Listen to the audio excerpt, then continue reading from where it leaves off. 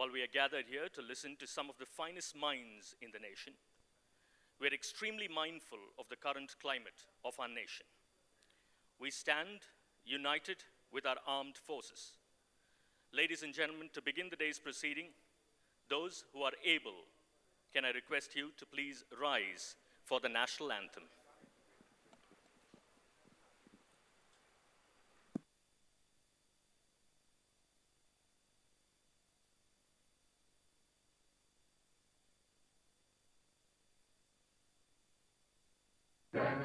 मन अधिनायक जय हे भारत भाग्य विधाता पंजाब सिंधु गुजरात मराठा द्राविड़ उत्कल गंगा विंध्य हिमाचल यमुना गंगा उच्छल जलधि तरंगा तब शुभ नामे जागे तब शुभ आशीष मांगे गाहे तब जय गाथा जन गण मंगलदायक जय हे भारत भाग्य विधाता जय हे जय हे जय हे जय जय जय जय हे.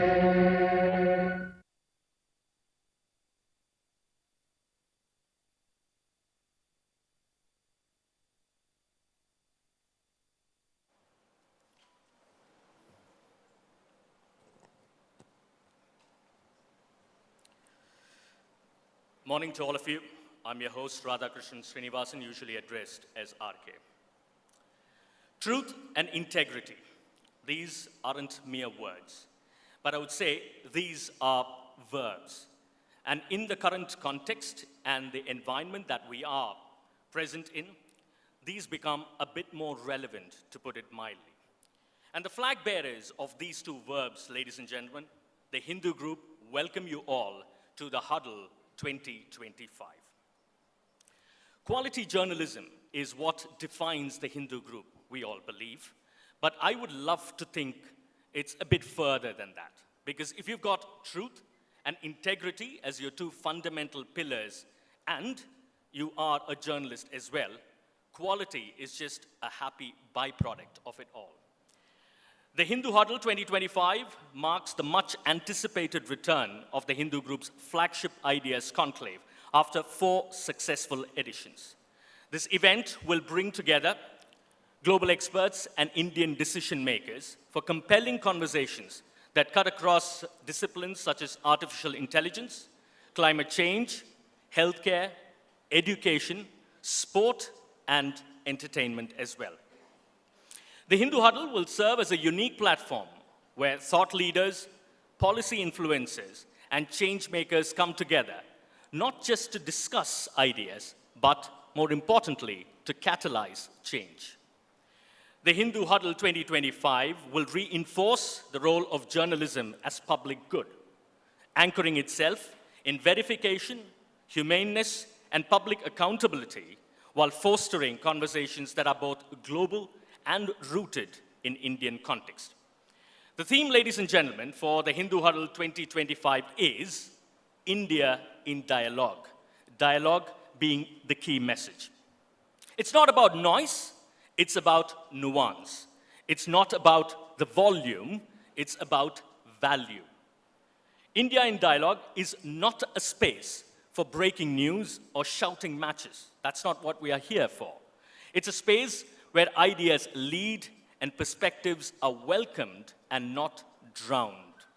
Here, we spotlight voices that matter, thinkers, changemakers, and everyday citizens who care very deeply about India's future. Together, we will unpack the complexities, challenge the obvious, and seek not just opinions, but understanding. Let's huddle in, because real progress begins with real conversation.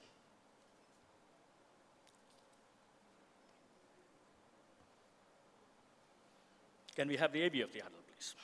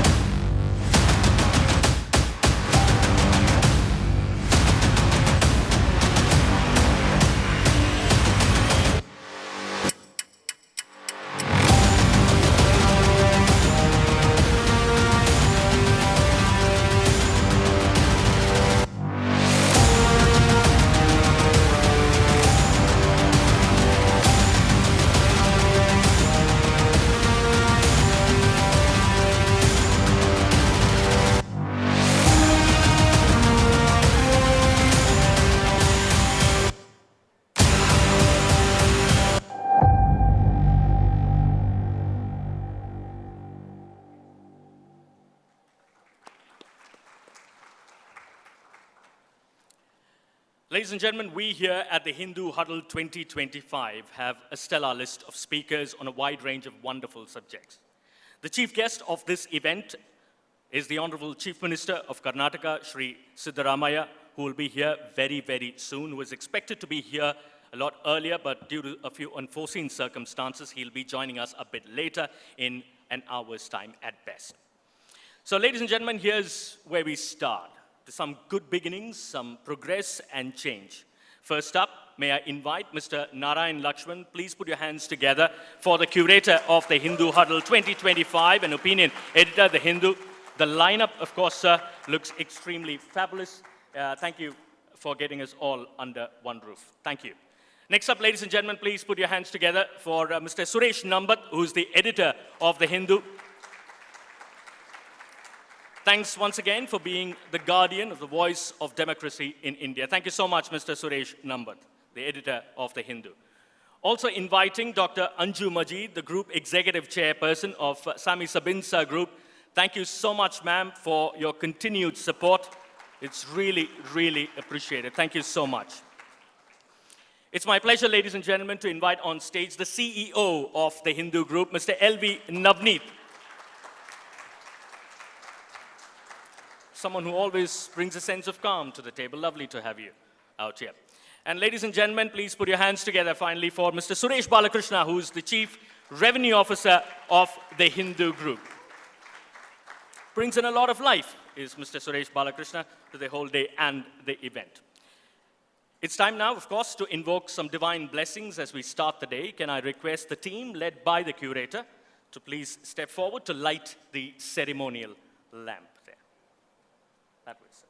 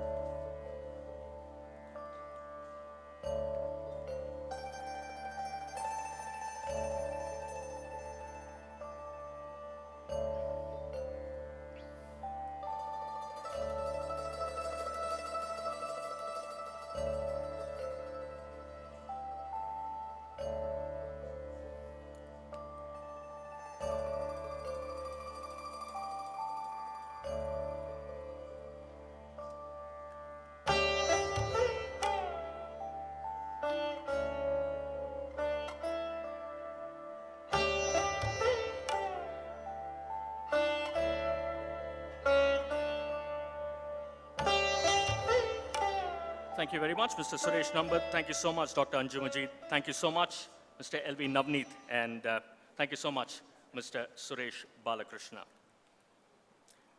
Next up, inviting Mr. Narayan Lakshman, the curator of the Hindu Huddle 2025, to deliver his thoughts. Thank you.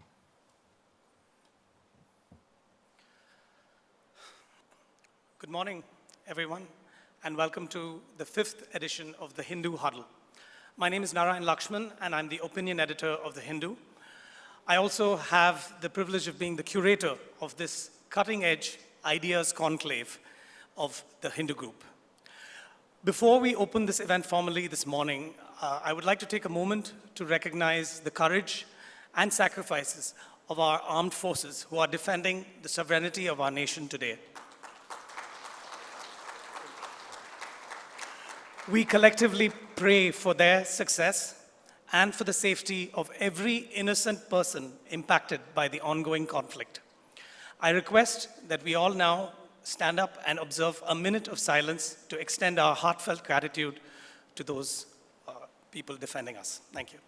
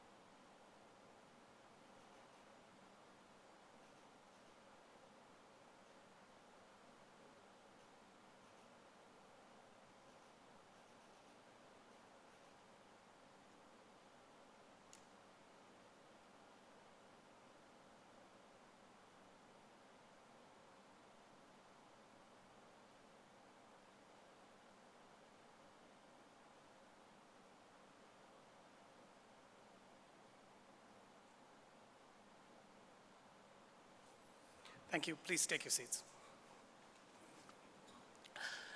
As I worked with my brilliant and dedicated colleagues to pull together a strong program for all of you today, I realized one powerful fact, that there is a deep and abiding bond between the foundational values of the Hindu newspaper, known for quality journalism and recognized as a premium news product, and the thoughtful, transformational ethos of the Hindu Huddle. Both of these remarkable constituents of the Hindu group put the interests of the reader, the viewer, and the listener above all else and strive for a better future for India and the world at large. So today, after 4 years and 4 prior editions, we are honored that all of you are back with us as we make history for the Hindu group and relaunch and refresh the Hindu Huddle with a promise to take it to ever greater heights, this time bringing under a single roof the most impactful global experts on subjects such as AI, climate change, healthcare, education, sports, and entertainment. We are especially proud to have created opportunities to have all of you interact with these thought leaders, to challenge them and to challenge yourselves, all under the great idea that drives the Hindu Huddle, India in Dialogue. As we embark on the excitement of the next 2 days, we also recognize that this is a difficult time in national and regional politics. And indeed, we acknowledge with a deep sense of respect the fact that several key decision makers in the public policy space who had committed to joining us in Bengaluru had to step back on this occasion to serve the nation and steer it through the complex challenges of the moment. Yet, it is precisely to unpack and understand these complexities and realize our own role in deepening knowledge about the world around us that we have gathered here today. With that, it is my great honor to declare the 5th edition of the Hindu Huddle open for dialogue. Setting the context for our group, we will now hear a few words from the chairperson of the Hindu group, Dr. Nirmala Lakshman. Namaste and greetings to everyone gathered at the Hindu Huddle 2025. I warmly welcome you all this morning to the Huddle, India's leading ideas conclave, a marquee event of the Hindu. After 4 remarkable editions, we are proud to bring back the Hindu Huddle, stronger, sharper and more vital than ever. This year's theme, India in Dialogue, invites us to move beyond all the noise and into the realm of meaningful and enriching conversation. At the Hindu, we have always stood for truth, integrity and public-spirited journalism. This Huddle edition carries that torch forward, bringing together brilliant minds across disciplines to engage, challenge and inspire. This is more than an event. It's a celebration of curiosity, accountability and hope, values that matter now more than ever. Whether we are discussing climate change or cinema, education or AI, the goal remains the same, to seek understanding and build a better future together. Let us listen deeply, speak thoughtfully and embrace ideas that can shape a better and more inclusive India. My warm appreciation and gratitude to all the speakers who are stalwarts from various fields for joining us today and tomorrow.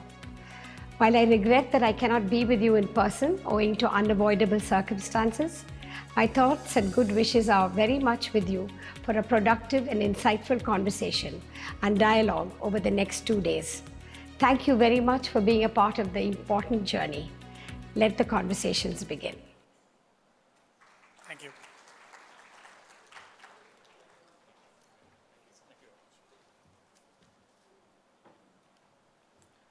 Thank you very much, sir. Thank you so much, ma'am, for those wonderful words.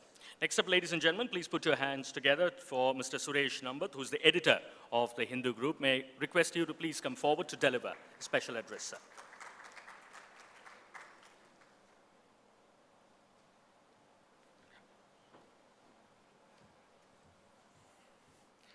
Good morning, everyone.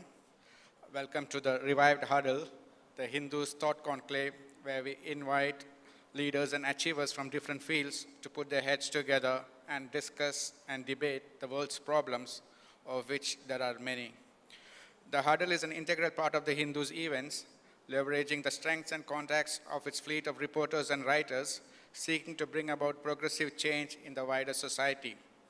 The Huddle serves the newspaper's goal of serving the social good and fighting for fairness and justice, not only by dissemination of information and opinion, but also by creating a platform for policymakers and agenda setters.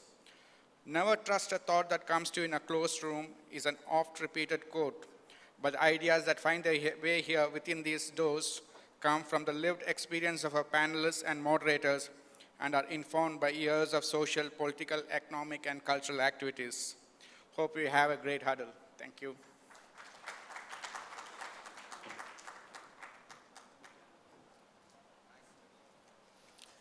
Thank you very much, Mr. Suresh Nambat, who's the editor of The Hindu.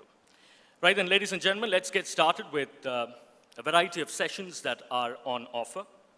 First up, it's the session number 1 that we look forward to. It is titled Fortified State, Managing National Security with Political Expediency. Session number 1, Fortified State, Managing National Security with Political Expediency. It is quite the subject that one would want to start the day off with and to understand further given the current climate and context that is prevalent in India. There is so much more to ponder for the decision makers, calculate the next steps very, very carefully, and finally deliver. Ladies and gentlemen, as we get ready, we've got a wonderful set of speakers who've been there and done that. To navigate this subject, ladies and gentlemen, may I kindly request you to put your hands together for Mr. M.K. Narayanan, please, who's headed the Intelligence Bureau for 2 terms.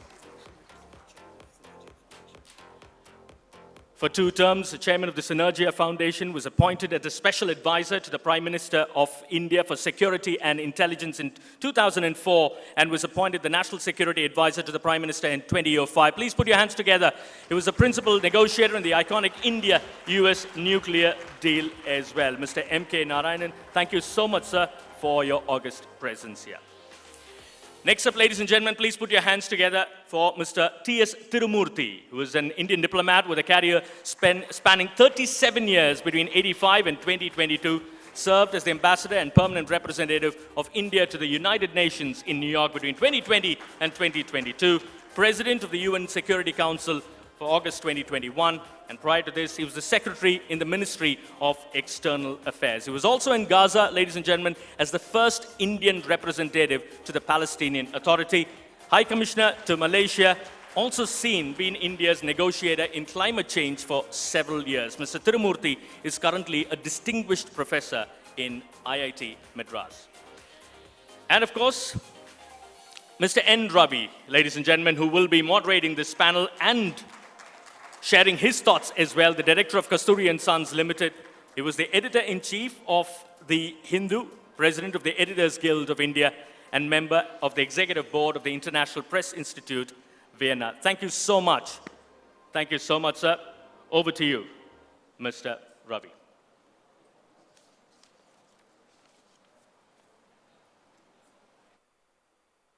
Good morning.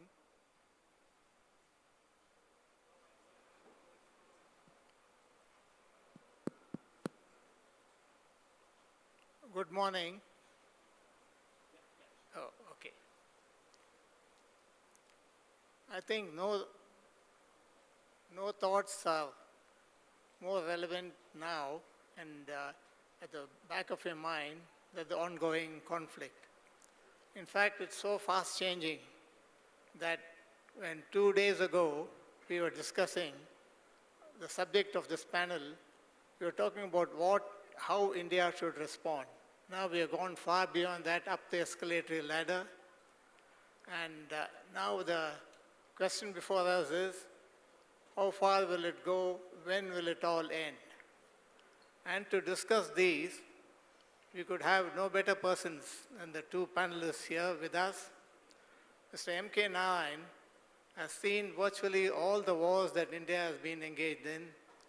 2 of them 1965 and 1971 from the vantage point of the war room or the control room, monitoring the war.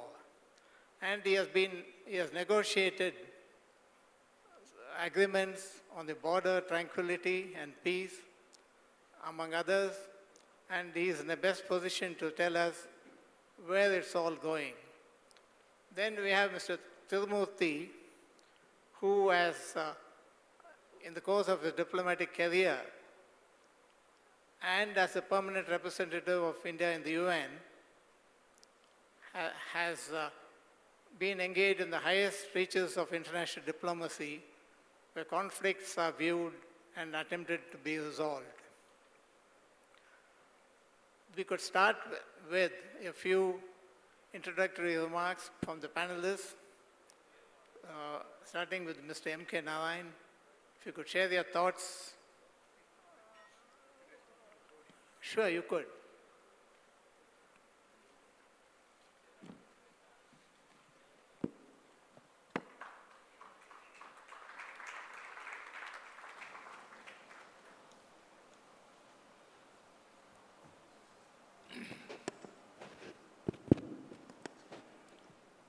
Thank you, Ravi, for a highly exaggerated introduction. I wish to say that, as Ravi mentioned a few minutes ago, all of us have had to revise what we wanted to say at the huddle. Today I stand before you with a very heavy heart.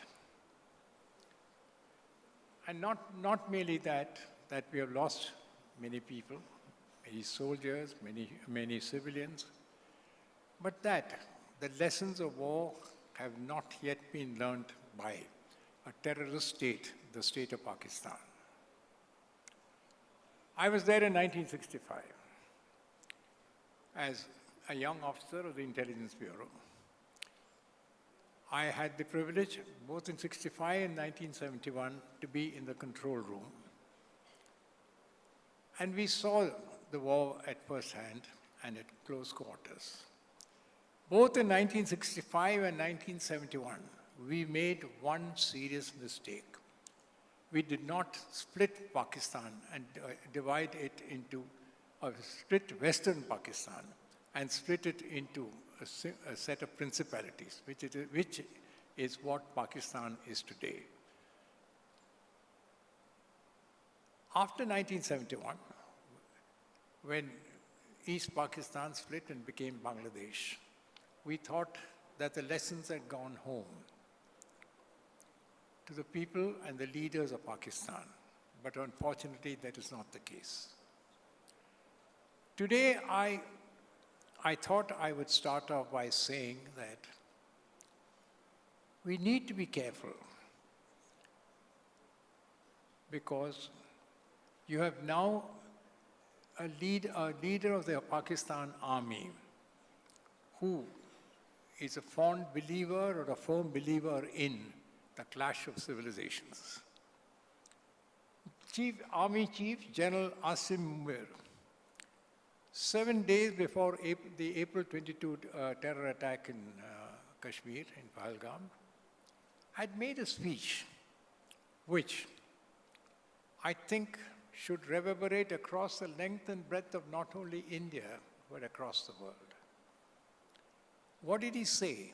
He said, "We are different from the Hindus in every possible aspect of our life, our religion, customs, traditions, thoughts, ambitions.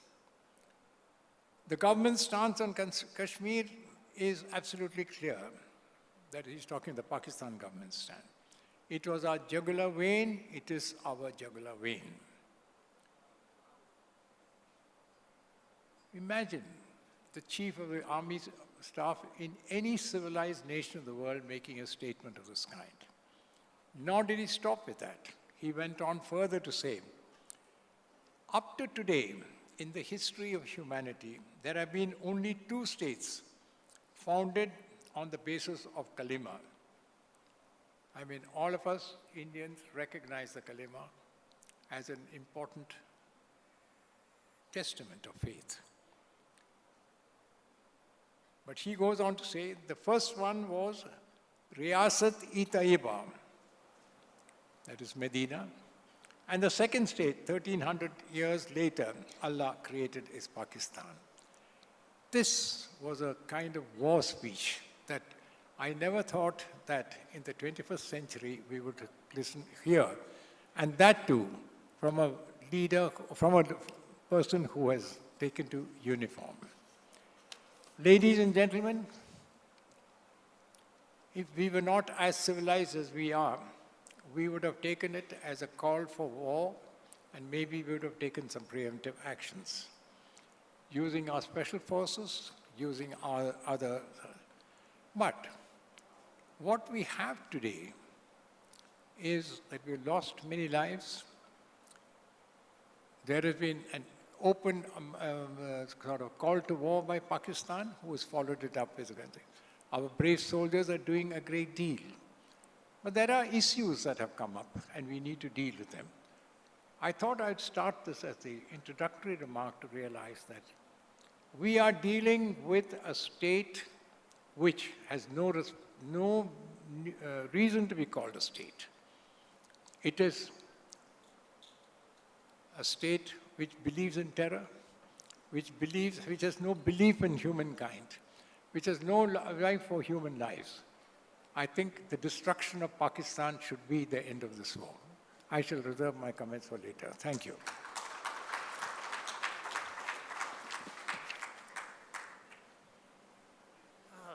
Thank you, Mr. Narayan. Now could we move to Mr. Tirumurthy for his opening remarks, either from here or from the podium? Sure.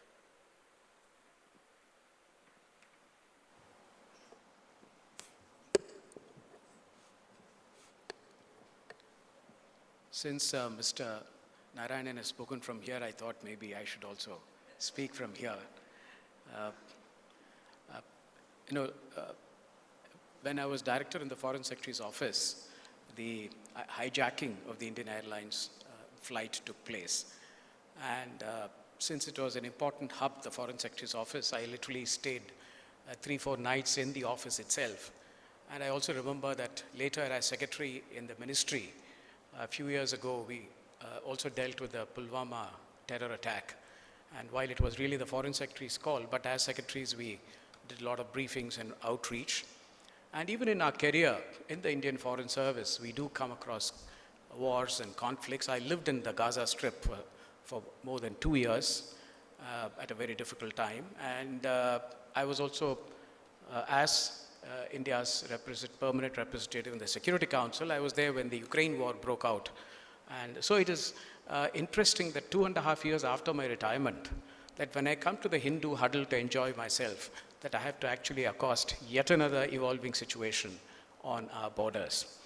I just wanted to make a few points at the outset. The first is that Operation Sindoor has completely reset the rules of engagement with Pakistan on cross-border terrorism. I think that's very clear.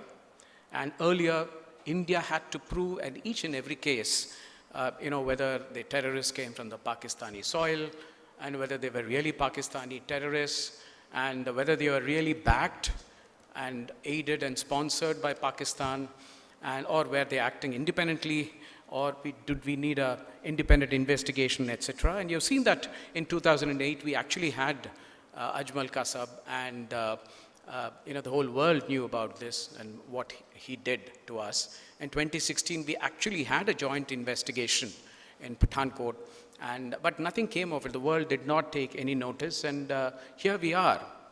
So I think the presumption at the time was always on India to prove it. But this Operation Sindoor, the presumption of any terror attack on Indian soil from Pakistan, the presumption is it is aided and it is supported and it is sponsored by Pakistan. the Pakistani army and the Pakistani ISI. And there is no deniability. I think that's a very important thing which we have established. And you're already seeing this in the Middle East. And, since that's an area of interest to me, now, whenever there are attacks from non-state actors like Hezbollah or Houthis, the Israelis and the United States, they actually go and hit Iran and the Iranian missions. Because there is a presumption that when they act as proxies of Iran. That's the presumption they do. And here we have terrorists coming physically from across the border, and the world does not do that presumption. They start asking questions. I think that myth has been demolished once and for all by Operation Sindoor. And by shifting this presumption, the onus of stopping terror now goes to Pakistan. And that is very important because the onus of stopping terror was always on India.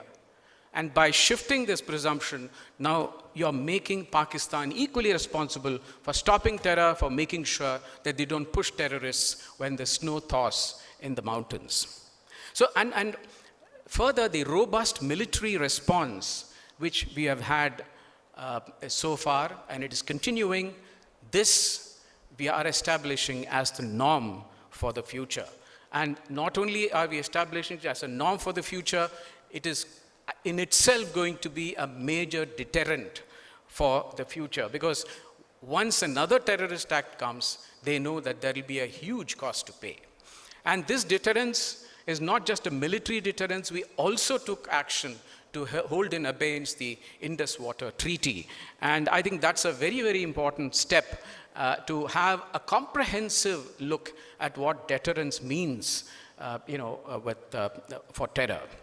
The other point I wanted to make is that the killing of the Jaish-e-Mohammed leader and Abdur Rauf Azhar, who was the mastermind of the hijacking and also the mastermind of killing of Daniel Pearl, and that has exposed in no uncertain terms that Pakistan harbors terror camps. And it also shows that India did hit only terror camps. Of course, you don't need proof of Pakistan's harboring terrorists. Osama bin Laden's thing is very much there. But if at all a proof of needed, it is very much, it's there in front of you.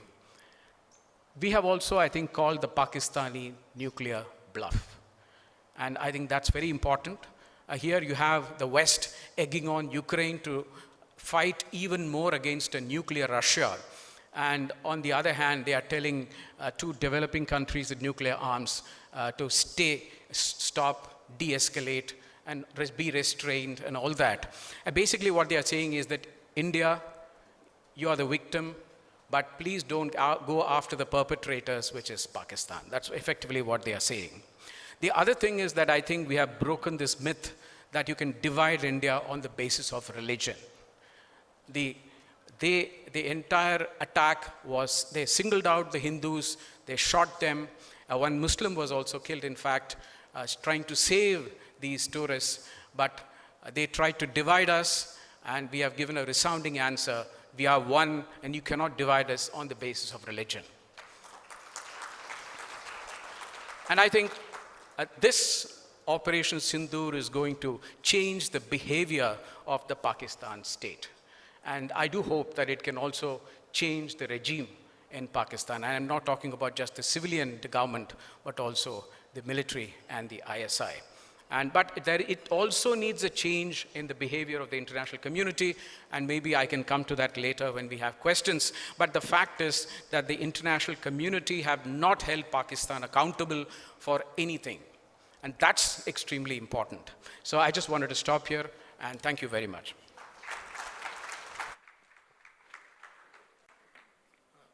Thank you, Mr. Tirumurthy. In fact, after a brief round of discussions, we'll open the floor for questions. Now this is for Mr. M.K. Narayan.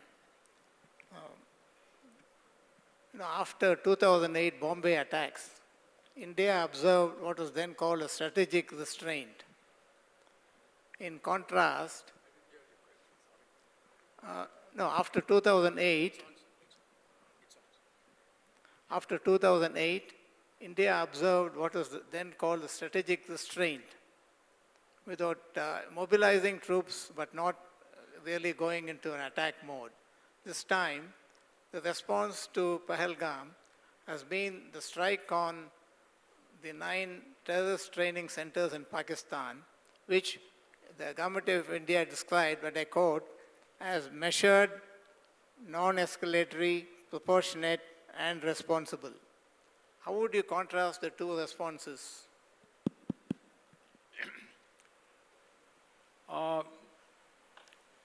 We still had hopes about the Pakistani state. And as I mentioned in my opening remarks, and Advait Tirumurti confirmed, I think this is a misplaced faith in the Pakistani state. Pakistan is not a state, it's a terror state. We deliberately avoided taking action in 2008. The government at the time, and I as a national security advisor, took much of the blame for what happened. Yet we still hoped that Pakistan still had a semblance of civilizational strength within it, and we should not kill a large number of innocent citizens in the hunt for terrorists, etc. I think that the distinction that we made between the Pakistani state and terrorists is a mistake. I think that is the lesson that should go down in Indian history hereafter. There is no Pakistani state, there is a Pakistani terror state. And therefore, if we need to punish them, we should do that. I was not particularly one of those who believed that Prime Minister Netanyahu was doing the right thing in going after a lot of people in Gaza. But in the light of what we are seeing is that finally terrorists seem to have the upper hand in many places. You have to exterminate the terrorists, and if in the process many innocents have to die, that is the only way. And I think, therefore, our response should be now to go after them. We have done something, but I think we are still striking. I mean, in our initial strikes, we were only attacking terrorist camps, etc. Pakistanis have rained their bombs, etc., on other civilizational targets. We should now go all out. We should be prepared for a war with Pakistan. It should be a war which will lead to what we failed to do, as I said, in both in 1965 and more particularly in 1971, to dismember the Pakistani state. And that should be the objective. There are many people who have died, many of our brave soldiers have died, many brave civilians have died. Their lives should not be in vain. Mr. Tirumurti, you have seen the international reaction to terrorism. A consensus seems to have been evolving after the 9/11 attacks in the United States, but now that consensus seems to be dissipating. In fact, after Pahalgam, international reaction has been very muted. How would you assess the international reaction now? Actually, you have hit the nail on the head.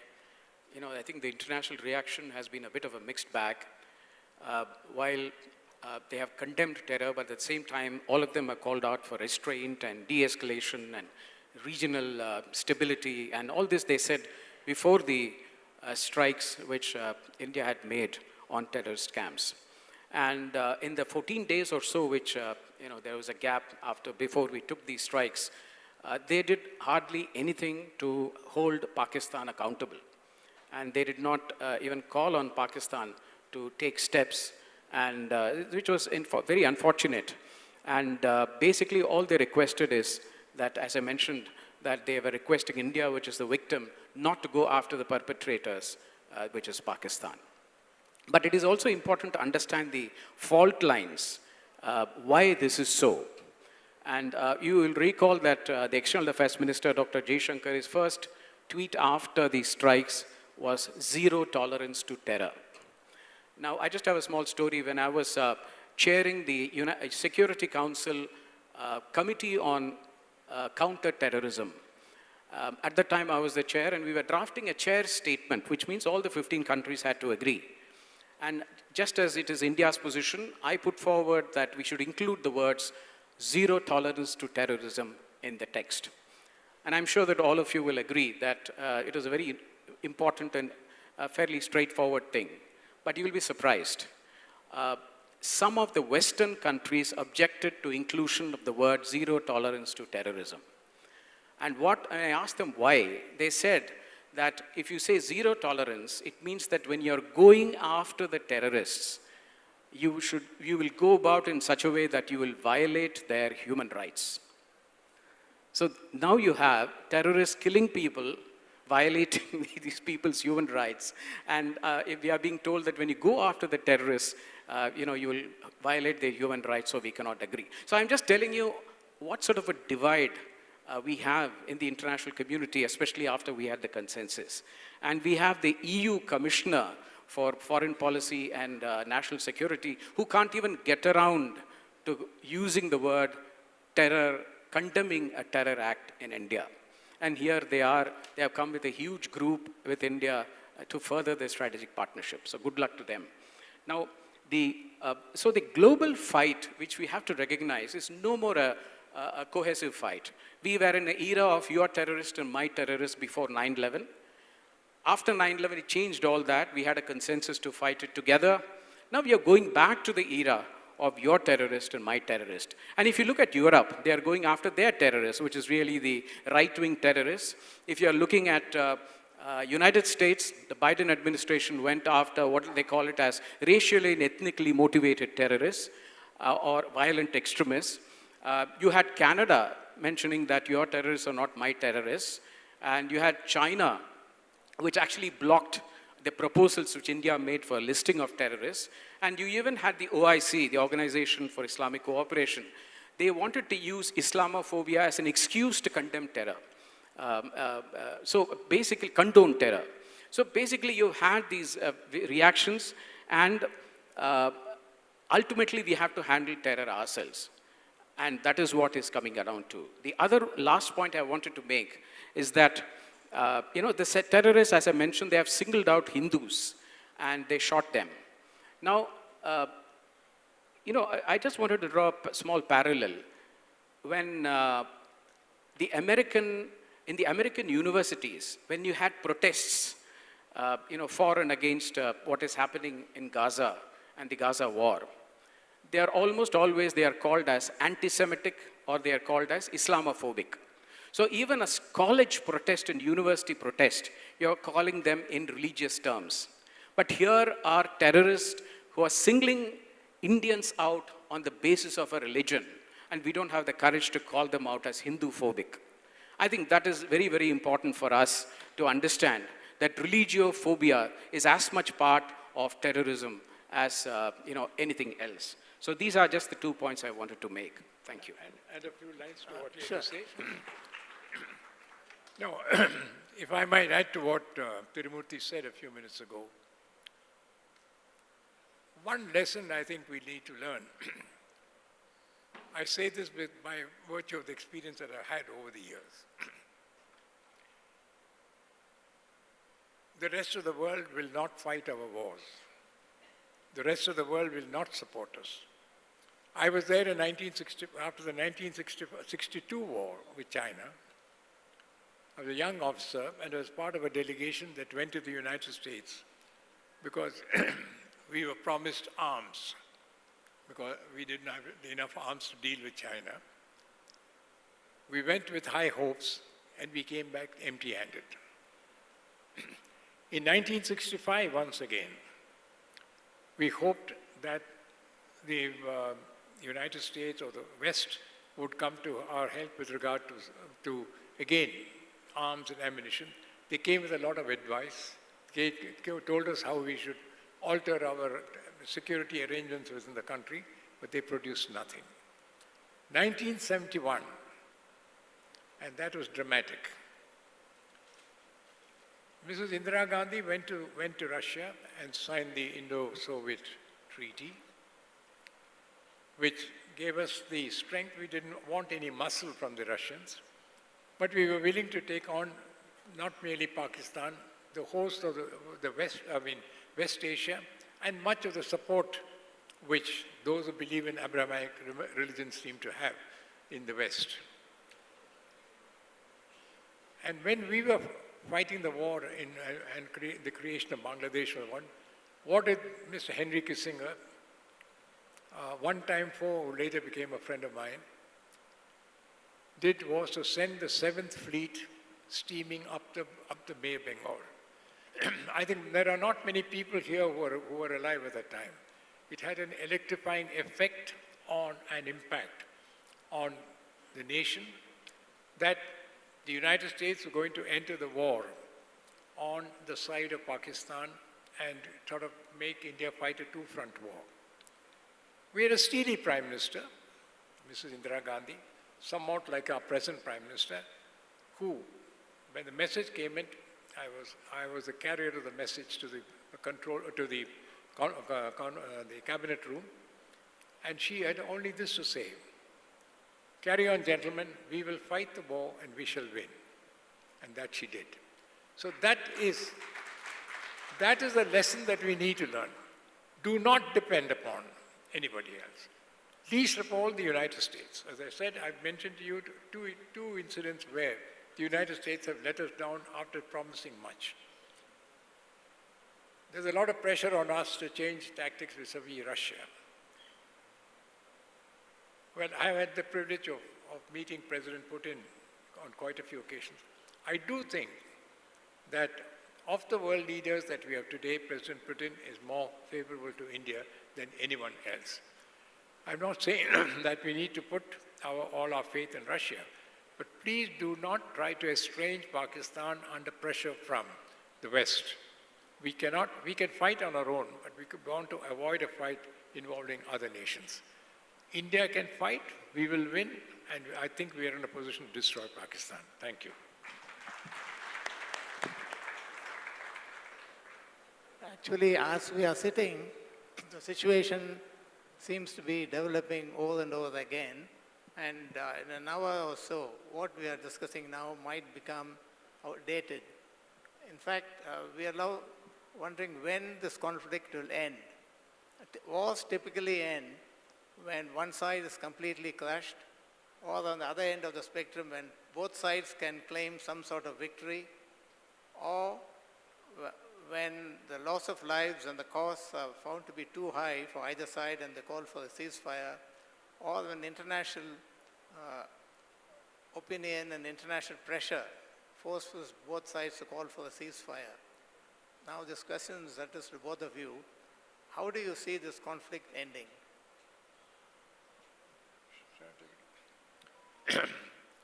I think Thiru and I will probably differ on this. I think peace is not at hand. We have a war that we are prepared for. Today, I mean, as I say, there's some advantage in age. The spirit is willing, but the flesh is weak. I concede in my case. But I think we gave in the past to the belief that there is a civilizational world that we live in. I think, as Israel has taught us, that if you are hit, you need to hit back harder. Pakistan has hit us on 4 occasions to date. I think you shouldn't allow this lesson to be lost. I think the political apparatus and the armed forces are aware. But the nation has still to make up its mind as to what we need to do. Indians are generally peace-loving. They would like to say, well, let's not take more lives than are necessary. But I think we need to teach Pakistan, and that may involve a large number of Pakistani civilians, the lesson that you can't trifle with India. Indians allowed our peaceful nature. When General Asim became the Chief of Army Staff, and when the ISI Chief became the National Security Advisor, there was a clear message that was sent to us, that Pakistan is preparing for war. As peace-loving nations, we did not heed that message. The war is, therefore, a byproduct of that kind of thing. Let's not make this mistake time and time again. 3 times I've been part of the mistakes. In my lifetime, which I hope Pakistan become Bangladesh, but I think that is the only lesson that I can see. I cannot see a position, and from time to time, whenever the push comes to shove, the generals take charge, and completely destroy what the former Prime Minister of Sri Lanka is threatened to do. I would say that President Musharraf, though he was an army man, in the years that when Manmohan Singh was the Prime Minister, he showed signs of coming to an agreement with India on many matters till he was removed by the military. There is no way that anybody who believes in peace with India can subsist in Pakistan. So I think the answer to that is the eclipse of Pakistan or the eclipse of a Pakistani military.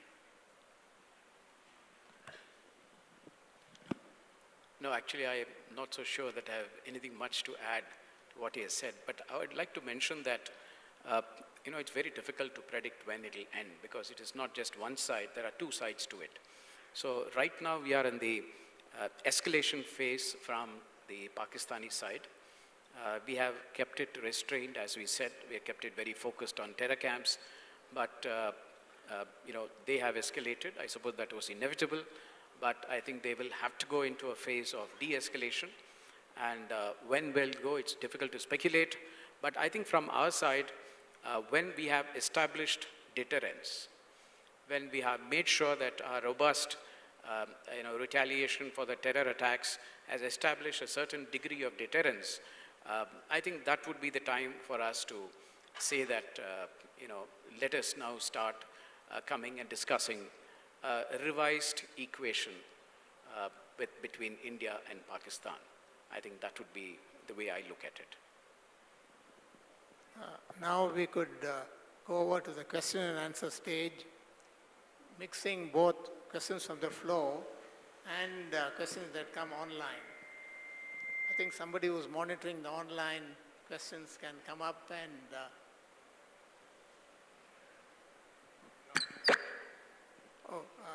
yes.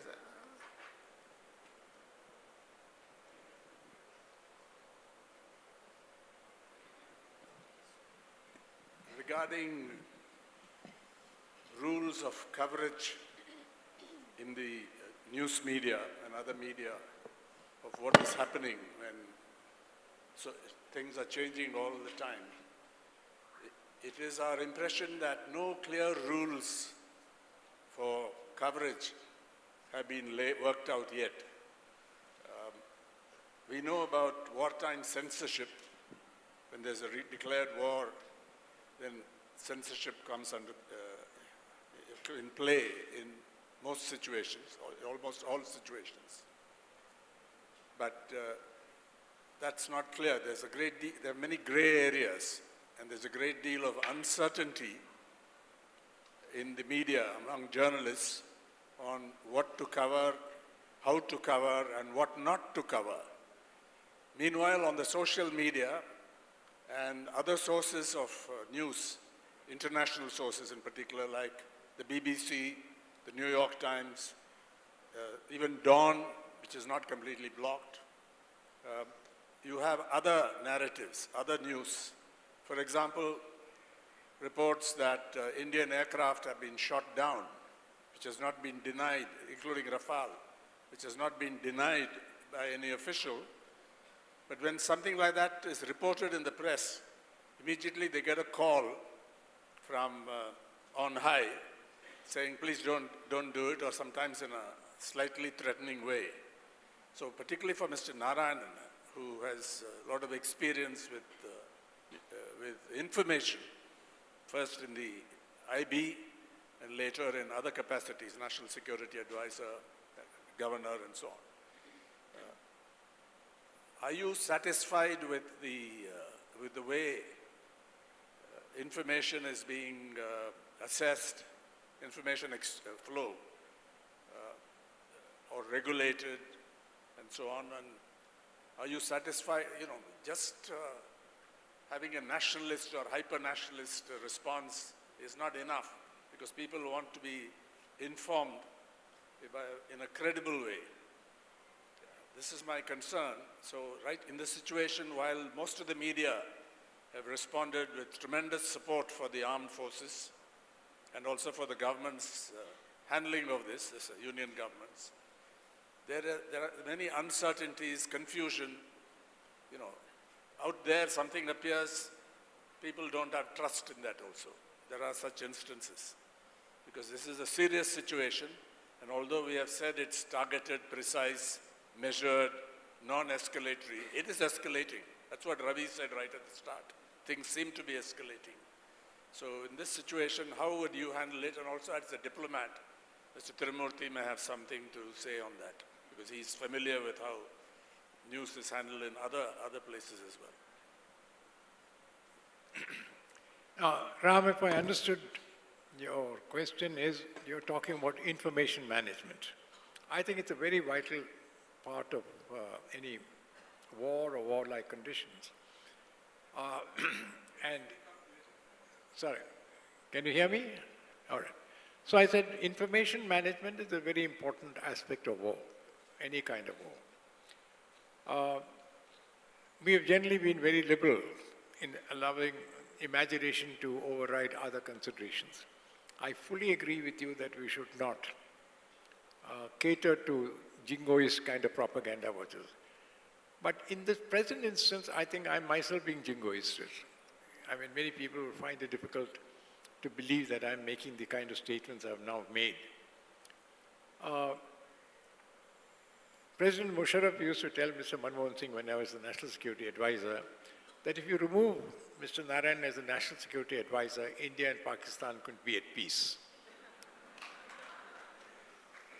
When in my presence, it's not as if it was behind us. So I only told him saying that, sir, yes, sir, the Prime Minister wants to get rid of it. It's only a matter of seconds. It doesn't mean much more. But there is a perception in Pakistan, there are many people who are hawks in India and that the others are peace-loving and peace doves or whatever, which is really true. But I say that most of the people in this room who are in the South, who have not faced war, do not understand the perils of war.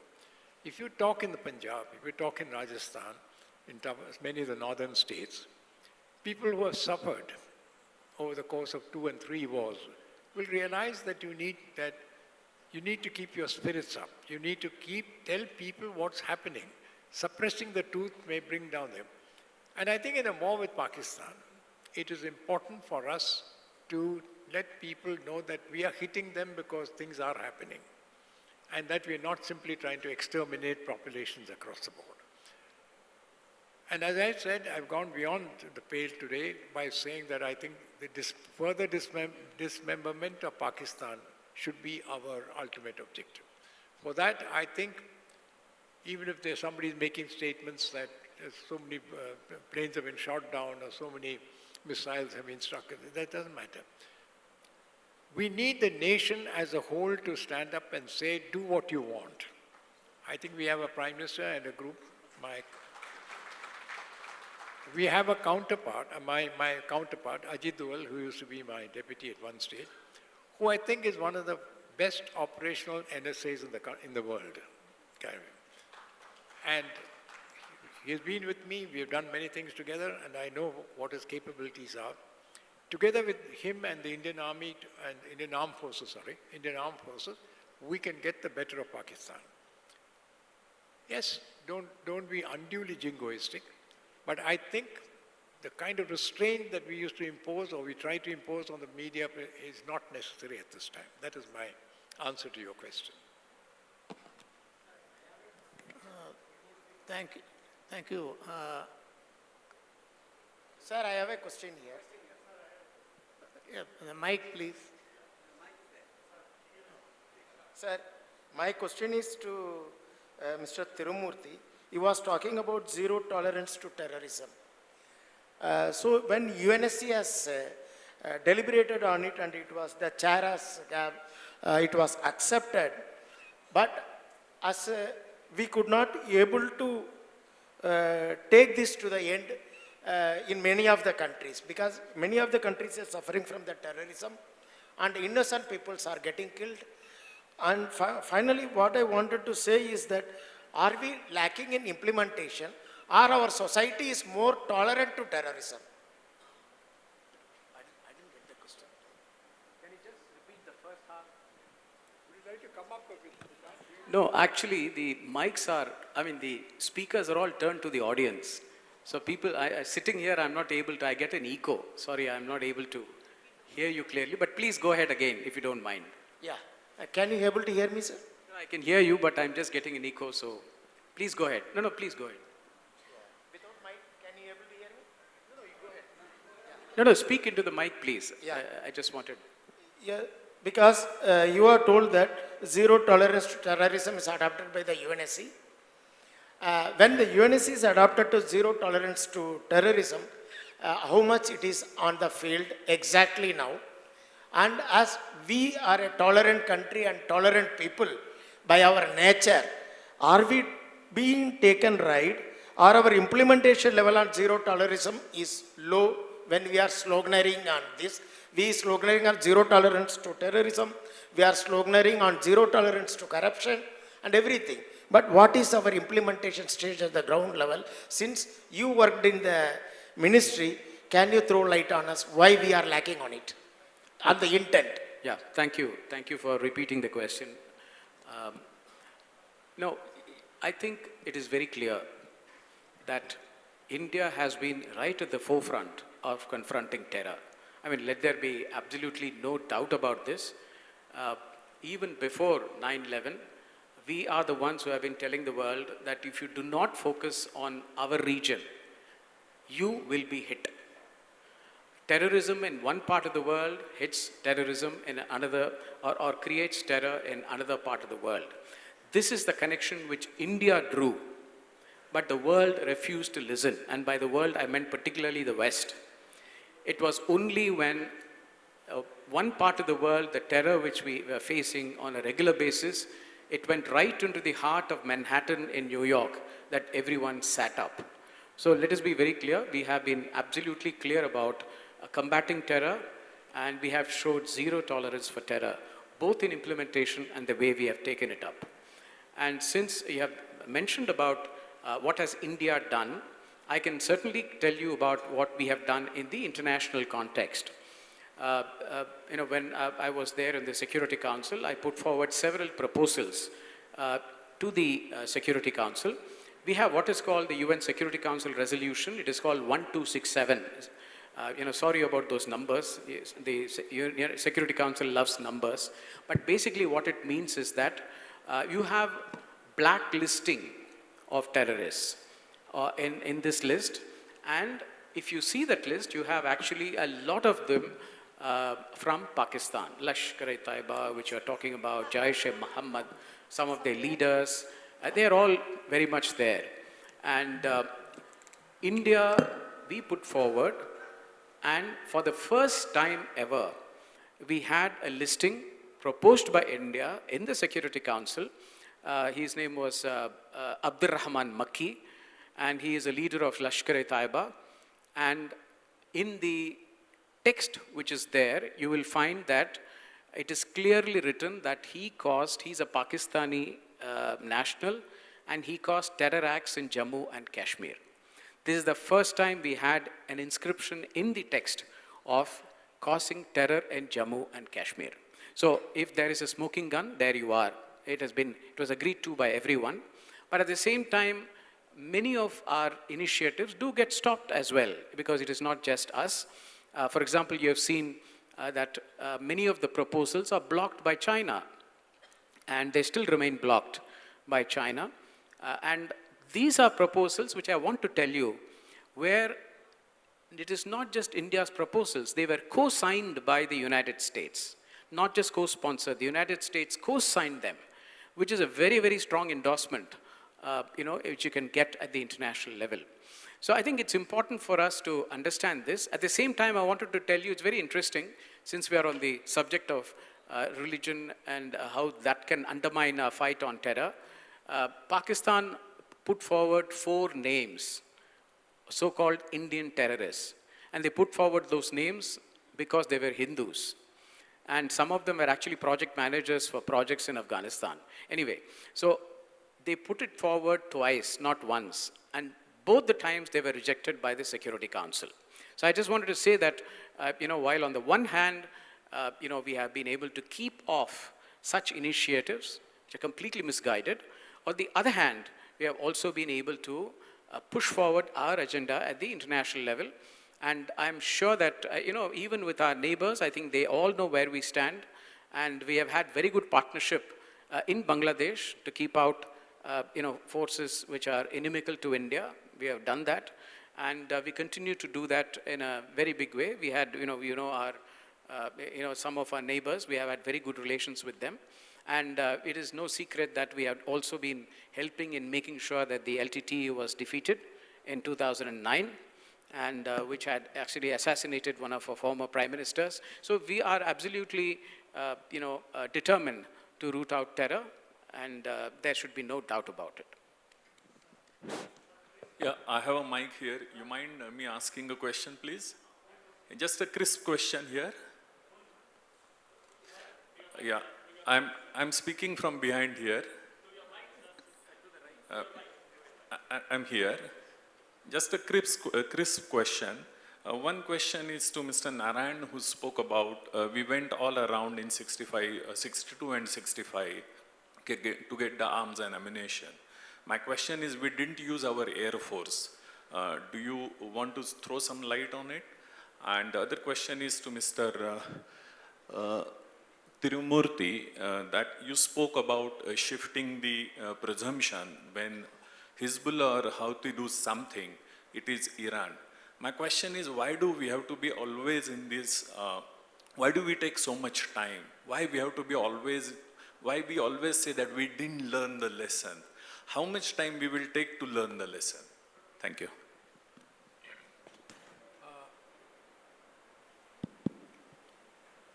If I understood your question that you directed at me, you were saying in 62 and 65 we went begging for arms. Is that what you asked me? And I was saying in 62 and 65 we went all around like the arms. That's what you said.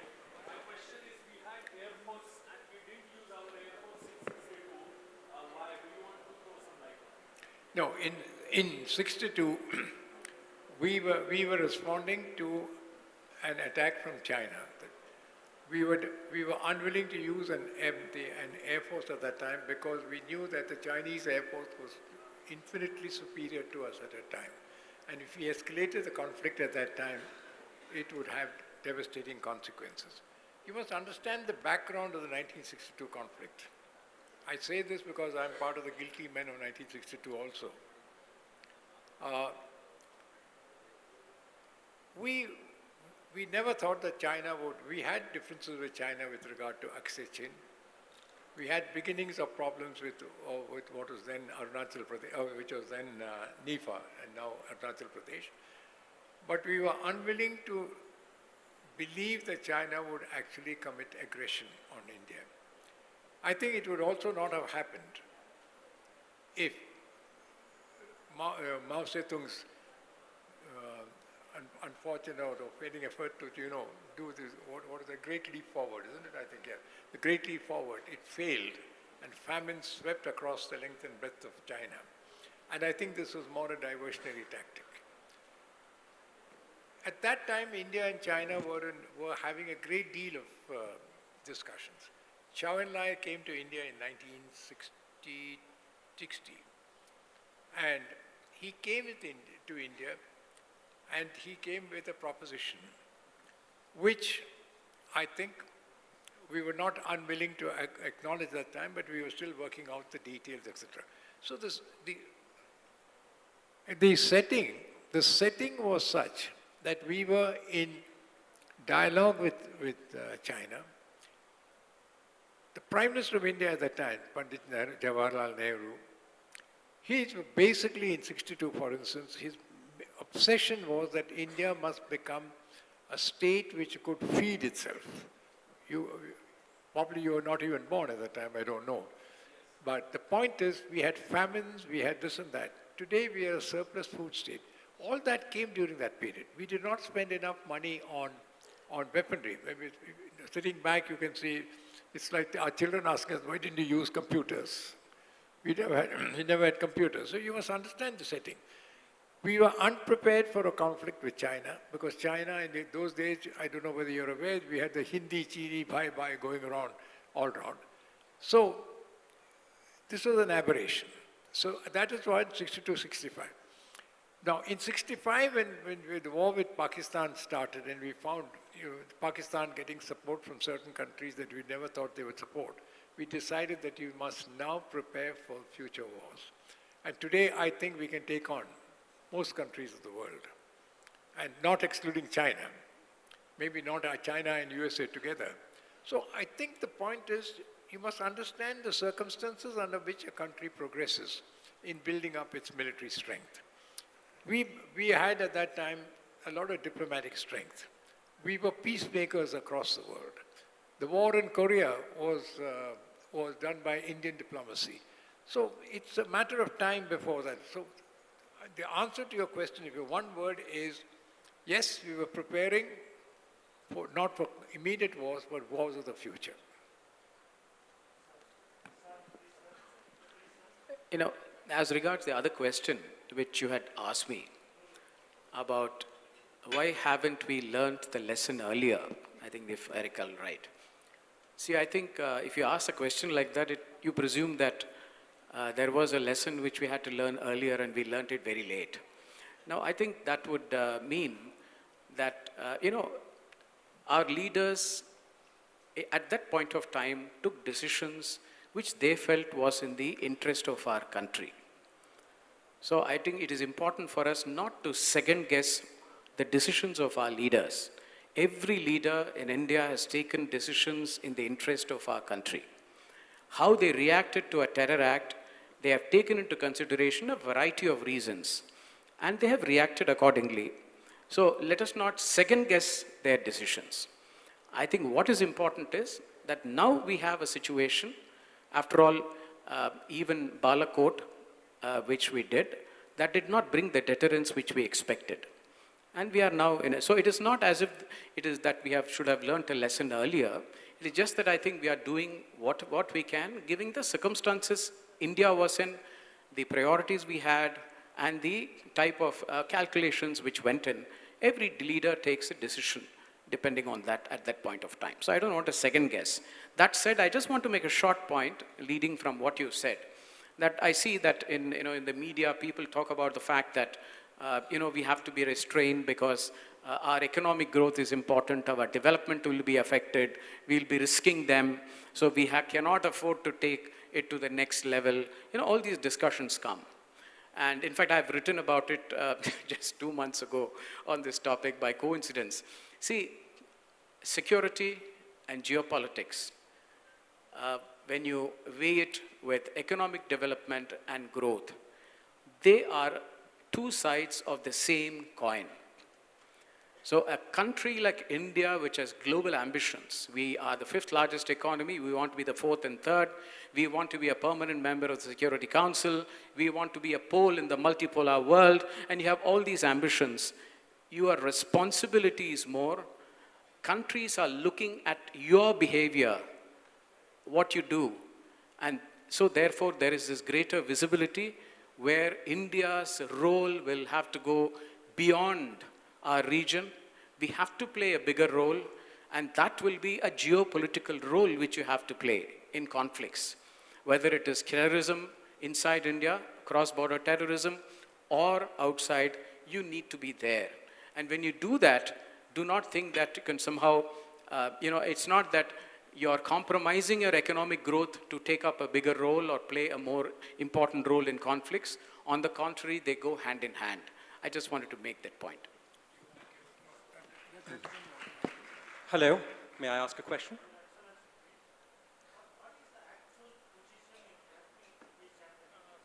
Please wait for the mic.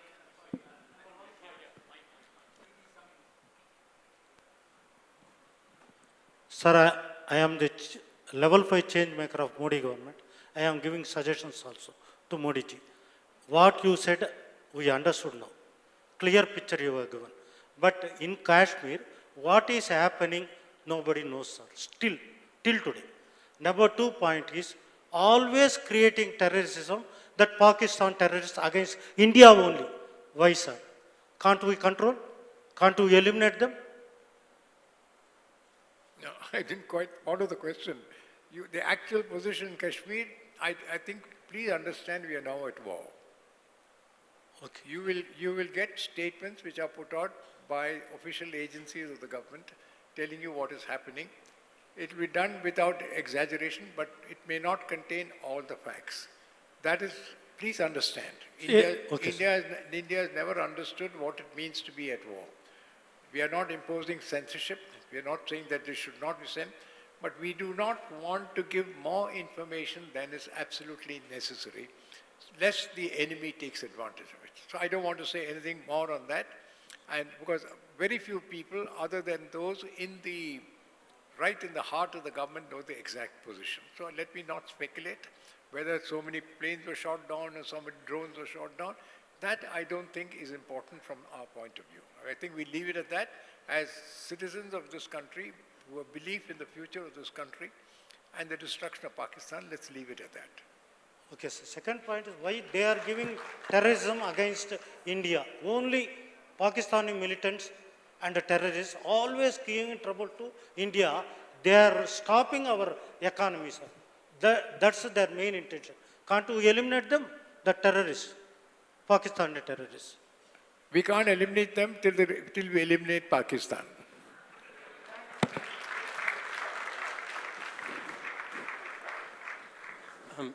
Both the distinguished panelists have made the clear case for our moral right, our ability and the political will to have a decisive settlement, as you said, the destruction of Pakistan, or something of kind of final solution is what you've alluded to. I just want to ask you, the special case of this is a conventional, warfare is one thing, but when you have a nuclear-powered, a neighbor and an army chief that's thirsting for war, how does that get contained? I mean, what are the, strategically, how does that element, does it remain always as kind of like a fear option which never gets materialized, or are there strategies that one can think about to dismember that option entirely, or how do you bring that into the calculus of thinking about a permanent solution?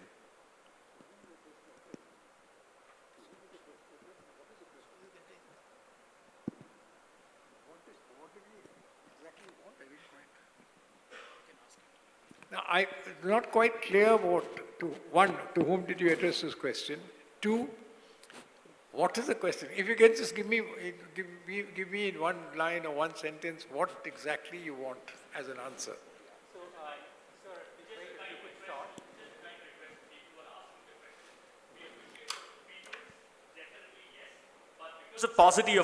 Because of paucity of time, we appreciate opinions, but if you can keep your questions short and can address it to a particular panelist concern, please. Please, if you can repeat that. Thank you.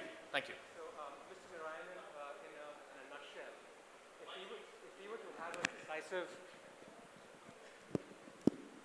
if we were to have a decisive military solution, which you've outlined all the reasons why we should, how do we take this nuclear sort of threat of our neighbor off the table?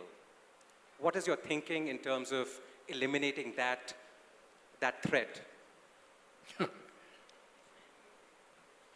The answer to this I usually give in private conversations, not in public, the thing. We, as a responsible country, we have eschewed using the nuclear option. As part of the India-US nuclear deal, of which I was one of the linchpins in that, one of the conditions that we are given not to the International Atomic Energy Agency and to all the world councils is that we would not use nuclear weapons as an offensive capability. So, we have the capability. We can certainly Pakistan is no match to us as far as the nuclear option is concerned. But I don't think that is the option that we wish to exercise. Am I clear? Sometimes, yeah. We do not wish to use the nuclear option. We know where to strike. We have crystal clear the plans that we can carry out. I presume Pakistan also has. But Pakistan is as yet not a match with us with a number of the nuclear capabilities that we have. And I would think that while we'll talk about it, please, we do not want to use a nuclear weapon because the consequences of a use of nuclear weapon will be tremendous. It will also, I mean, one of the things that we want to do is to prevent the war becoming much wider. If you use the nuclear weapon, every country across the world, the United States, China, Russia, etc., will come into the battle. We don't want to. We want to manage the situation to the best of our ability. We let the world know that we have a nuclear capability, and I can assure you, having been a member of the nuclear support group, that we can take on almost every country in the world other than the United States, China, and Russia. So that's not the point, but we do not wish to. We have willingly eschewed the use of nuclear weapons for the first strike. If we are hit, we can hit back. And in the case of nuclear, it's not a number of bombs. Once you use a nuclear weapon, you're talking of massive destruction. Please don't contemplate it. Please don't talk about it. I've not seen a nuclear strike, but I know what the destruction can be as a result of it. I've been to Chernobyl. I know what even merely a civilian thing can be. So let's talk of the nuclear option. So my name is Rangana. This question is to Mr. Tirumurthy. Suppose this conflict ends in the division of Pakistan by dividing Baluch and Punjab, West Punjab, and India occupies POK, how will the rest of the globe react to such a action, such a decision, rather, such a reaction coming up? Pakistan is divided into Balochistan, all the rest of the world react. I think most of us place a great deal of, if I understood you right, as interpreted by Mr. Ravi, you say, how will the rest of the world react to, say, the splitting away of Balochistan or POK, etc. Let me tell you, the rest of the world does not have any interest in South Asia other than creating trouble between India and Pakistan. I say this with a sense of responsibility. I've been in this game from 1959 onwards in some form or other, sometimes in office, sometimes out of it, but always been part of it. The rest of the world is not interested in what happens in the Indian subcontinent, excepting whether they can exercise influence over them. We, whichever government has been in power in India, have not allowed the rest of the world to interfere in our affairs. I think it's a tribute to our politicians, whatever you may say about them with regard to things, that we have not allowed the rest of the world to interfere in our internal affairs. That's what they would like. And that's why when you talk of the US great friendship of the United States towards India or somebody else, the Quad, etc., please don't be misled by that. India is strong. Today we are stronger than we have ever been, since the late 50s. And economically, politically, as also militarily. So we don't require the rest of the world to come into our aid. So if Pakistan is divided, much of the rest of the world will be equally happy or unhappy about it. What the rest of the world is not willing to accept is that India should be one of the world powers. Tirumurthy is here. He's been a member of the United Nations Security Council. They don't allow us to be a member of the United Nations Security Council. We are superior to at least 3 of the countries who are now members of the UN Security Council. Ever since I got into this business, we have been trying to get a seat in the United Nations Security Council. It has been denied to us deliberately, wantonly, because India is a power. Not merely economically, I think people don't realize that today, in terms of technology, India is in many ways second to none, including China. China, India, and Korea dominate the world of the culture. And the West is worried about it. They don't want it. They want to use us. So let's not think of anything else. We are strong. We don't require other support. But we don't want terrorist states to dominate us. That is all that we have to say. Thank you. Thank you. We have come to the end of the discussion. So one more Thank question, you, sir. Mr. Narayan. Thank you, Excuse Mr. Tirumurthy. So one question, sir. Simple, very simple question. Just one. So, I'll take any number. You can take any number. Oh, okay. Hello. Where will I get another opportunity? Yeah, one last question. I'll make it very simple, sir. I'm Subramaniam. This is regarding, this is, We could like to hear something from Mr. Because that's important. hello. This is regarding Indus Water Treaty. Of course, the question is both to Mr. Tirumurthy and as well as Mr. Narayan. You said that now we know that this Indus Water Treaty is kept in abeyance for some time.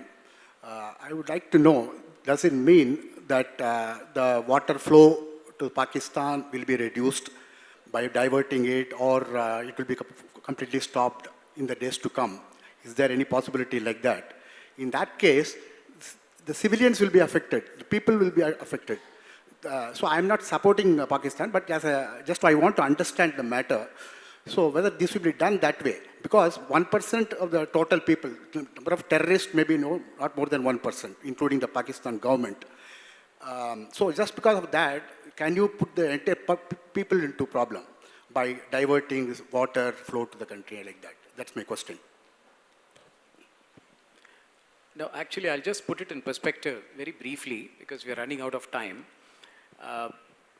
See, the Indus Water Treaty is seen as a very, very, I would say, biased type of treaty, biased in favor of Pakistan and against India. About 30% of the water of the entire basin comes to India and 70% goes to Pakistan. And even though we have some rights on the rest of the 70%, basically for generating electricity and minor irrigation works, but this is how it is. And since 1960, it has been there. It has survived several wars, but increasingly it is being seen as very one-sided, and that there is need for renegotiating this treaty. And India has been trying to send notices and messages to Pakistan to renegotiate, and they have not come to renegotiate it.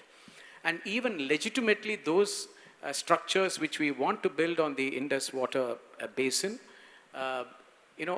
every time we put forward a proposal, it is stopped by Pakistan. So that is the situation. They are not letting us go ahead on this at all.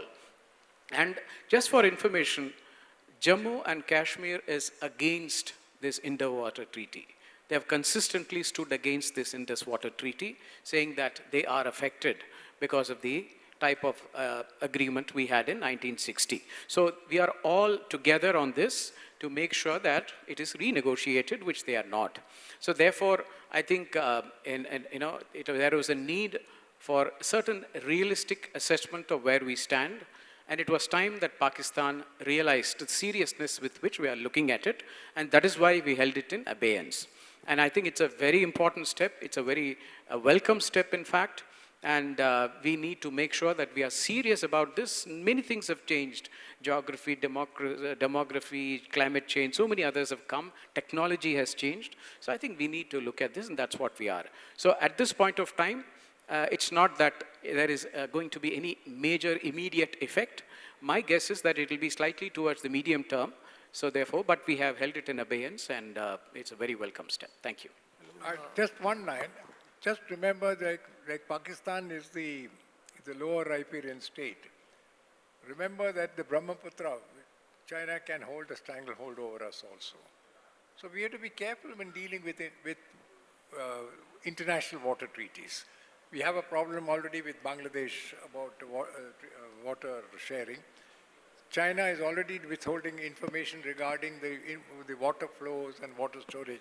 So it's something that we need to be careful while trying to use. It's very easy for us to talk of the Indus Water Treaty as if it's something that we can put the tap on and take it off. But China can also do the same for us. Thank you. We are delighted that the former Sri Lankan Prime Minister, Mr. Ranil Wickremesinghe, has been with us through this discussion.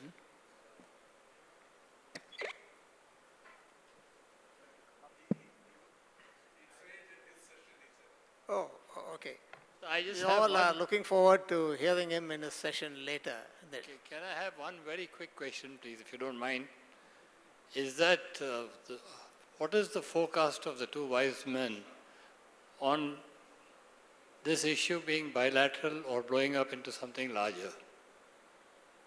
The present conflict remaining between India and Pakistan, or it becoming a much larger issue in the subcontinent? One connected question. Other participation of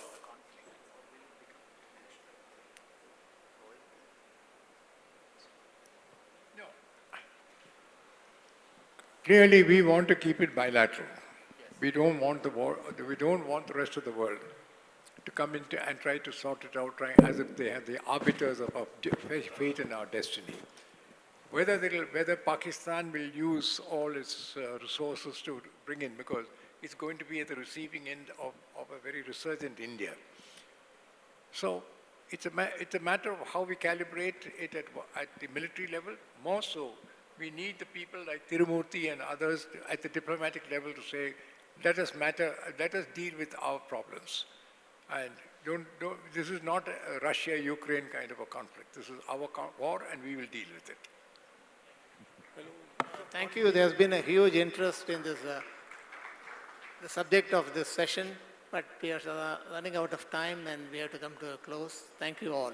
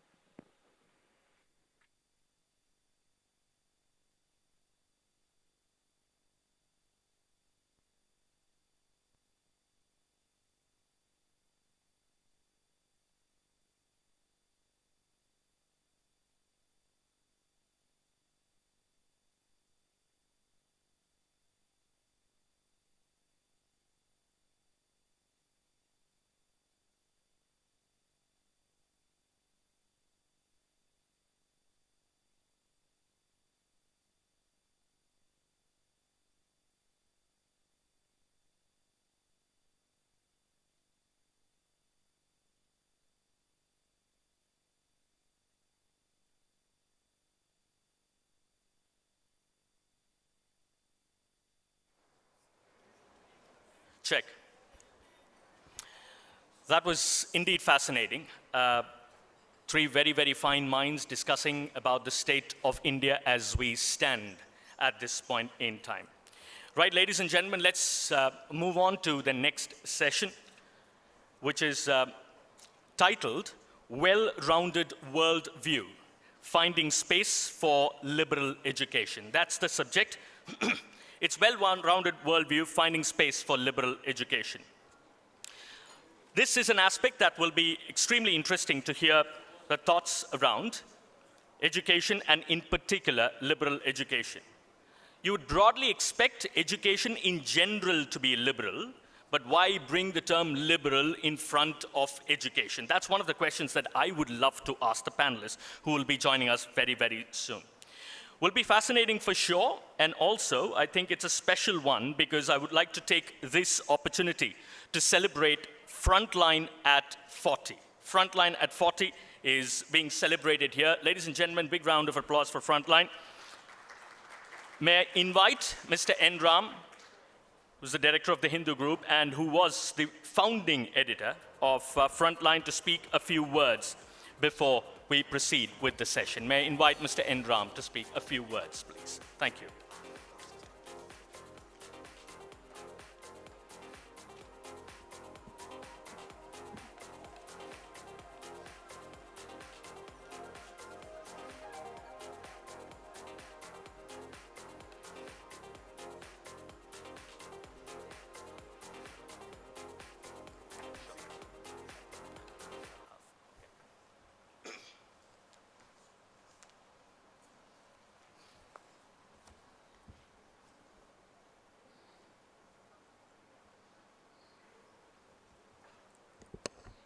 Good morning.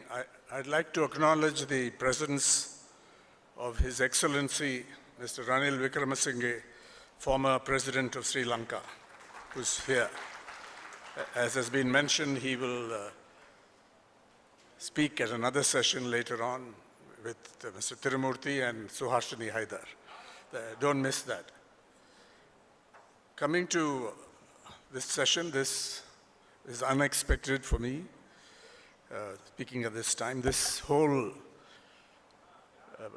program is changing by the hour, changing by the minute even in some cases. But you'll understand why that is happening, and I think everyone is cognizant of that. So we now have a special session which Frontline has put together. The Frontline editor, Vaishna Roy, I think couldn't be here, and so I'm just substituting for her.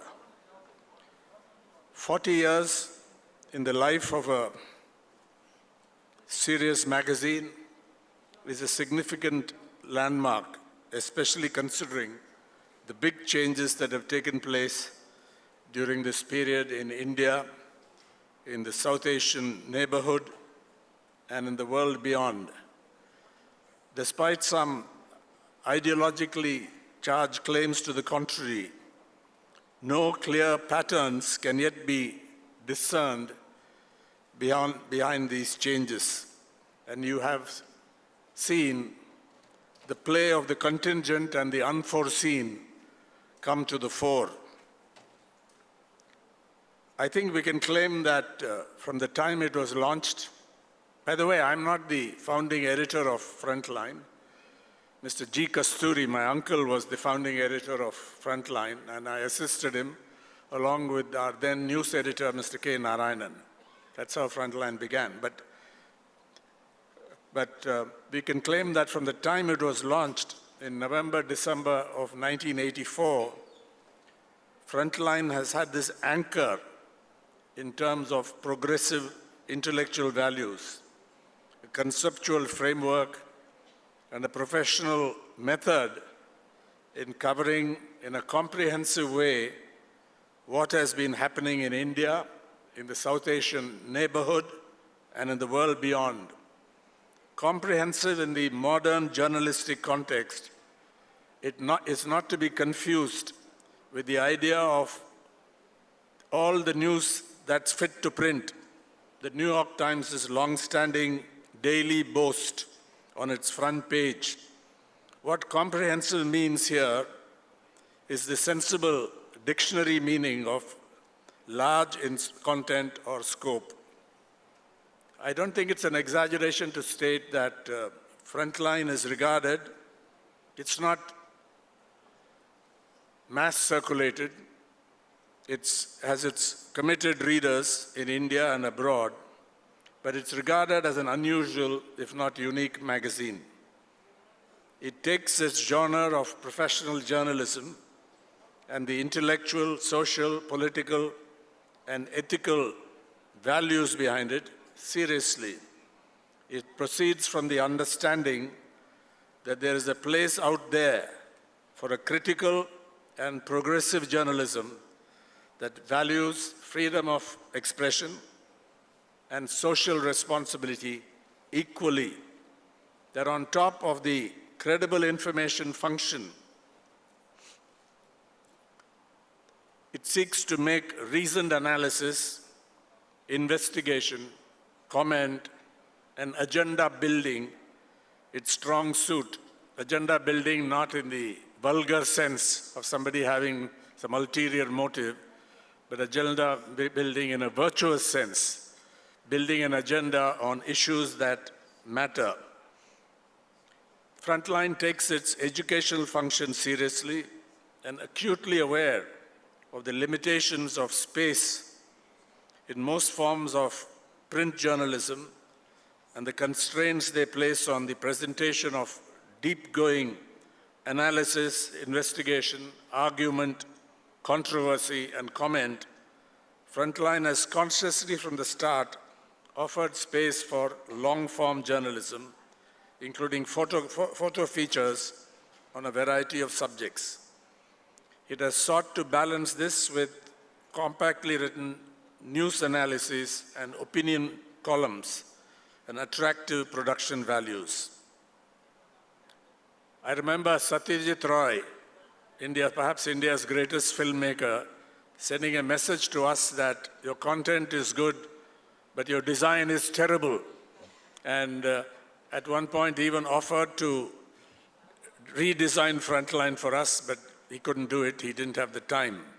But later on, with Mario Garcia, a professional newspaper designer, Frontline has got that part of its act right as well, I think. Not when I was editor, but after that. All this implies that for a fortnightly magazine, a strong concentration on key issues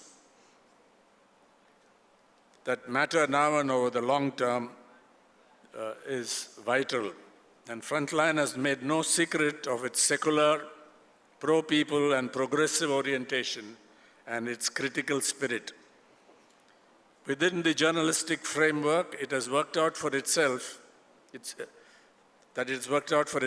provides space for contrary views, arguments, and criticisms, especially through interviews, opinion columns, and responses. It's been extremely fortunate in being able to attract contributions in various forms from some of the finest minds of our time. The list of distinguished contributors is too long to list here, but let me mention some names.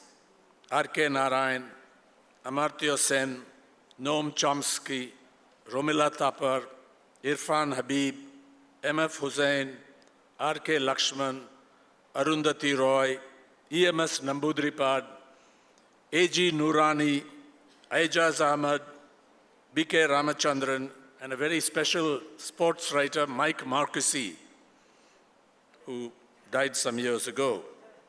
And so these are some things that Frontline has been able to do before. It has had 4 editors from the inception, the first being Mr. G. Kasturi. I succeeded him, and then we had Vijay Shankar, and the current editor is Vaishna Roy. So with this introduction, let me hand over to R.K., who will present the panel. Thank you for this opportunity.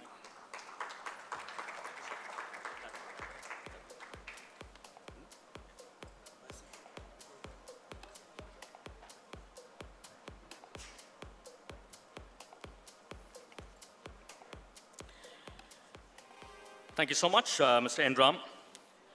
Right, ladies and gentlemen, as I said, let's move on to the next session, which is the well-rounded worldview, finding space for liberal education. Time now to invite the panelists on stage. First up, put your hands together for Dr. S. Bhavani. Put your hands together, ladies and gentlemen, for Dr. S. Bhavani, who is an associate professor at Christ Deemed to be University, where she's been teaching since 2010. Currently, she heads the Department of Performing Arts, Theatre and Music, and is the Dean of the School of Humanities and Performing Arts as well. Her primary research area, you can take your seat, ma'am. Her primary research area is the English language pedagogy with a focus on creating engaging classroom activities. Dr. Bhavani holds an MPhil in English language education from the English and Foreign Language University, Hyderabad, and a PhD in English language teaching from Christ Deemed to be University. Next up, don't have to rush, Dr. Jonathan Gill Harris, take your time. Please put your hands together, ladies and gentlemen, for Dr. Jonathan Gill Harris. If you can come up on stage, sir.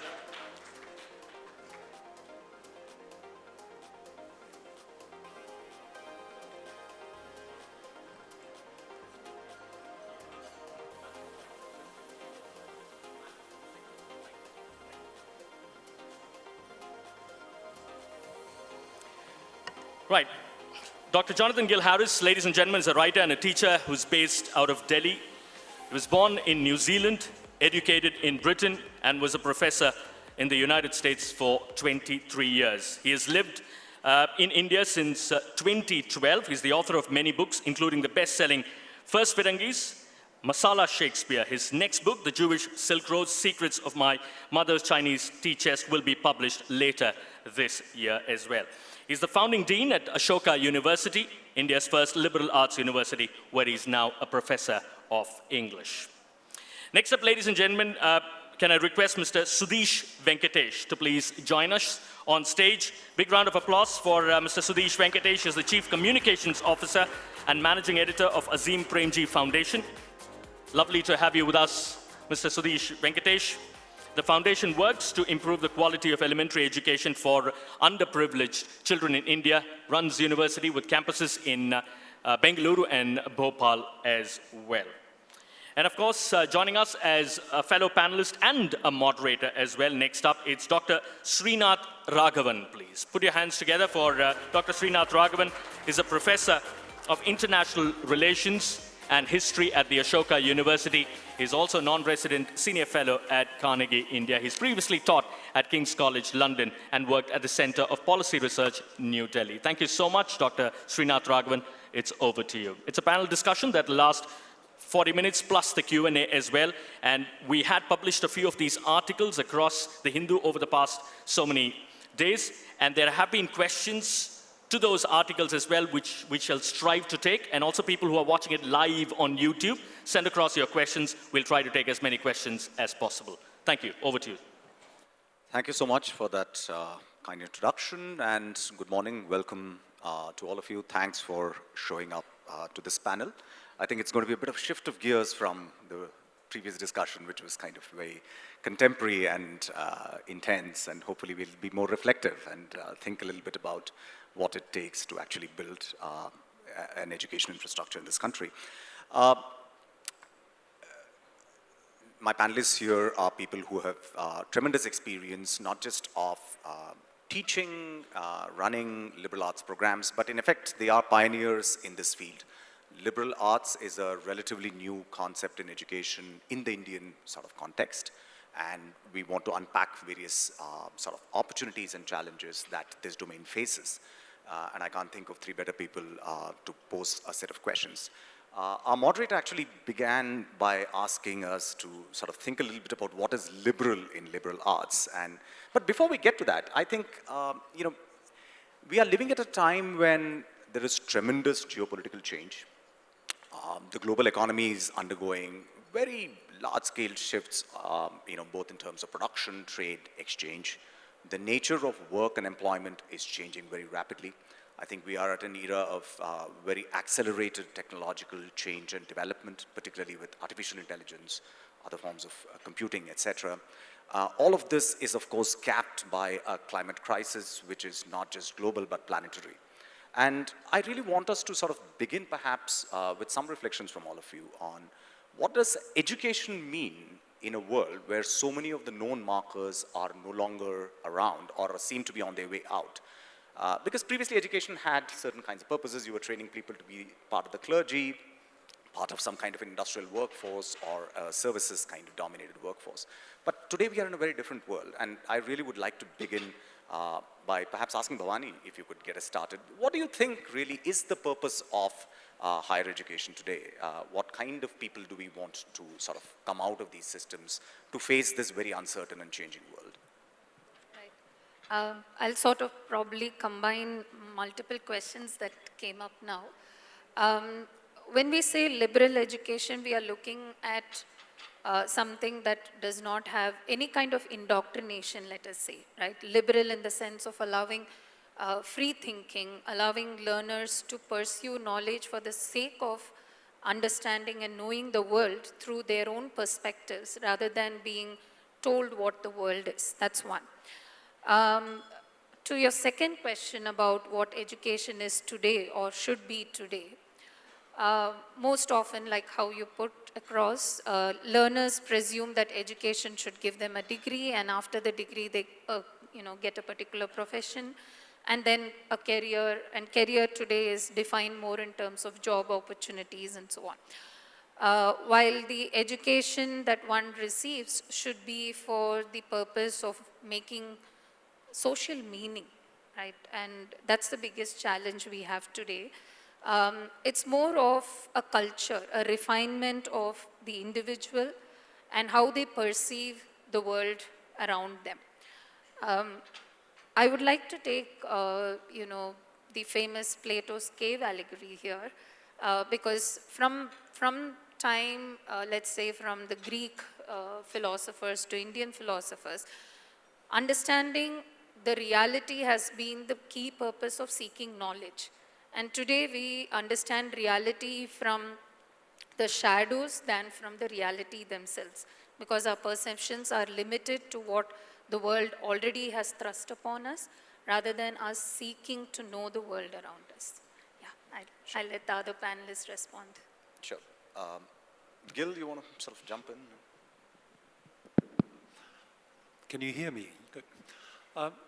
So let's not beat around the bush. When we ask the question, what is education? What does education mean now? We're speaking specifically about what has education meant in India and the India higher education scene. For the longest time, education has largely meant training. And it's a training that is an inheritance from a British colonial system, which was designed to produce compliant subjects who would shut up and do what they were told and reproduce what had been given to them. The literal meaning of education, or at least in terms of its etymological derivation, is not training, but to lead out, to get outside of oneself. And I think in this day and age where we're confronting so many crises, such as the ones Srinath mentioned, the planetary crisis of climate change, but also radical change, where every day, and not just because of the current political crisis, but in terms of larger shifts that are reorganizing the way in which we relate to each other, the way in which we acquire knowledge, the way in which we produce knowledge. We're taking on board the overwhelming challenge of AI, for instance.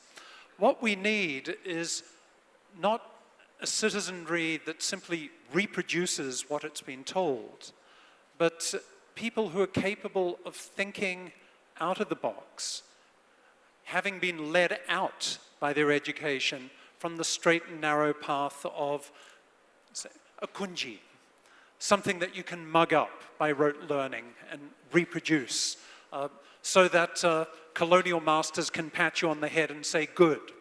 Tayyib Salih, in his novel Season of Migration to the North, has one of his main characters, a brilliant young Sudanese man, say, the English came, gave us the gift of education, and what did it consist of? Teaching us to say yes. And we've got to make sure that we are creating classroom environments in which students are doing more than simply putting their heads down and saying, yes, sir, where they're capable of thinking afresh, in original, in out-of-the-box ways in order to problem solve. And sometimes problem solving doesn't mean arriving at a final answer, but learning how to ask questions better. I often say to my students, please don't rush to the answer. That's not where you're going to find the learning. Please stay on the left-hand side of the question mark. Keep evaluating what the question is. Question the question. And that way, you might be able to get a perspective that is an education in the literal sense, that leads you out of an impasse, a cul-de-sac, a dead end, that dooms us simply to reproduce the same mistakes over and over again in the name of being compliant. Satish? Thanks, Jonathan, and thanks, Srinath. So, to your question on what is the purpose of education and how do we interpret the purpose in today's context, I think the more things change, the more they remain the same. What I mean by that is, if we go right down from the Kothari Commission down to the latest Kasturi Rangan's report on the national education policy, the purpose of education has remained the same. It is about the physical, intellectual, moral, and spiritual development of the student, right? I mean, that I don't think has changed. Whether AI or no AI, I think that fundamentally remains the same. That's my first point. The second is, of course, there is an instrumental reason for education to exist, which is to prepare people for jobs. And the nature of those jobs is changing dramatically, and we can talk more about it in the later part of the panel. And therefore, you know, probably education is not a finishing school for a job tomorrow, but actually what Jonathan was also referring to is the learning how to learn. You know, you have to continuously, because if your careers are going to shift 5 or 6 times in the next 30 years, or probably even more, you have to repivot because of the nature of change. And for that, the only skill that you will have is the ability to learn. So perhaps education is how you learn to learn. Lastly, and because I represent the Azim Premji Foundation, the Azim Premji University, I would sort of also draw attention to this whole purpose of education to build good citizens, right? I mean, who's a good citizen, right? Somebody who is as aware of the duties as of his or her rights, somebody who understands the values of our constitution, you know, justice, equity, humaneness, so on and so forth. One can go on, right? Now, how do we build such citizens, you know, who can uphold the values of this country? That's the purpose of education, and that, I think, remains the same. Thanks. Gil, you mentioned about the Indian particular context, the colonial inheritance of education. You also quite rightly emphasized, you know, what the etymology of education is. You know, and I was reminded of the fact that, you know, even the etymology of the word liberal, which we use as an adjective here, is actually quite interesting because it has many roots, as you would know. I mean, liberalis in Latin, by which we mean the liberal arts, but liber itself means free, or to be freedom. There is an, OED tells me that there's an Old English word called leodan, which means to grow. So there's freedom and the idea of growth.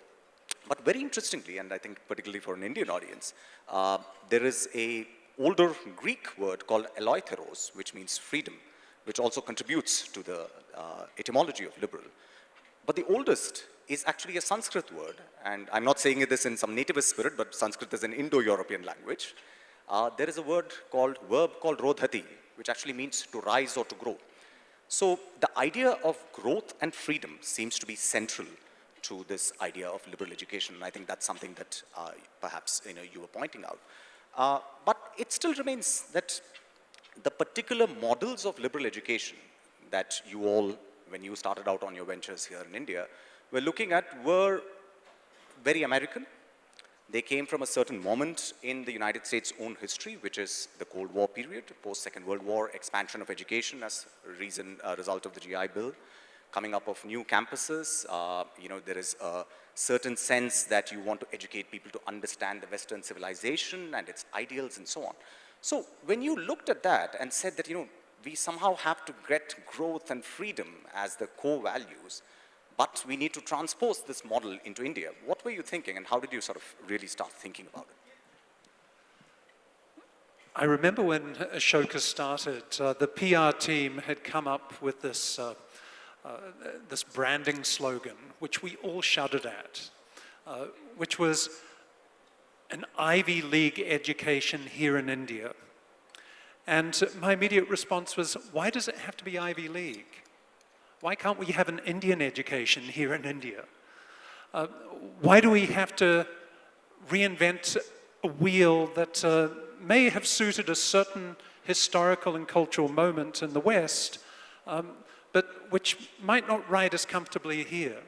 I think it's worth keeping in mind that even though liberal arts as a phrase may be a relative newcomer in the Indian higher education scene, there's in fact a long tradition of something like the liberal arts in India. And as you suggested, with the Sanskrit word that is adjacent to our ideas of the liberal, when we look at the Early Buddhist educational institutions, Nalanda, Takshila, there is an emphasis there on knowledge produced through Shastra, through discussion, through argument, through dialectics. Not through reproducing what the teacher says, but through questioning. And I think this is something that we've long been aware of, that it's something that I encountered with so destabilizing force when I first came to India.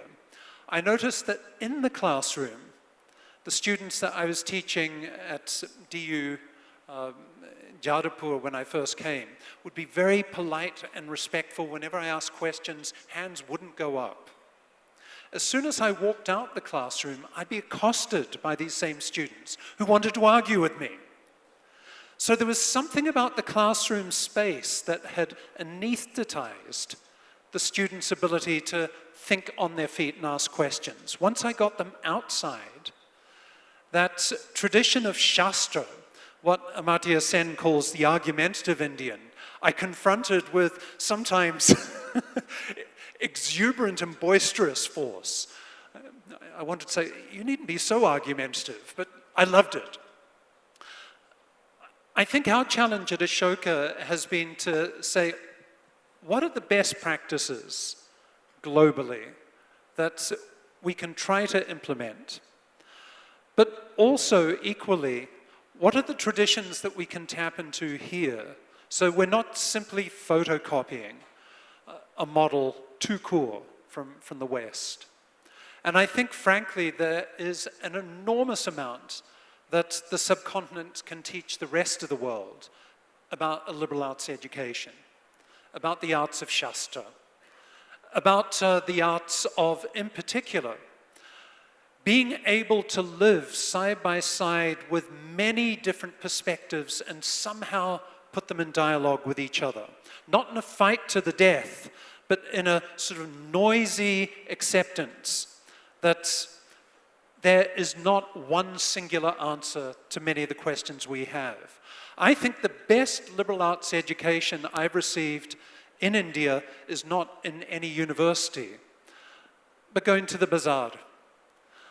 Every time I go there, I can't speak a Shuddh Hindi or English. I have to keep moving between different languages. Most of us are familiar with the experience of starting a thought in one language and finishing it in another. Now, I'd like to think that that is the basis of a liberal education, that one has to keep moving in response to a world that is full of variety and difficulty and complexity. If one stays in only one lane, one's going to encounter miscomprehension and danger. I'm always laughing about the lanes that are painted on the roads here in India because they presume that drivers will, stay in their lane. That's a very Western ideal. Of course, as we all know from driving here in India, if you stay in one lane, you're going to crash. You have to keep moving. And it's the same thing in education. You have to keep shifting your perspective in order to enrich, complicate, and challenge your assumptions about the world. Otherwise, it'll be a car crash.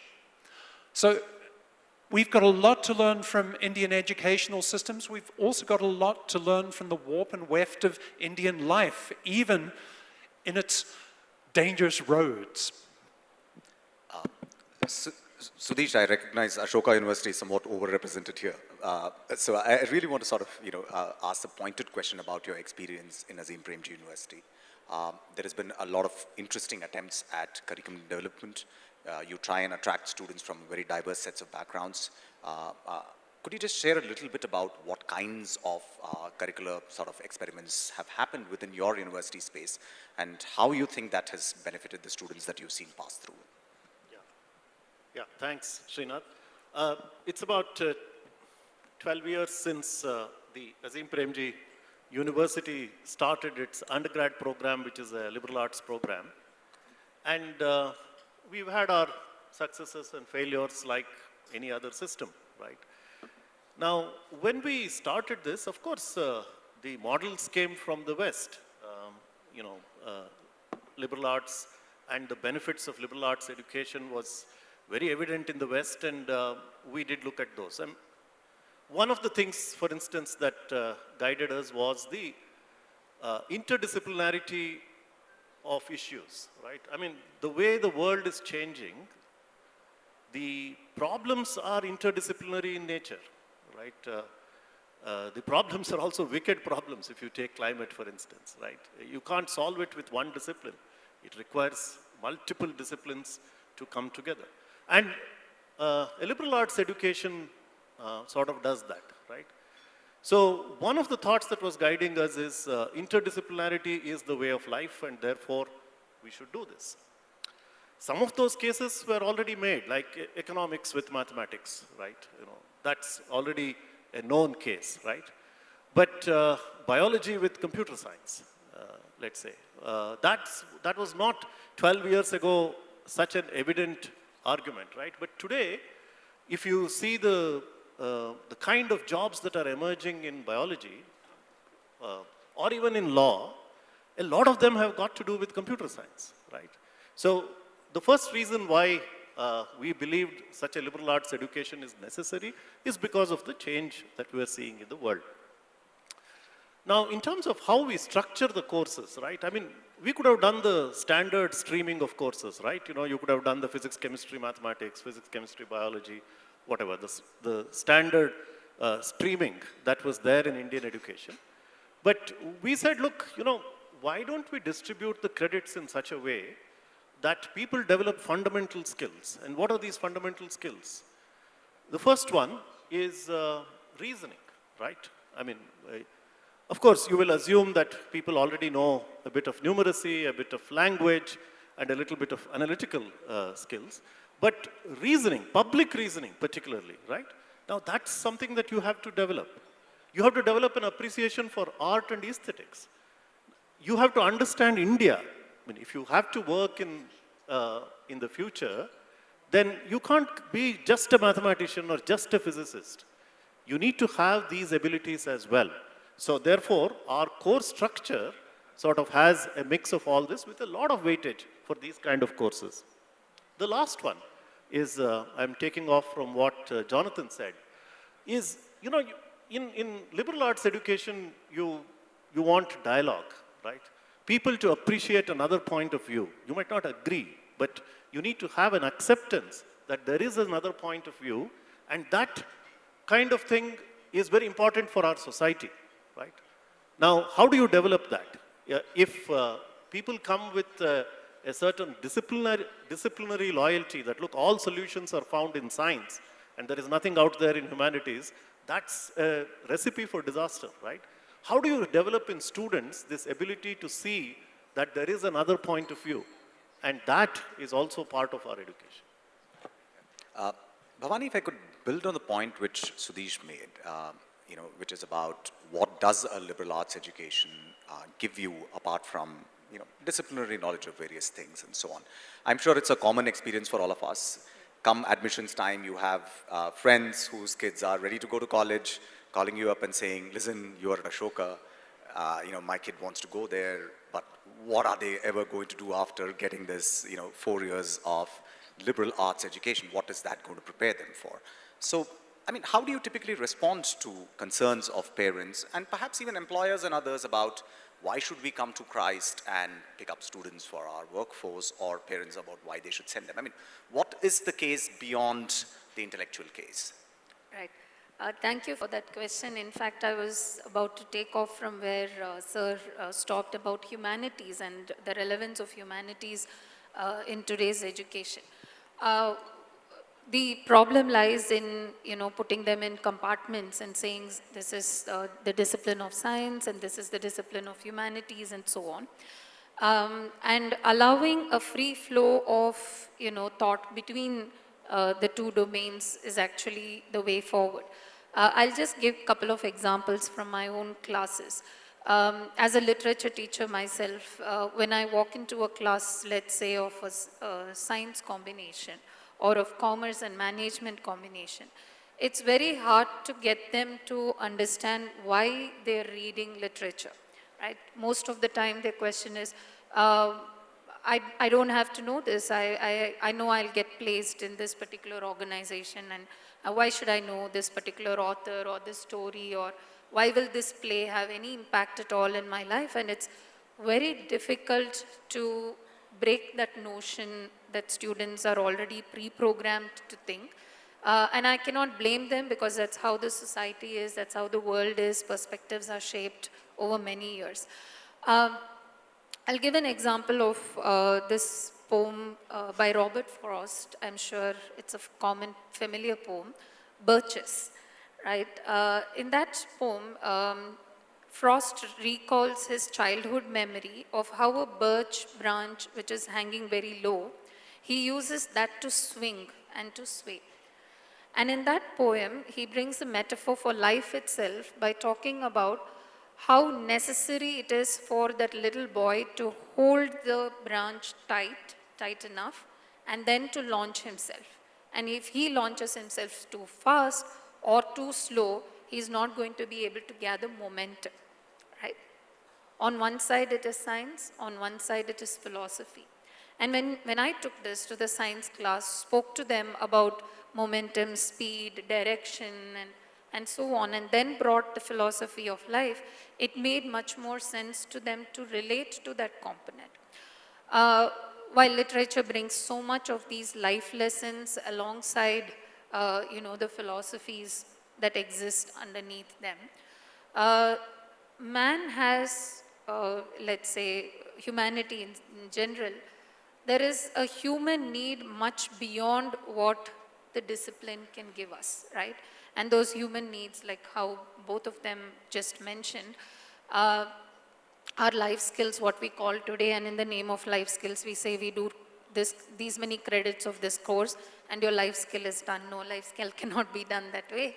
And life skills are, in fact, perspectives that we develop over a period of time by reading texts of this kind, by intensely engaging in texts of that kind. For example, when we allow students to ask questions, I think all of us in the panel, and I'm sure our audience also would agree, when I take a literature class, I go to the class, give them a piece of poem or a story, and ask them to generate as many questions as they can from that text. That works wonders. Then I go to the class and say, this has a gender reading, this has a race reading, this has so-and-so underpinnings, and so on. But if I allow them to bring out as many questions as they can. So is the case with any of the research scholars. When they come for their PhD, they say, this is my title, this is my objective, this is what I'm going to find. Where is the research? What are you going to research about? So I tell them, scrap all this, come back to me with 25 questions tomorrow on why you're doing, what you're doing, how you're going to do this. 25 questions, and they say, I'm going to change my mind on this, because my questions have led me to further questions and to a further deeper understanding of what I want to pursue. And then I tell them, okay, come back with 50 more questions tomorrow. And when they come with more and more questions, that's when they are actually researching on that particular topic. I would also like to talk about what Dr. Sudesh mentioned in terms of logic and reasoning. Most often, logic and reasoning is looked at as an entrance exam requirement. There's an entrance exam, pick all the book on logic and reasoning, and here you go.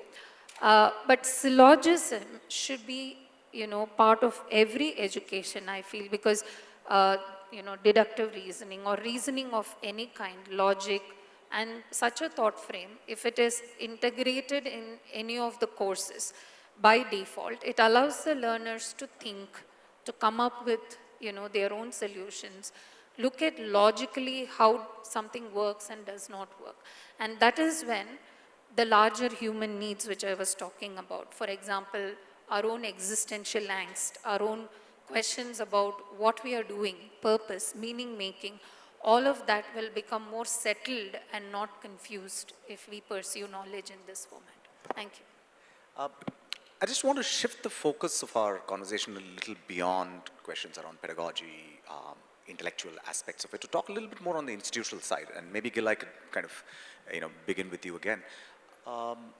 one of the interesting things about the emergence, it seems to me, of these liberal arts kind of universities and programs across India, and not just those of you representing universities to which we belong, is the sort of co-evolution of this with the rise of Indian philanthropy itself.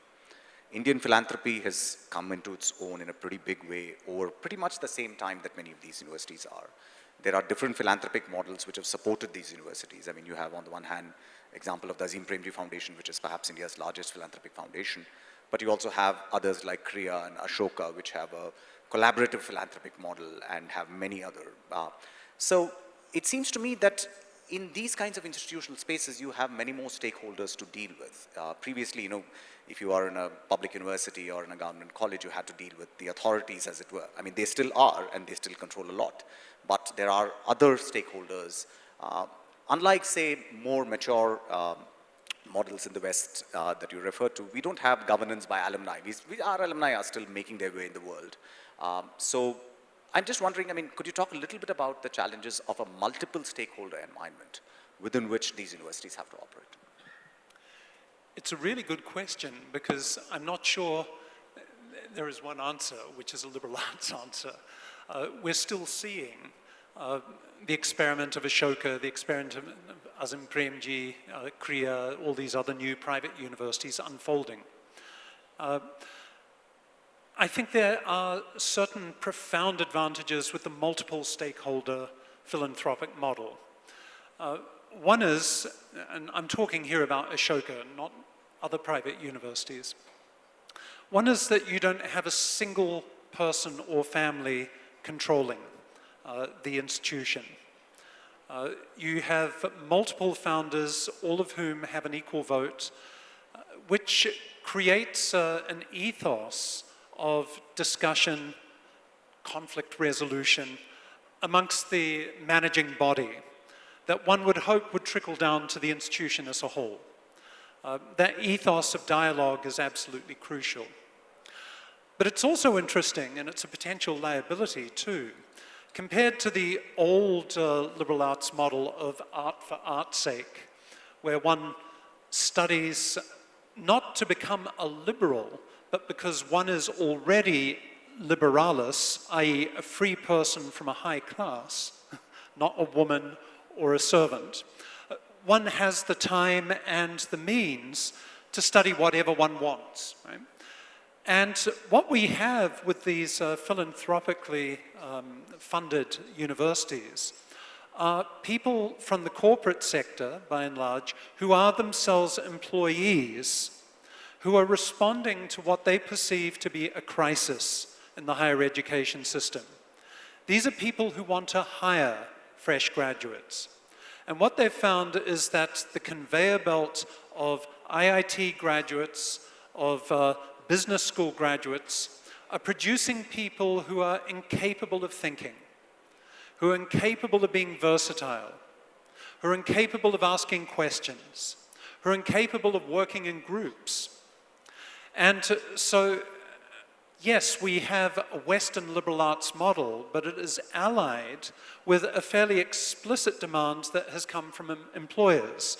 I sometimes jokingly refer to this as the neoliberal arts college, where the demands of capitalism and their demands that we have to heed at our peril. We can't just say to our students, don't think about what happens afterwards, everything will work out.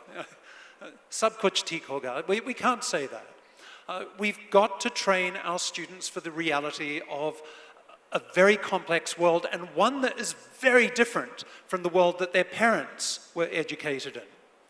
Often when I'm speaking with students, I feel like I'm simultaneously talking with their parents, that their parents are also in the office with me, because they are saying, yes, but I need to major in this in order to get this career for life. That's not how the world is working right now. As has been pointed out, one can now expect to change one's career multiple times.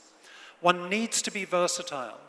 One needs to be in possession of more than simply one-size-fits-all toolkit.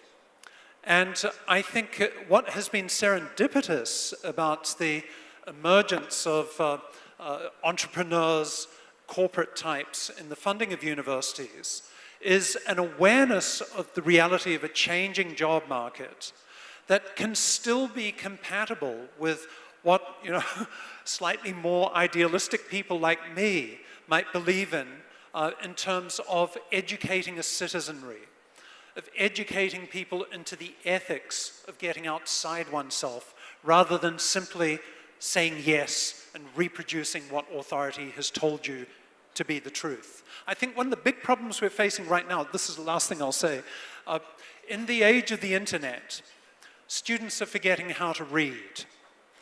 Right now, you can go to the internet to find out anything like that. And so the task of reading has been increasingly eclipsed by the easy fix of downloading information. But reading is not the same as downloading. And so the problem with downloading information is you often can't discern what's the difference between good, useful information and what is absolute balderdash. Reading forces you to slow down. It forces you to enter into the shoes of another. It forces you to think about, how do things look like from a perspective different from mine? How has the world been created in a way radically different from what I assume to be the case? Now, that is not just a cognitive challenge, it's also an ethical one. And I fear that our universities, to the extent that they still abide by the model of teach for the test and rote learning, are producing highly unethical students. Because the incentive is to simply, as they say, crack the exam. Not to get out of yourself, not to think, what's it like to be another person? If you're trained as an engineer, you can build a bridge, but you don't think, what will it mean for a bridge to be built here, to affect this community, that they may be displaced or that they may be helped by the bridge? These are the types of questions that I think a philanthropically minded mass stakeholder group of funders can help us take cognizance of. Sure. Sudesh, I want to sort of focus not so much on the experience of the foundation and the university, but on an aspect of institutional life that Gil referred to, which I think is technology. And we've seen some dramatic changes just in the last 3-4 years with AI tools becoming so easily available to our students. Gil spoke about reading. I mean, I think AI tools disincentivize reading even more because it gives you some ready-made kind of ways of getting around difficult texts and so on. I'm just wondering, what do you think is the sort of potential role of AI in a liberal education? Is it going to be the undoing of this ideal, or do you think it can further it in other ways?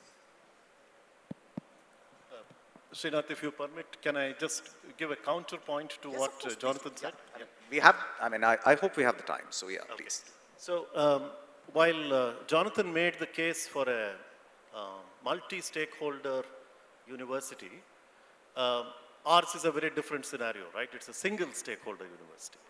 Now, it is very difficult to create single stakeholder universities in the country because of the size of the investment that is required, right? Very few philanthropists will have that scale of capital and the patience that is required to go along with that capital to create a university, right? So therefore, possibly, there are going to be more multi-stakeholder universities than single stakeholder university. That said,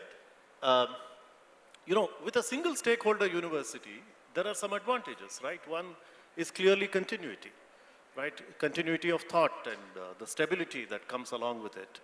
And if the stakeholder has a purity of purpose, and in our case, we have made some fundamental choices, right? For example, we are not a very research-focused university. We are a teaching-led university. That's a fundamental choice you need to make. We are very focused on providing education to the most marginalized in India. That comes with its own set of consequences, and we've made that choice consciously, right?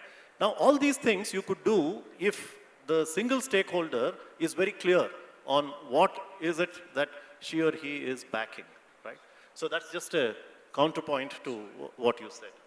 Now to your question, Srinath, which is, you know, on how is technology revolutionizing things on the ground with students. Well, I think we are also discovering the path. I don't think we have any pat solutions as yet. You know, in the initial first 1 or 2 years, it was all about how do you control for plagiarism and stuff like that, and that phase is now over.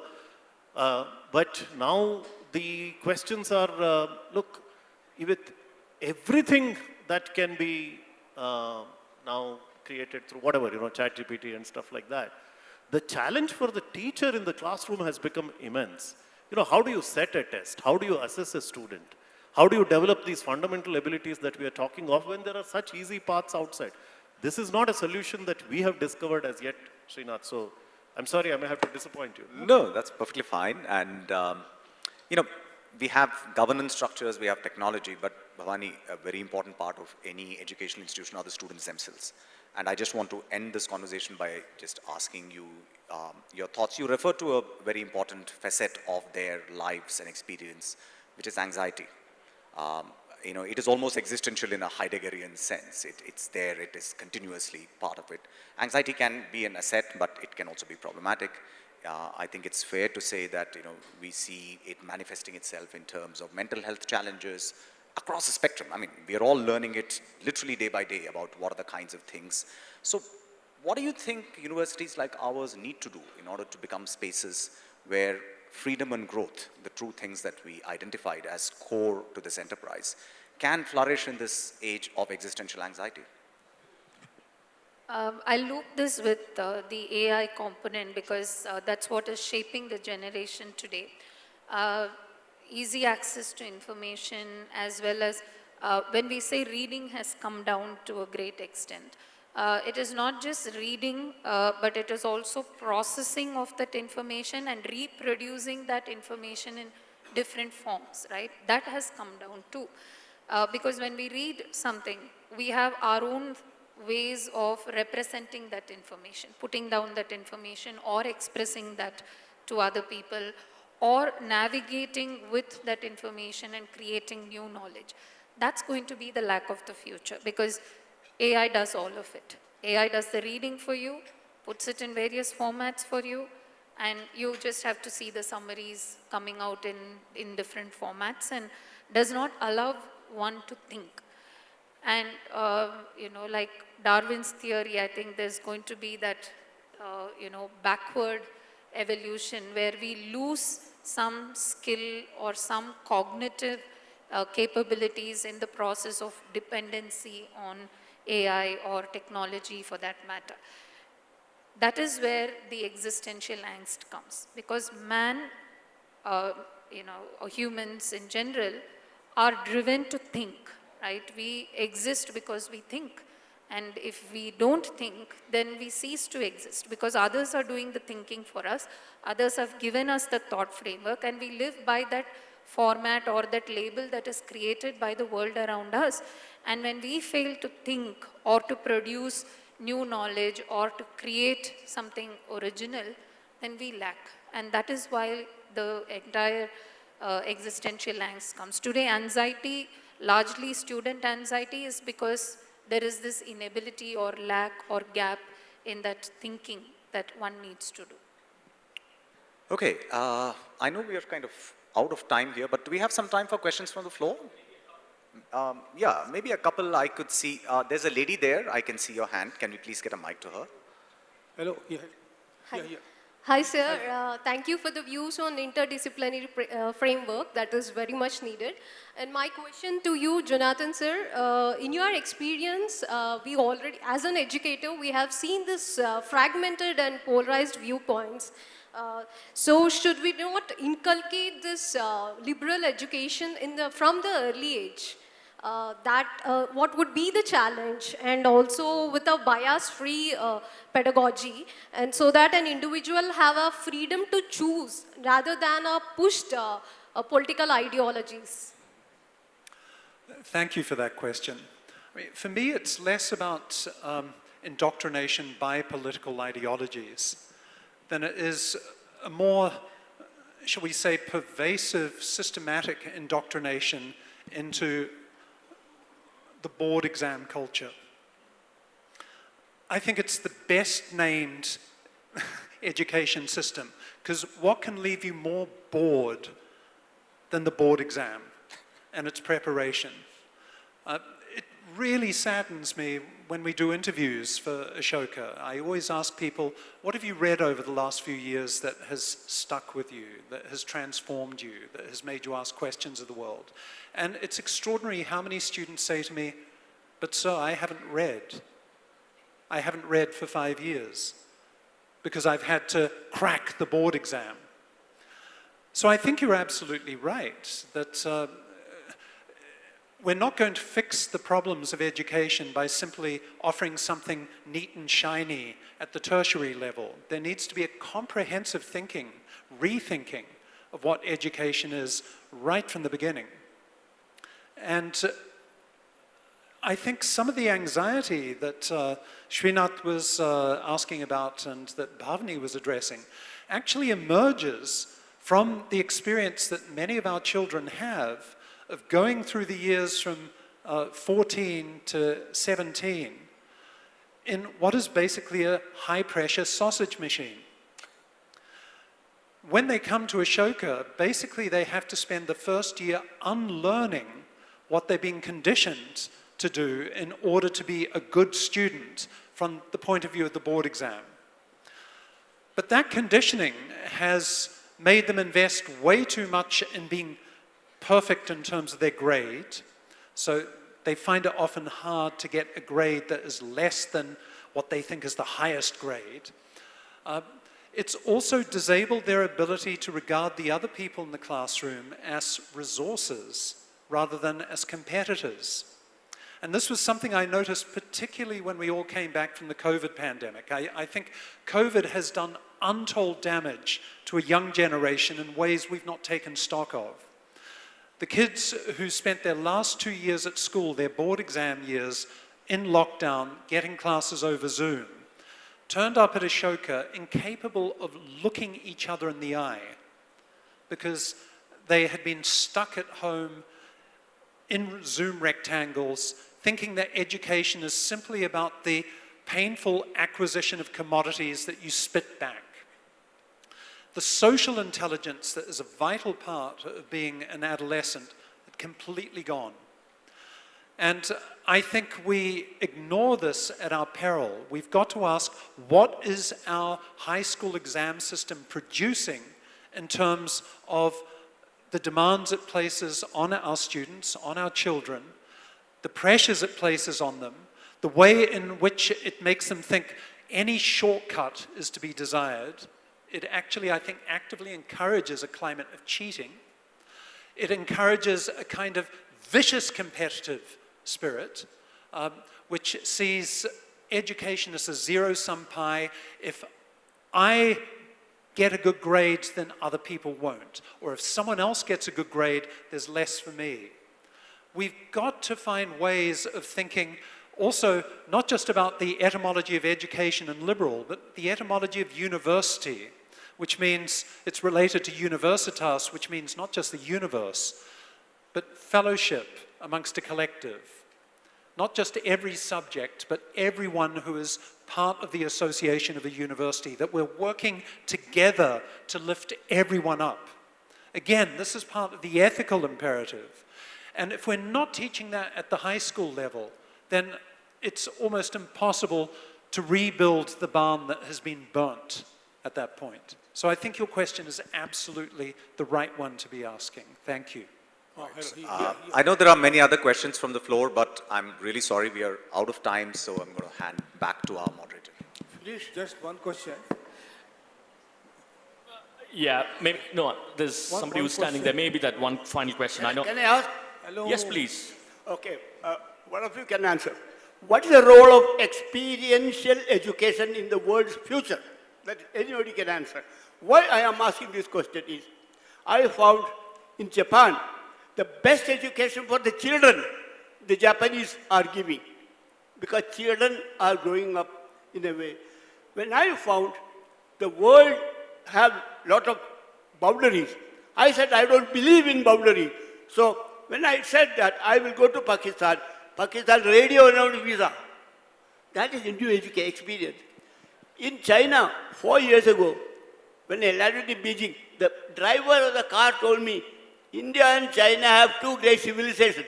What is the role for civilizations, for experience, for better humanity in the future? Just one brief question, sir. I think that will need a full panel on its own, so back to you. Thanks. Yeah. I think you'll need to give us another 45 minutes to answer that question. I mean, if we have the time, we can go for it. Yeah.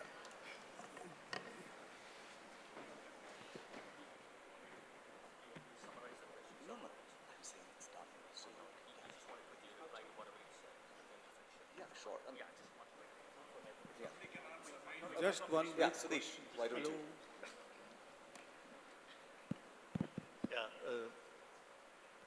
I mean, I could only get a part of your question, sir. What is the role of experiential education in the future? That how critical and important would it be is how I've understood it. If my understanding is right, I think its importance is going to remain as much as it was before. I don't think there is a substitute for that. And there is also, you know, it is not an either-or situation. You know, you have experiential education, but no classroom-based conceptual training. No, I mean, you need both, and both have a place, and I don't think that's going to change in the future. Thank you. Thank you, Suresh. Thank you. I think, as I said, I mean, unfortunately, I'm the bearer of the bad news almost every time. You know, that's the nature of my job. But honestly, I'm just running out of time. But seriously, thank you so much. It's just wonderful to discuss or hear your thoughts, because coming from a time when our education system, growing up in the 80s and the 90s, was completely different to where we are as we speak. It was a pleasure hearing you all. Thank you so much, ma'am. Thank you so much, gentlemen. Just lovely having you with us. I understand from audience perspective, a lot more could have been asked. Yeah, but we'll reserve it for some other time. And just a quick one for the audience as well. I understand you want to make your point. I understand you want to make your opinions matter here. But it'll be great if you can keep your questions short so that we can try taking a few more questions. I understand we value your opinions, but if you can keep it a bit short, it just helps all of us in the auditorium here. Thank you. Thank you.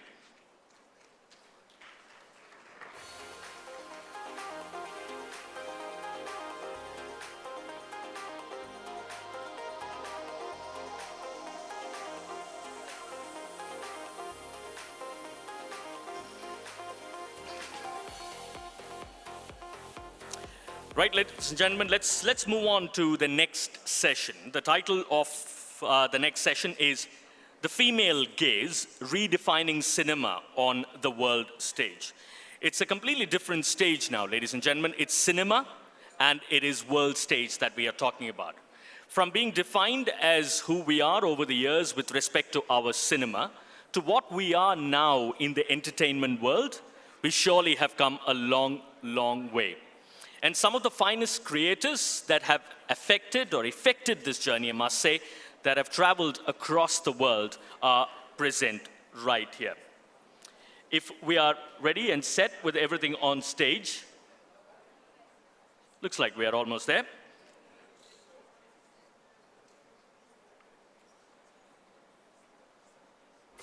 May I invite, ladies and gentlemen, first up on stage, Ms. Nandita Das.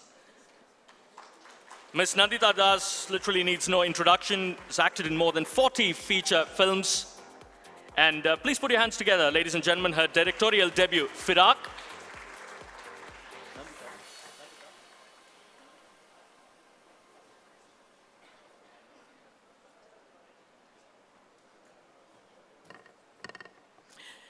She's been the architect of some of the finest of movies, you must say. In 2011, she was conferred the Knight of the Order of Arts and Letters by the French government. A second directorial feature, Manto, based on the life and works of writer Saadat Hasan Manto, was an absolute classic. Lovely to have you with us. Lovely. Thank you so much for joining us. Ladies and gentlemen, next up, put your hands together for Shahana Goswami, a versatile Indian actress with a career spanning over 20 years here. She's acted in over 30 projects in India and across the globe, known for her roles in Rock On, Firak, A Suitable Boy, Bombay Begums, Zwigato, and more recently, Santosh. Thank you so much, Shahana Goswami. Lovely to have your presence here as well. Next up, well, Malayalam movies are the flavor, isn't it? They're just wonderful to watch. Almost every movie is beautifully scripted and wonderfully directed. And talking about director and a scriptwriter, may I have the pleasure of inviting Mr. Gio Baby on, please. Thank you so much.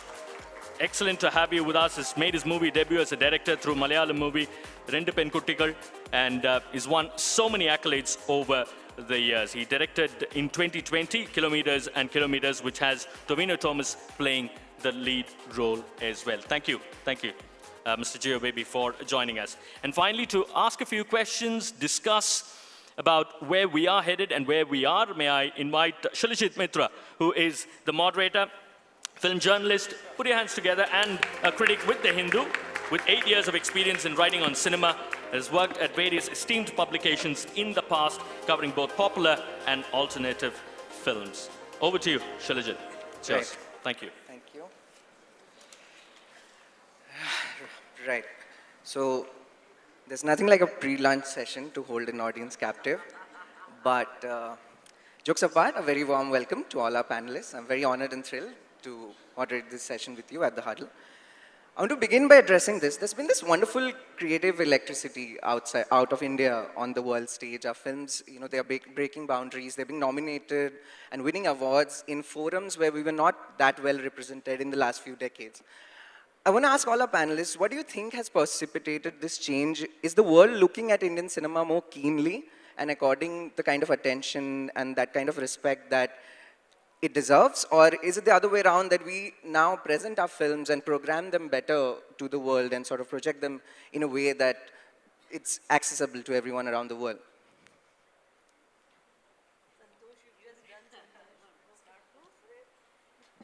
I mean, I do feel like it's a bit of both. I mean, it's a more complicated response. I don't think that the fact that our films have not been received or accepted in certain kind of platforms makes it a reality that India has not produced great cinema or great narrative. And similarly, the fact that today they are being viewed and are being accepted is to do with many things, including, of course, a certain kind of finessing of presentation that fits within those parameters, because there are parameters, whether it is a Cannes, whether it is, they all have parameters. And there are other practical realities like co-production. It's a practical reality. When you have a co-production, then those things make it easier for you to have access. It's almost, necessary to have that. So I think the larger, simply put, I would say it's a combination of the fact that Indian stories, because of the massive, just the sheer number and the audiences and the consumption in India has allowed a lot of people to come in for co-productions. And that allows for different kind of storytelling and independent cinema, which otherwise gets very little scope from Indian initiatives, and just maybe because of the amount of money that we have allocated, and also just the ratio of the amount of money and the number of people wanting it. So now there's more of there's a wider range of people being able to put their vision across. So I think that would be my answer to that. And just to illustrate the point that Shana has been making, her film Santosh, which is a very gritty Hindi language cop drama set in UP, was selected as the UK entry to the Oscars. And, it was picked over, let's say, a traditional British production. So that says something about, how globally Indian cinema has sort of entered the conversation in a way. Nandita, I'll ask you, you've traveled with your films right from the beginning of your career. They've been shown all over the world. I think after that parallel cinema waves sort of ended, and the new art house or what the independent cinema as it emerged from the 90s onwards, you've been one of the most steadfast figures that we've seen there. What do you make of this current moment about Indian films and how they are doing internationally? And do you agree with Shana that co-productions have played a large part? Yeah, no, absolutely. Building on what Shahana said. Firstly, like she also said, that, why does that have to be our benchmark? There have been many films from all over our country. Now, because of OTT, at least we are getting to know what we call regional films, as if they are any less than Hindi films. Today, we are able to see them. But at the time when I was acting, one of my Kannada directors was here, Kavita Lankesh. That film, I don't know where to find it, you know, or the earlier films, Adur Gopalakrishnan's Malayalam film I've done a film with Mrinal Sen, his last film, one of the great masters, but it's not available anywhere. So I think, firstly, we neither have to keep festivals as the only benchmark, nor do we have to dumb it down. A lot of the times we say, oh, it's a festival film, you know, these kind of labels that we put. Festival is a platform where filmmakers come from all over, showcase their films. I have learnt a lot, met some amazing people, watched some great films that do not, you know, are not seen, but we don't have a body that would actually encourage and support our films. That's why the co-productions are needed, so that a French producer can hustle and find out, because their governments are giving films, like we used to have NFDC. Now there is really no replacement for NFDC. We can't expect a private producer to step in and, you know, see cinema as a form of art and do something for the love of cinema and not just, and it's a fact that in our country, economics interferes with art all the time. And because we have such a big mainstream cinema industry, the independent voices often get, you know, sort of lost. Now, because of social media, OTT, I think some smaller films are still finding their way, but they are still not viable. It's still a huge struggle to make films, and somehow if you manage to make them, to actually, you know, market and distribute. So I think we are still quite far away from that global arena, the way Korean cinema has gone in, or the way Iranian films have, or Mexican, considering we have such a long history of cinema and we have films and literature and talent in so many parts of our country, I feel that we could do a lot more. Right. Gio sir, I have to ask you this, you know, anybody who's watching and loving movies in the last 4-5 years, Malayalam cinema has really been at the center of it. Every year, I think we film critics, film writers keep, you know, we're on our toes that what will come from that state, and we're so thrilled. And they're all very diverse narratives. It's not one kind of cinema that you watch when you watch a Malayalam film, you know, like there are films in a very mainstream key as well, I've seen out of Malayalam cinema, as well as very nuanced and sensitive takes. Both of your films, The Great Indian Kitchen and Kadal the Core, translated across the nation. What do you make of this current creative renaissance, let's say, that's happening in Malayalam cinema? Yeah, thank you for this event. And I believe that we have a wonderful audience in Kerala. We made Great Indian Kitchen as a festival kind of cinema. We can send some international film festival and then end up with us with that. So after the production, we are in the pandemic, so there is no film festivals. Then we approach some OTT platforms, they all are rejected. Then we find a small OTT platform through Google, and then we contact them. That's why Great Indian Kitchen came on OTT platform named Mainstream. And then rest of the things is a kind of viral. Actually, that was unexpected for me. The reception was great. So I believe that we have a good audience. So we have to respect that audience. And Great Indian Kitchen I made for myself. A kind of realization happened organically in my life. That's I turned to in a screenplay. That is Great Indian Kitchen. And then there is a lot of other cinema in Malayalam during after 2015.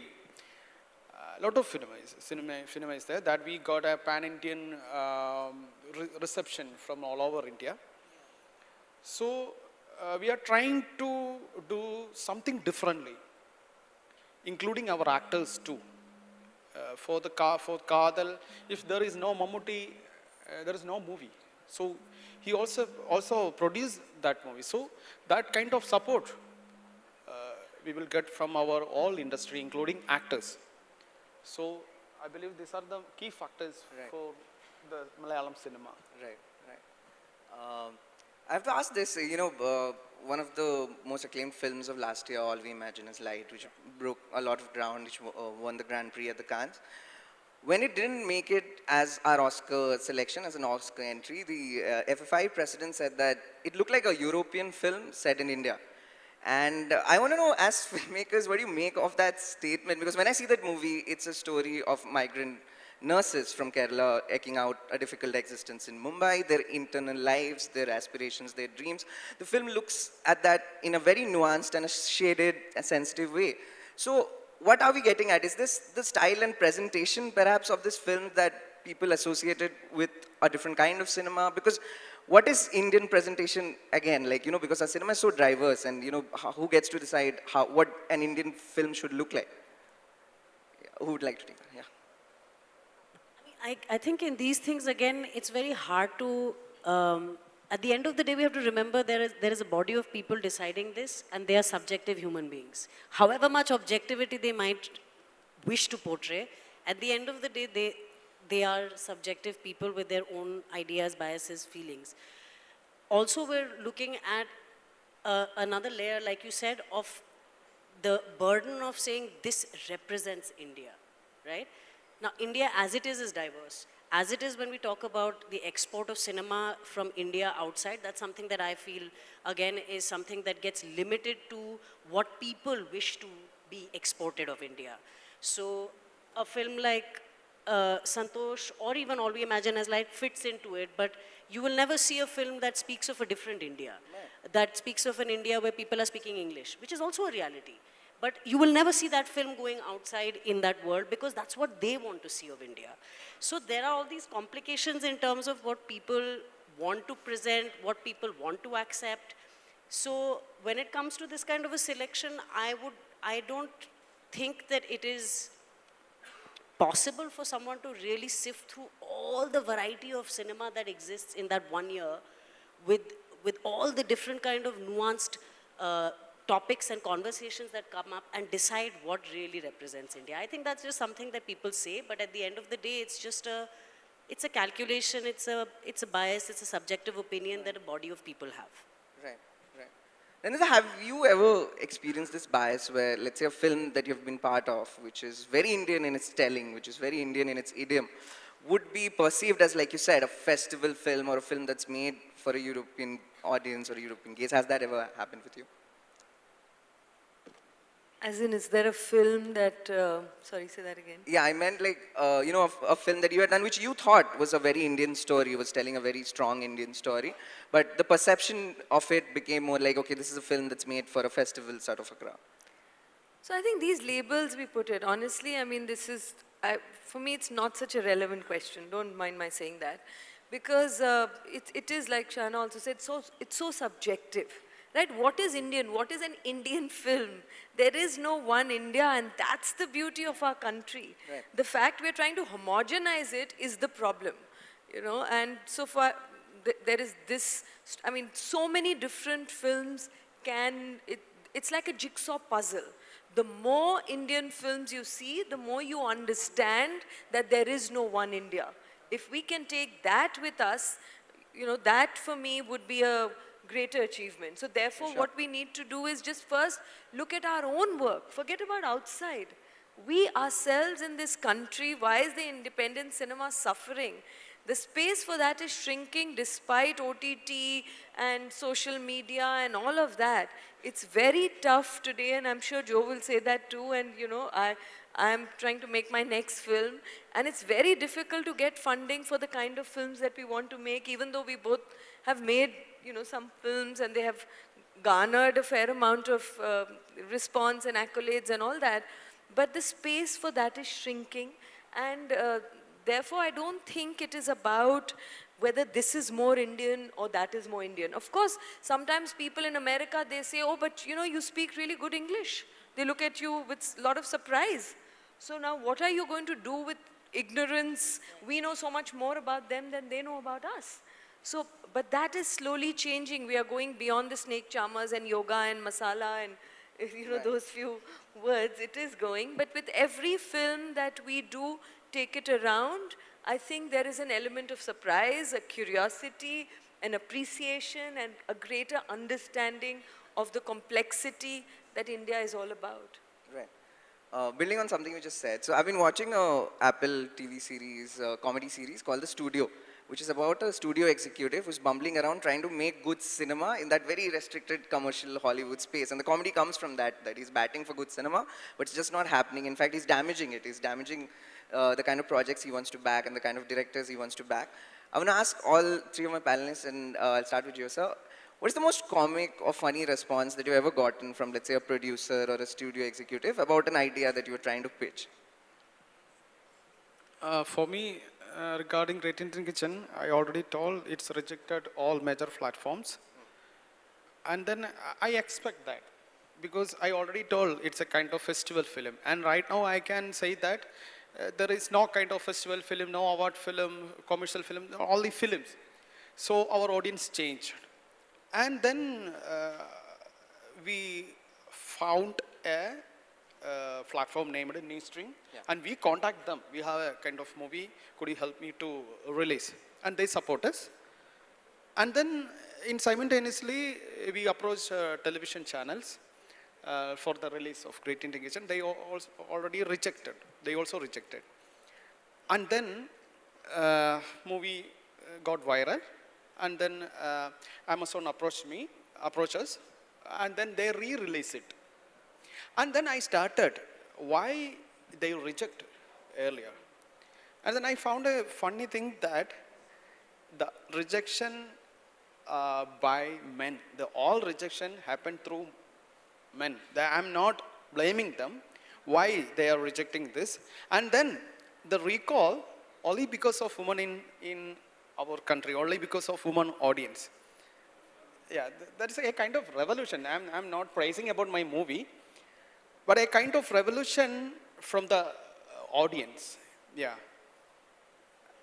And the woman audience, they prove that your decision was wrong, dear males, that kind of things. And yeah, thank you.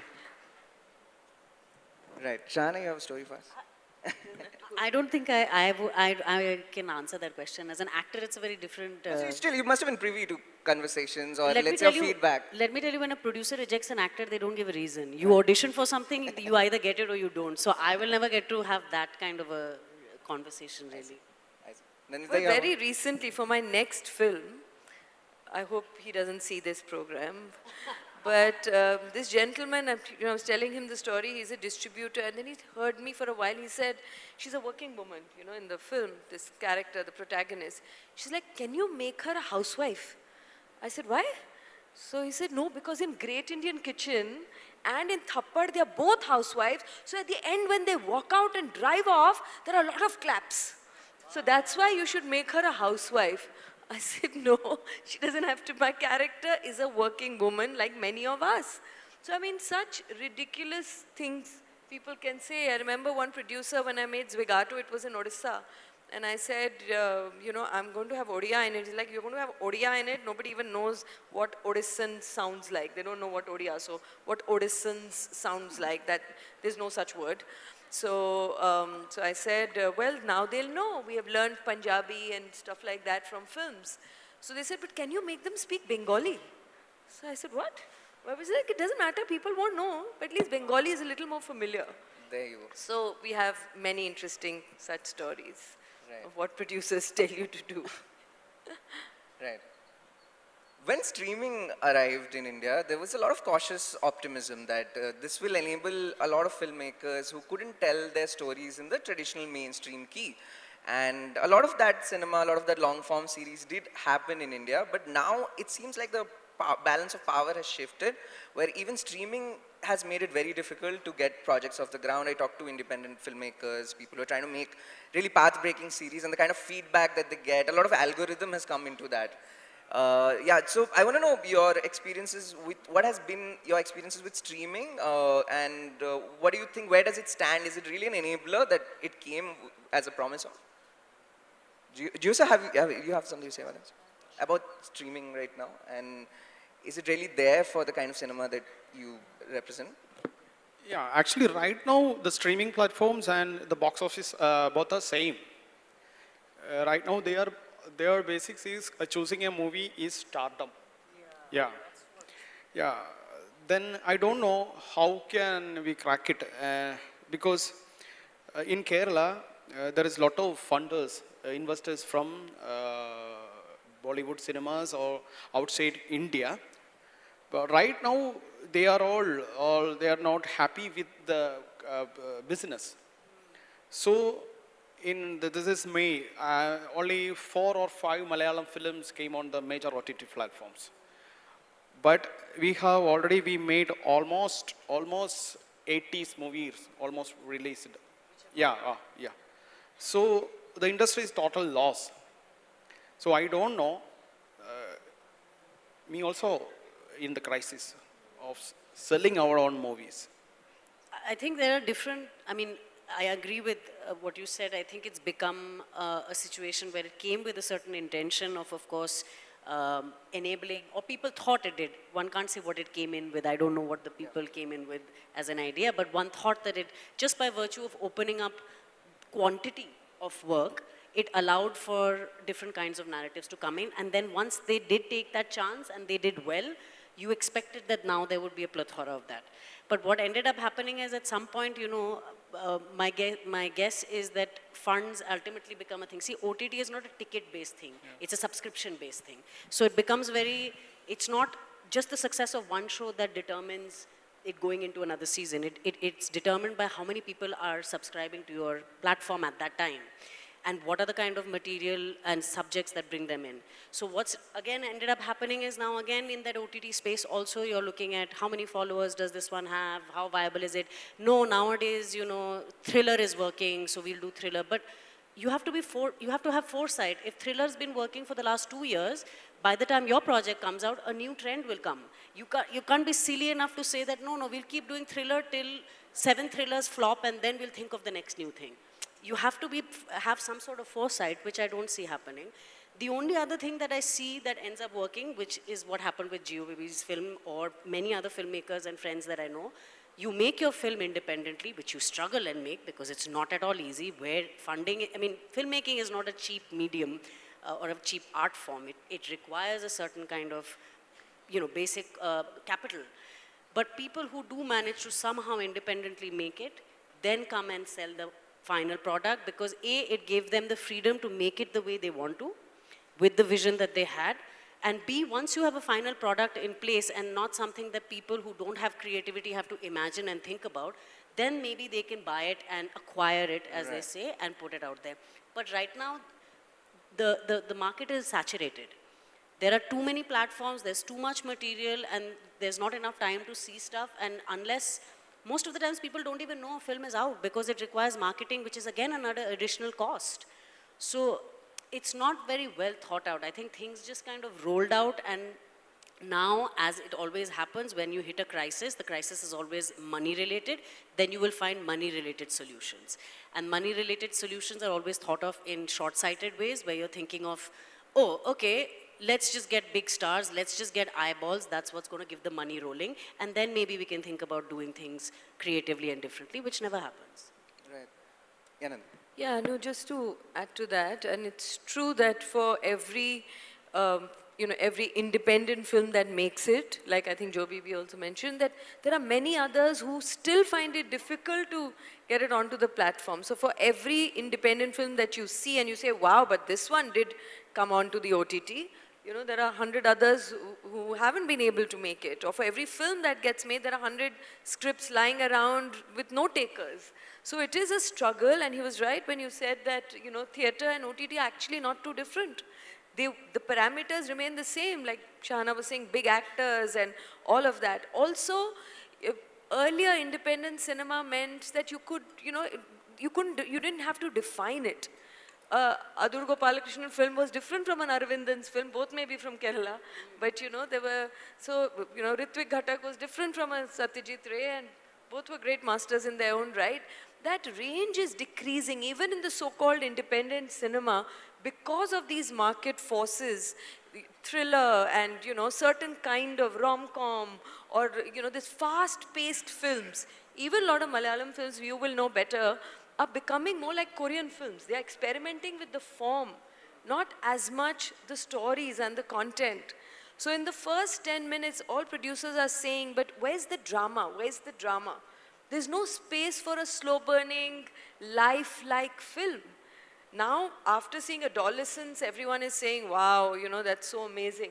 But Adolescence is a very slow-burning film. It's not one of your racy, pacey, whatever films that these people, and I think there was a lot of lashing out on that. Won't name the people, but, you know, where directors said that, would something like this ever be produced in India? Would there be takers for a series like this? So I think we have the same and some additional you know, forces and burdens and hurdles that we have to cross to make independent films. I really wish there would be a body, I don't know if it can be part of some kind of a initiative that could really support independent filmmakers to make and to take them to what you're saying, the global stage or to these OTT platforms. Right.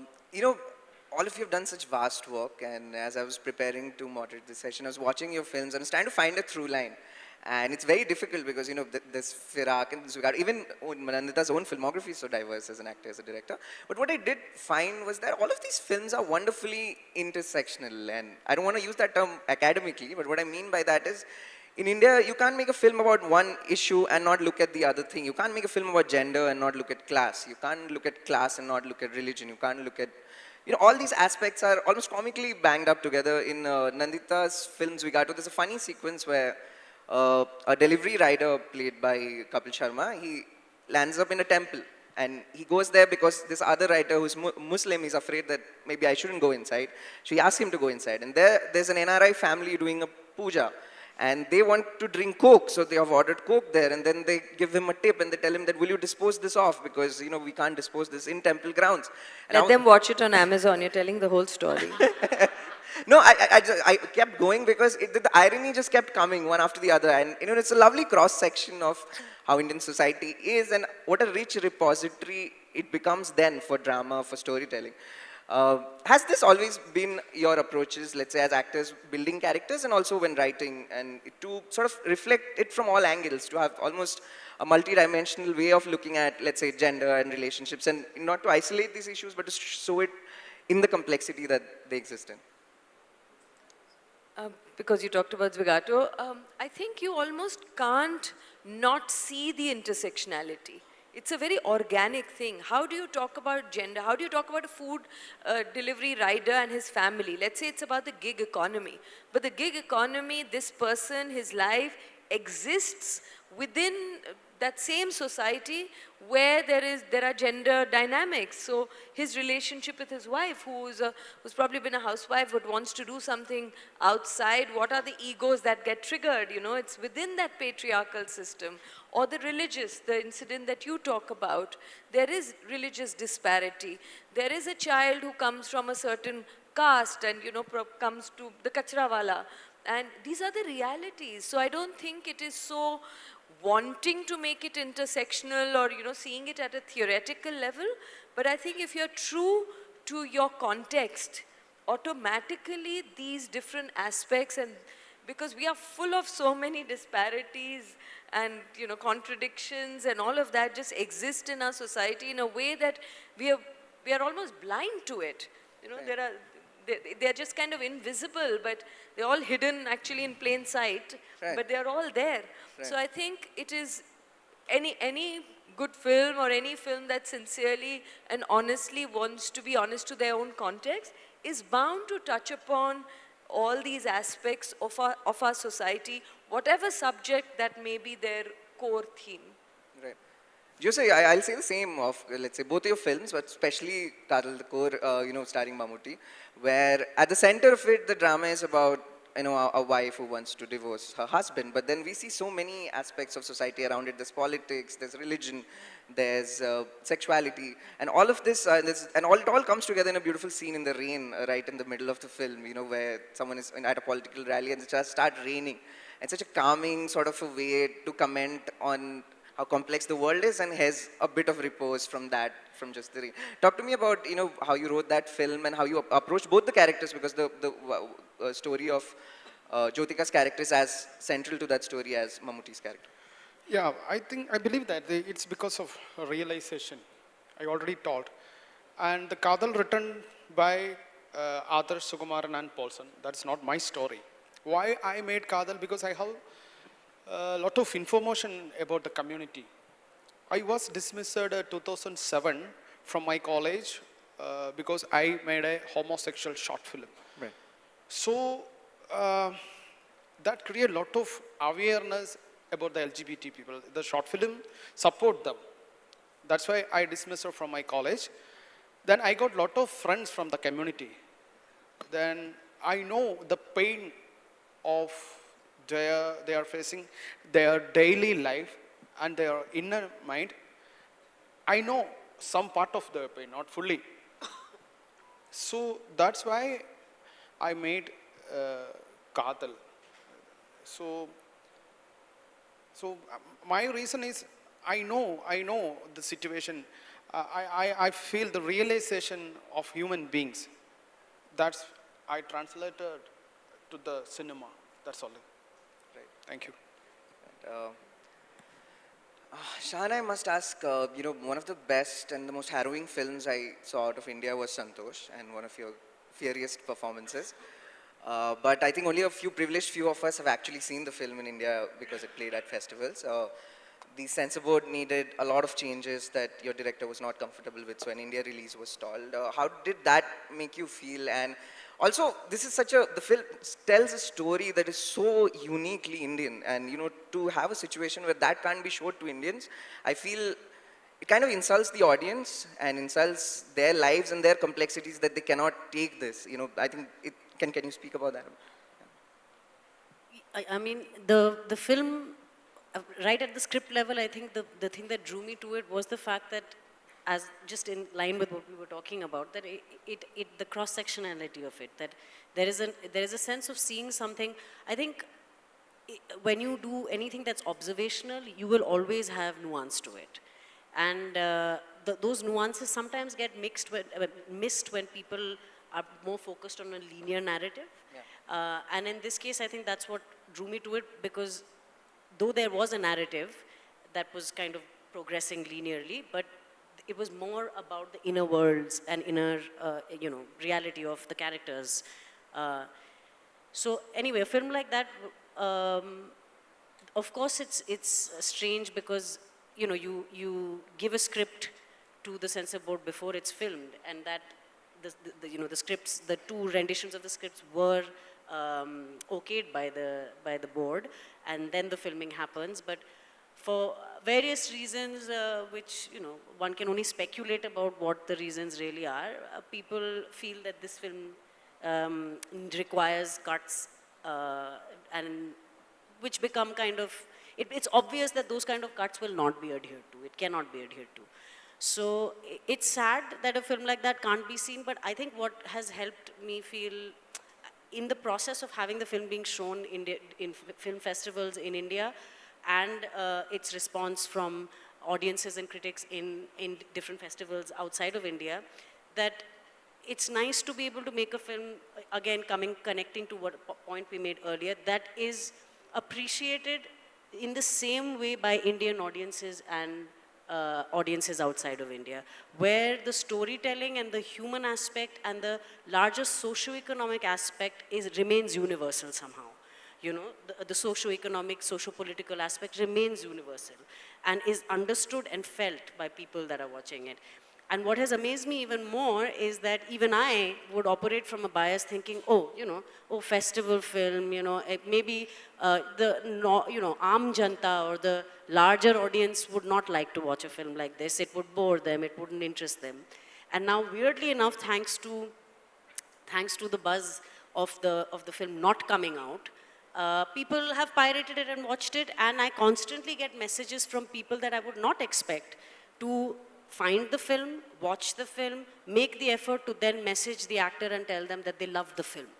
And that just made me realize, like in the conversations that even Gio had, the audiences want to watch things, they can connect, they're intelligent enough, you do not have to spell everything out, and neither do you have to give them only one kind of cinema. Nobody is saying make just realistic cinema or make just, but why do we have to make that distinction? And you realize how much it seeps into yourself, where even I will think that, oh, this is a niche film. It's not. If that film had come out, I'm sure it would have, across OTT and theatrical, it would have had a good response. So that's the only thing that makes me sad, that somebody gets to decide whether a film should come out or not. I was just saying this earlier, in my personal opinion, censorship is there for it to give you a rating. It's either, PG or this or A, but you cannot be telling people what to say and what not to say. In a world that we live in today where there is no censorship anywhere, and even if there is, you will always find means. I mean, this is the world we live in, you will always find means to go and do what you need to do, express what you need to. So the best thing to do is to be able to let everybody have the space to express what they want, and then let people choose to engage with it or not, depending on their level of interest or not. And as a welfare state, you can put restrictions in terms of putting whether it's an adult film, whether it's appropriate for children or not. That's about it. But beyond that, to implement censorship in a way that it prevents your storytelling is something that I am opposed to. Great. At this point, I'll open the floor up for questions. Yeah. A mic will come to you. The gentleman over there.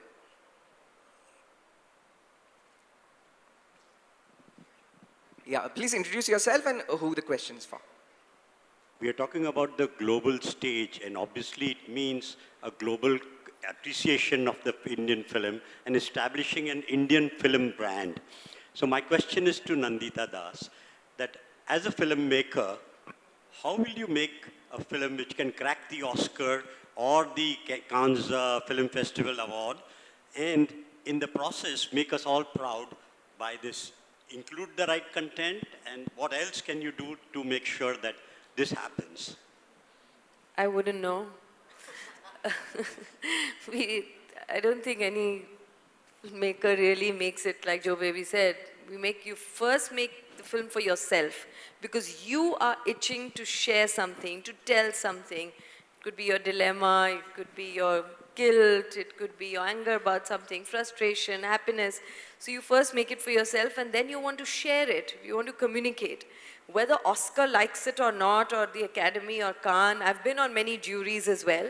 It's a very subjective thing. There are 9 of us deciding the fate of some films. We come with our own respective biases and prejudices. However, we may think that we are being objective. We all come with our set of experiences and our upbringings, our rights and wrongs, our exposures.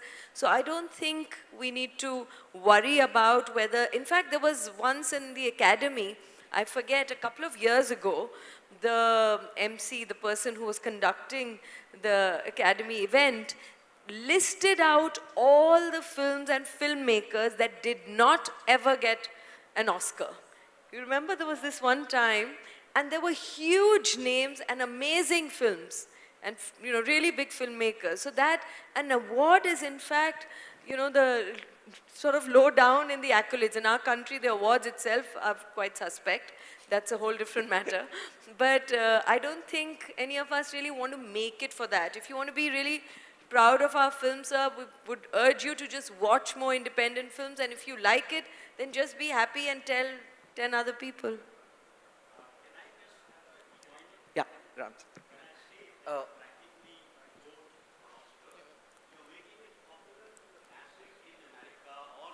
I understand that.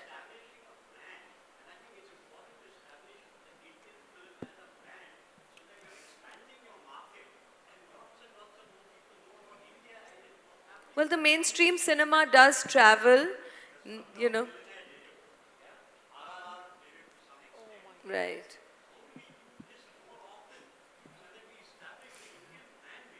Thank you, sir. Right. I have the mic here. May I? Yeah, Mr. Ram. Here. May I? Yes. Okay. So many countries have gone through the censorship ordeal, and it is in the nature of state to control free speech.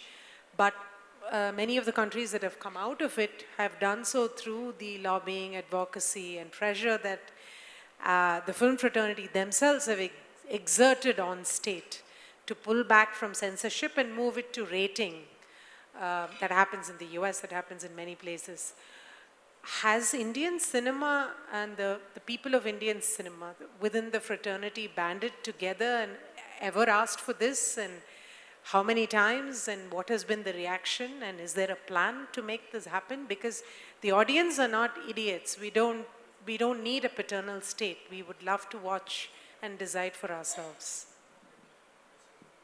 There was actually, I mean, Shyam Benegal headed a committee that was to be, and I was part of that committee, which was trying to propose the rating system that Shahana was talking about, which is what a sane, evolving, progressive society must do, especially in a day and age where internet anyway is open for all. So you have to trust the audience, but you know, that committee they never implemented it, and we still have, it's so arbitrary. As a director, I'm sure we've gone to these, 5, 6 people who decide on the fate of our films, and they come up with so many absurd things which completely defies your intelligence, and they're really undermining the audience, they're undermining the filmmakers, and it's a real struggle. If we want to be a mature society, I think we need to trust the audience and definitely change the way the censor board functions. But in our country, there are now 3 kinds of censorship, as we know, like one is the official body, then many of us are having to self-censor because of, whatever the climate is, or you don't know whether something will work or not. And then there are some custodians of, self-proclaimed custodians of culture who also are censoring. So free speech is something which is, I think, fundamental for any form of art or any form of literature or any form of expression to thrive or to even survive now. Just to add to the answer is that there are people who have, you can challenge a decision made by the board in court, in the High Court, and people have done that and have had success as well. So that is one means that still remains, but it is again a costly mean, time-consuming mean, and something that not everybody has the resources and the luxury to avail of. So. Also, the FCAT's gone. That is gone, which was a fast-track system, which has been removed. So that makes it, even tougher to do that. Hi, my name is Can Siri. I speak? Can I speak? My question is to Gio sir. The Great Indian Kitchen was deeply rooted, yet it could impact audience globally. What do you think stories that are so local can touch the audience? What are your narratives that connect people across the world? Hello, anything done purposefully. Because I was stuck in my own kitchen. Yeah. Then only after my 33 or 34, then I'm thinking about the woman in my own houses. So that's the reason, that way I told a kind of realization.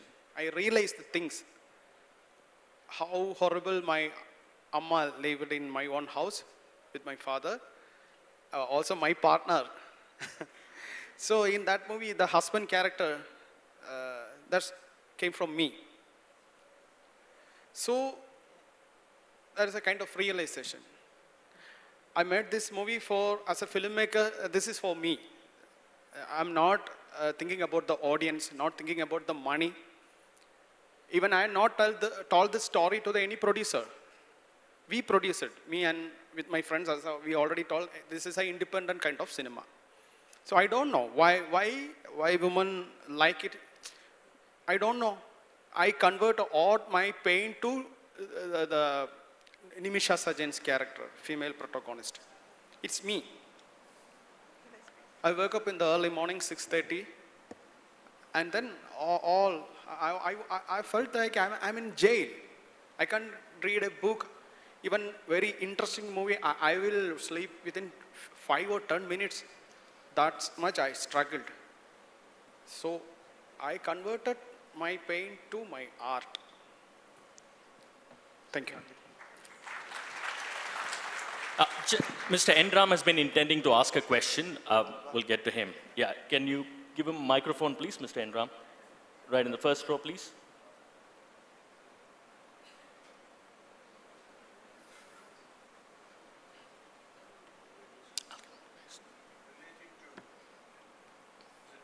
Can you just check if that's working? Hello? Yeah, it's working. Relating to censorship and free speech,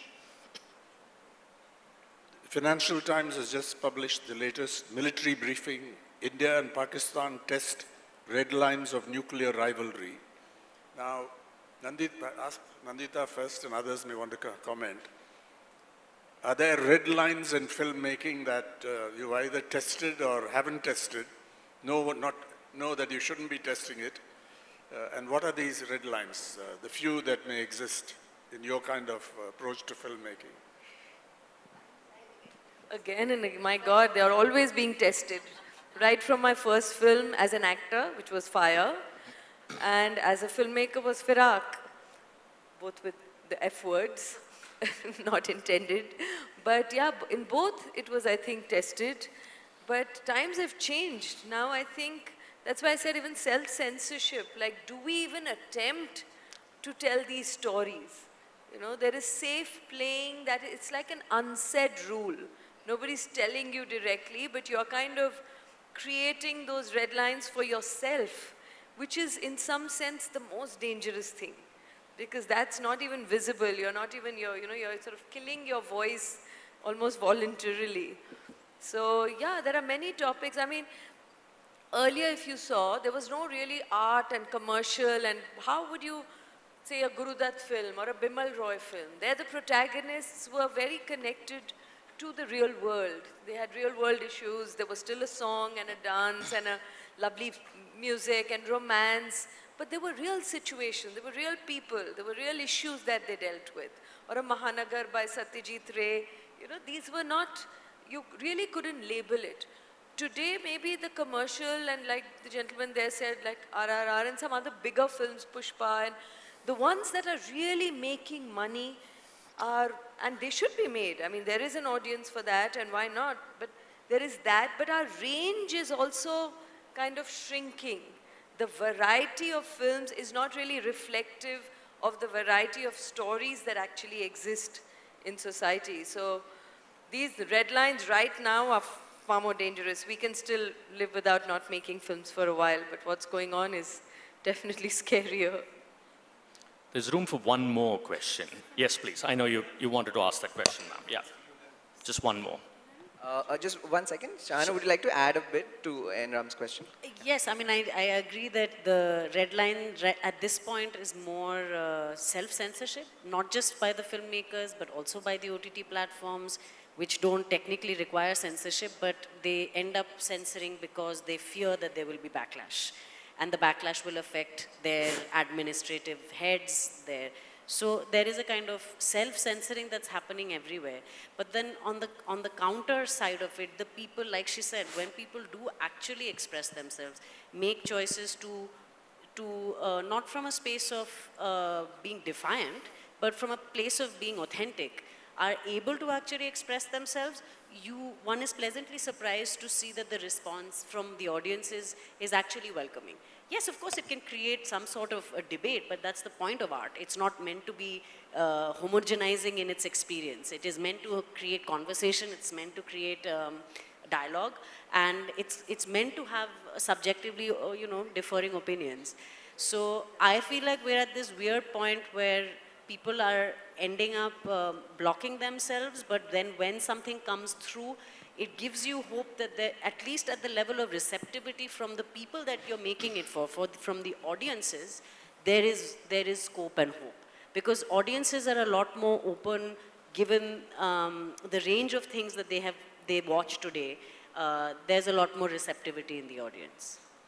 Yeah, one final question from anywhere. May I please ask the question? Yeah? All right. Hi, my name is Bhumika. I am from Bangalore, and wonderful discussion. I can actually see my past in the discussions that we've had. When Fire came out, I was a teenager, and now in my life, the Great Indian Kitchen really resonates with me as a working woman. A few comments I would like to hear your responses on. I think what you said, Nandita about working woman is actually very interesting because we never hear anyone say working man. You know, so I think that's excellent the way that you've portrayed this in your films.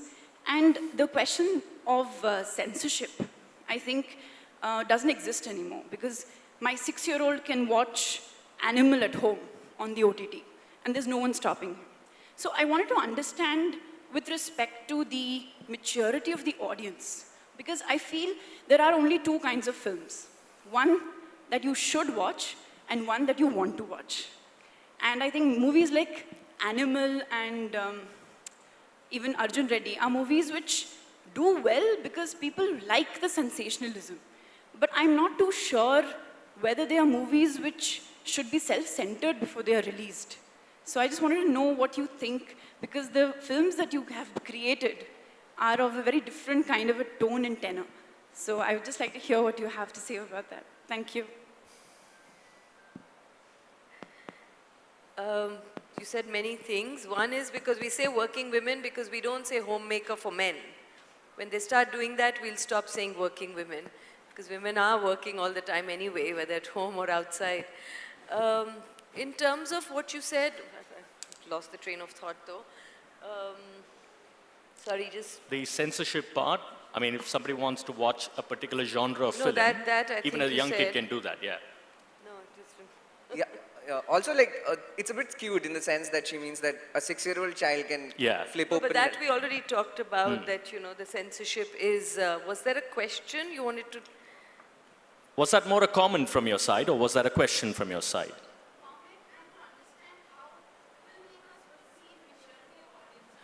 All right, maturity of audiences, yeah. I mean, there are, who said, do you remember a great filmmaker said that they're completely two different views. One is that never undermine your audience. They are smarter than you think. And there is another view, and they're both great filmmakers, who say the audience is stupid. Never think about them when you make a film. So, you know, and both exist. Sometimes a film, and I wanted to also say that I don't think that we should watch and we want to watch are always different. Because everybody, I may not actually want to watch Animal, it's possible, right? Like some people think, why would you not want to watch XYZ? Because they're so popular and you know, you're just wanting to see serious thing and boring. It's not that at all. For something to be regressive is very bothering for me. It's not something, it doesn't give me pleasure. It doesn't entertain me, it doesn't engage me. So I think as many people, that many views on films. So the should and want, I don't think necessarily are that different. Audiences are mature or not, again, we are not a homogeneous body, but we want to be mature. Collectively, do we want to be mature? If we want to be a mature society, if we want to be a mature audience, for that, how do we become mature? Only when you see something different. It's like your food, your palate. If you've only eaten one thing, of course, that's the only thing you know and you feel that's the best. You have to try out other things to know. But it's a chicken and egg situation. You see, the producers are saying, this is what the audience wants. What can we do? The audience says, this is what is doled out to us, so what do we do? So who's going to break it? Only if each one of us takes the onus of it. The audience needs to take some responsibility. We as filmmakers need to take some responsibility. The producers need to, the distributors. We are all sort of tied into each other. So I don't know what the answer is, that are we a mature audience or not? You know, when we only see it in retrospect. When a good film does well, we say, see, this film was really appreciated, right? Like Santosh. Then when a bad film does really well, we say, well, you know, audiences really know no better. So, yeah, we kind of change our stance depending on what it is. Well, this has certainly been a mature audience. Thank you so much for attending our session. And thank you. Thank you to our lovely panelists for their thoughts and insights into the current state of Indian cinema. Thank you. Thank you very much, Shiljit. Thank you so much. Thank you, Joe Baby. Thank you, Shahana. And thank you so much, Nandita. That's really appreciate that lively discussion. Really appreciate it.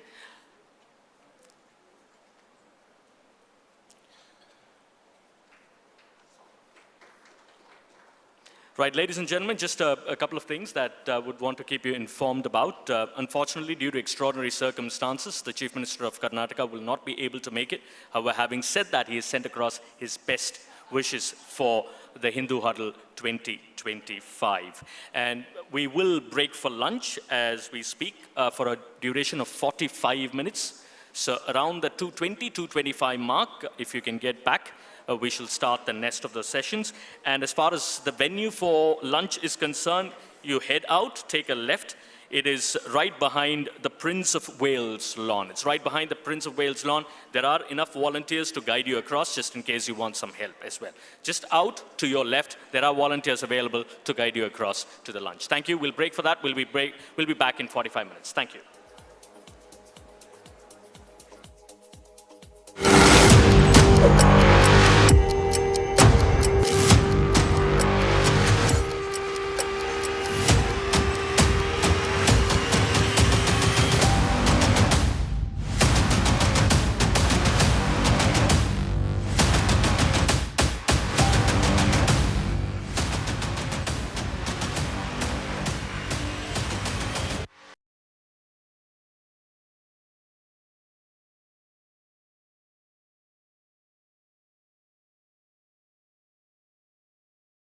We should be starting the next.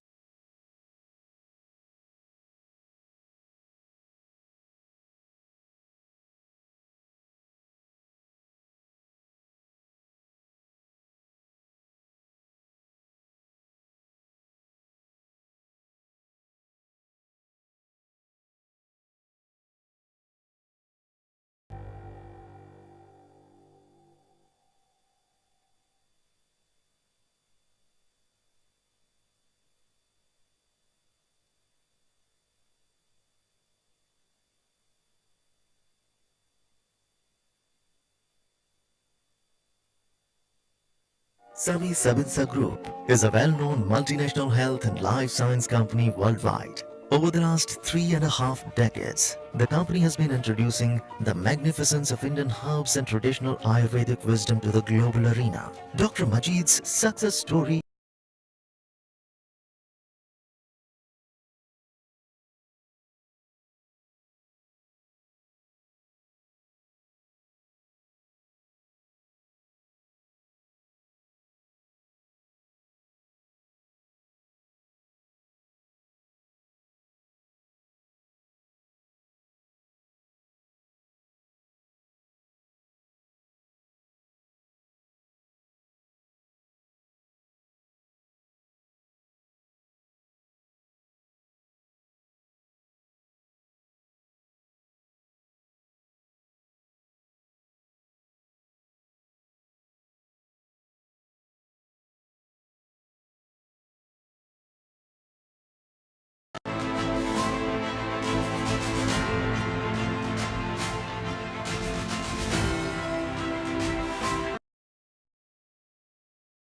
Be starting in the next few minutes. Thank you. Ladies and gentlemen, kindly request you to take your seats. We should be starting in the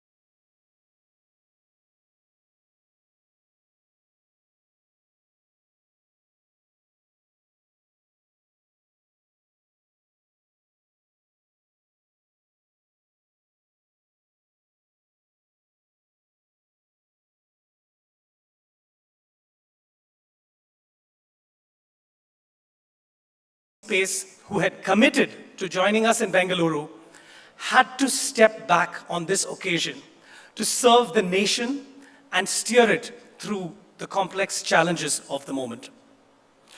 Yet, it is precisely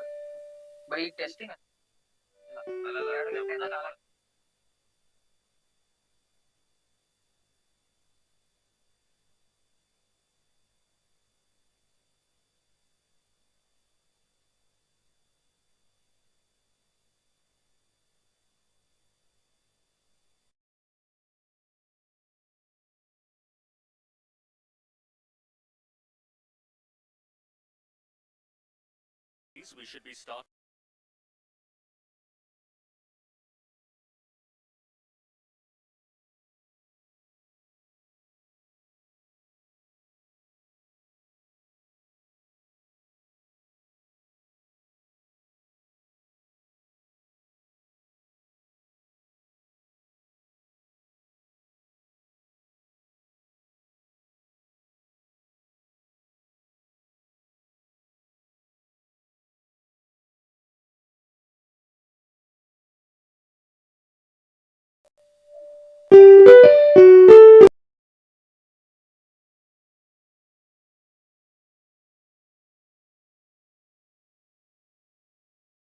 Be starting in the next few minutes. Thank you.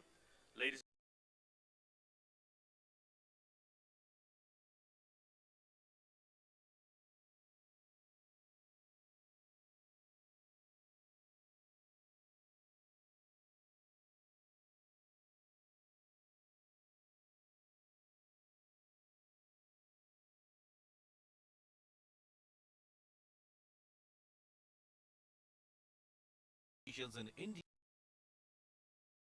Manufacturers. We are global leaders in farm equipment. With 65 years of pioneering efforts and presence in over 80 countries, we understand the unique needs of our farming communities, understanding terrains, crops and cultures. Through deep research and advanced technology, we empower farmers worldwide, cultivating the world for a brighter and more prosperous future. Taffy.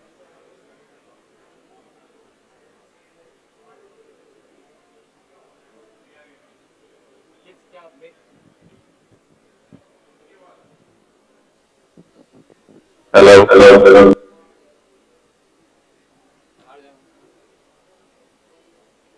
Check 1, 2. Mic testing. 1, 2, 3. Check 1, 2. Can you say something? Mohit or Girish? Check, can you hear me? Check, can you hear me? Yes, I can hear you. Can you hear me? Yes, I can hear you. Your level is good, right? Okay, Yes, it's pretty clear. done. All right, thanks.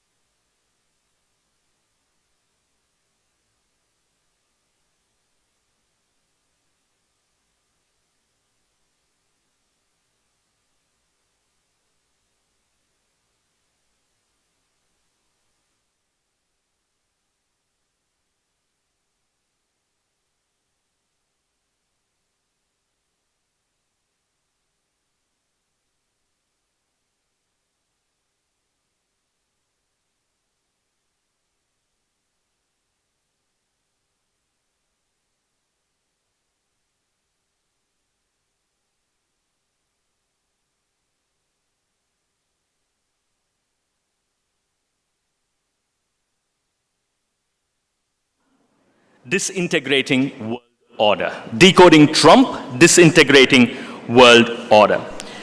We've heard a couple of panelists already this morning, and they've been absolutely wonderful to listen into, to tap into the expertise on this particular subject. May I kindly request Dr. Srinath Raghavan to please come forward. Wonderful as ever to have you with us. A round of applause, ladies and gentlemen, for Srinath Raghavan. Pleasure to invite Mr. T.S. Tirumurthy once again. It was a riveting session first up this morning when we went through a whole host of issues. Thank you so much once again, sir, for gracing the occasion. And this is a session that will be moderated by Suhasini Haider, Diplomatic Affairs Editor of The Hindu. Lovely to have you with us, Suhasini. Right, the subject is Decoding Trump, Disintegrating World Order. Over to you, Suhasini. Thank you, and thank you all for coming back after lunch. I know it's always the most difficult session, given everyone is battling with their post-lunch nap. So we've got a subject now to wake you up a little bit and take you away, perhaps, as we said, from the troubles of the present. We're right now in the quarter century mark, 25 years into the 21st century. And here we are dealing with just, surprise after surprise. In 2020, it was COVID. In 2021, it was, 22 was the Russian invasion of Ukraine, which had its impact on the world. Perhaps not as much as COVID, but it certainly did in terms of energy prices, in terms of how the world saw the international global order. We then looked at the Israel-Gaza war and we thought things could not get any worse. And then we saw the re-election of Mr. Trump, which has had its own kind of disruptive impact on the world. When Mr. Trump, first came back to power, I can tell you as a journalist, we sort of heaved a sigh of relief because we thought we'll wake up every morning and our news agenda will be set for the day. But I can tell you 3 months into that, it was certainly 100 days into it, it had certainly begun to also become an area of fatigue because there was something new happening every day coming out of the US. Of course, now we are dealing with a new kind of crisis. And obviously, that's something that's going to be discussed in the next day or so much more. But we want to talk about Trump, what Trump-America, in a sense, Trump's America means for the world and for the global order.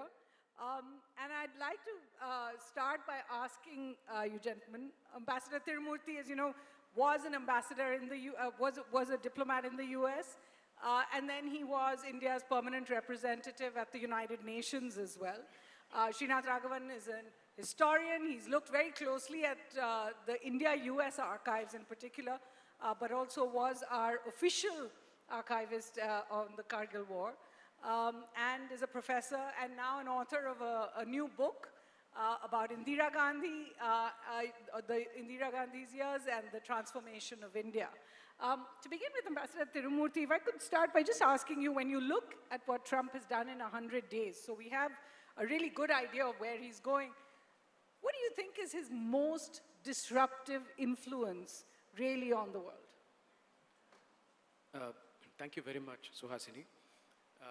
See, I think the so-called liberal world order, which came after World War II, there is no doubt that it is disintegrating. Now, over the last maybe 80 years, what had happened is that whenever someone challenged this world order, and you recall that China challenged it as a non-market economy, they challenged the world order. And what the Western countries and others did is they made China a member of the WTO. And they made China as a member of the WTO as a non-market economy. And now they are suffering because they realize that they have done the wrong thing. So Trump is very clearly doesn't want the WTO now because you have the biggest, second largest economy, which is a non-market economy. So what I'm saying is that, and apart from that, India is now the 5th largest economy. We have strong relations with countries, but we are still fighting for a place under the sun, whether it's the UN Security Council or others. So sometimes people tend to feel that, oh, the status quo is good for India. I think this is a Western narrative. frankly. Because this is the narrative they throw at people who do very well in the liberal order in spite of all the difficulties you have. So this is what, so therefore, for example, anyway, so I think we should not be unduly nostalgic about the liberal world order. And we don't have another order coming and substituting it. Let me say that up front. Now, the disintegration, why is it significant? It is significant because of a very simple thing. For the first time, the attack on the world order is coming from within. The United States, which is real, was underwriting the liberal world order, is now the country which is actually breaking up the world order. I think that is why it is extremely significant. And this, let me also say, just for, since we are talking about the United States, the disintegration of the world order did not start with the United States or start with Trump administration. That's the way I look at it. Because I think it started when China came into WTO as a non-market economy. Then we have had the emasculation of Russia, if I may use the word, emasculation of Russia by all the pressures coming through NATO, by come closer and closer to Russia, destroying the security architecture which has been carefully built over the years. And also countries like India, Brazil and others were also always knocking at the door of the New World Order. So President Trump, right from his first term, he has been extremely consistent. And he has talked about going closer to Russia. He has talked about telling the Europeans that you should take care of yourself. He has talked about his support for Israel, and he has also wanted to actually do a deal with China. So it's not that, whatever he's doing now should not come as a surprise to us at all, because all that he's doing now, he has already mentioned in his first term. Now, and let us also not forget, President Biden continued a lot of his policies. When it came to China, he is the one who actually went and tightened the relationship with Taiwan, and it was a bit of a red rag to China. So I think it was taken forward even by President Biden. So now when we come to the second term of President Trump, what's the difference? The difference is, number one, of course, he has a team which is, maybe it's a bit inexperienced and probably blindly loyal to him, but definitely they're a very strong team he has. Secondly, that unexpectedly his rapprochement with Russia is obstructed by Ukraine war, and his proximity to Israel, which he has proclaimed before, is now tested by the Gaza war. So I think, so in this context, he's launched what is called this tariff war. Now, I don't want to dwell too much right now on it, but just to say that tariff war is very clearly, it has huge disruption has been caused, but it is all about reciprocity. And it is extremely transactional in nature. But the moment we talk about transactional, people tend to think, oh, it's about money, it's about transactional. Let me be very clear. Many things which Trump is doing is actually geopolitical. It is not just transactional. When he's resetting relations with Russia, it is geopolitical. There is nothing transnational about it. When he's resetting transatlantic alliance with Europe, it is not transactional, it is geopolitical. When he's resetting a discussion and a relationship with Iran, which he wants to do, it is geopolitical, it's not transactional. So I just wanted to say that let us not get carried away by this transactionalism. He's doing a lot of geopolitical things, and finally, if he's going to reset relations with China, it is going to be a geopolitical reset. He's not there right now, but he's aiming for it, and it will have a huge fallout on the whole relationship. So therefore, I think I'll stop here, and and maybe we can come to some of the specific subjects later. Sure, absolutely. And I do want to also speak a little bit about the impact on India. But Professor Raghavan, I spoke to someone who was part of the Republican team pre the elections. And I said to him, but don't you worry about what Trump will do to the liberal world order? And he started laughing, and he said, think about it. Trump doesn't care for liberals. He doesn't really care about the world. And he doesn't certainly care about order. So I thought that was a good way to, sort of project him. But as Ambassador Tirumurti says, there is a method to the madness. It would be a mistake to underestimate the kind of planning that has gone behind these first 100 days that we have already seen. Could I ask you where you think his most disruptive actions are going to be? Well, so again, it's useful to just understand from a macro perspective what were the sort of key components of the old order, whichever way we want to characterize it, liberal or not.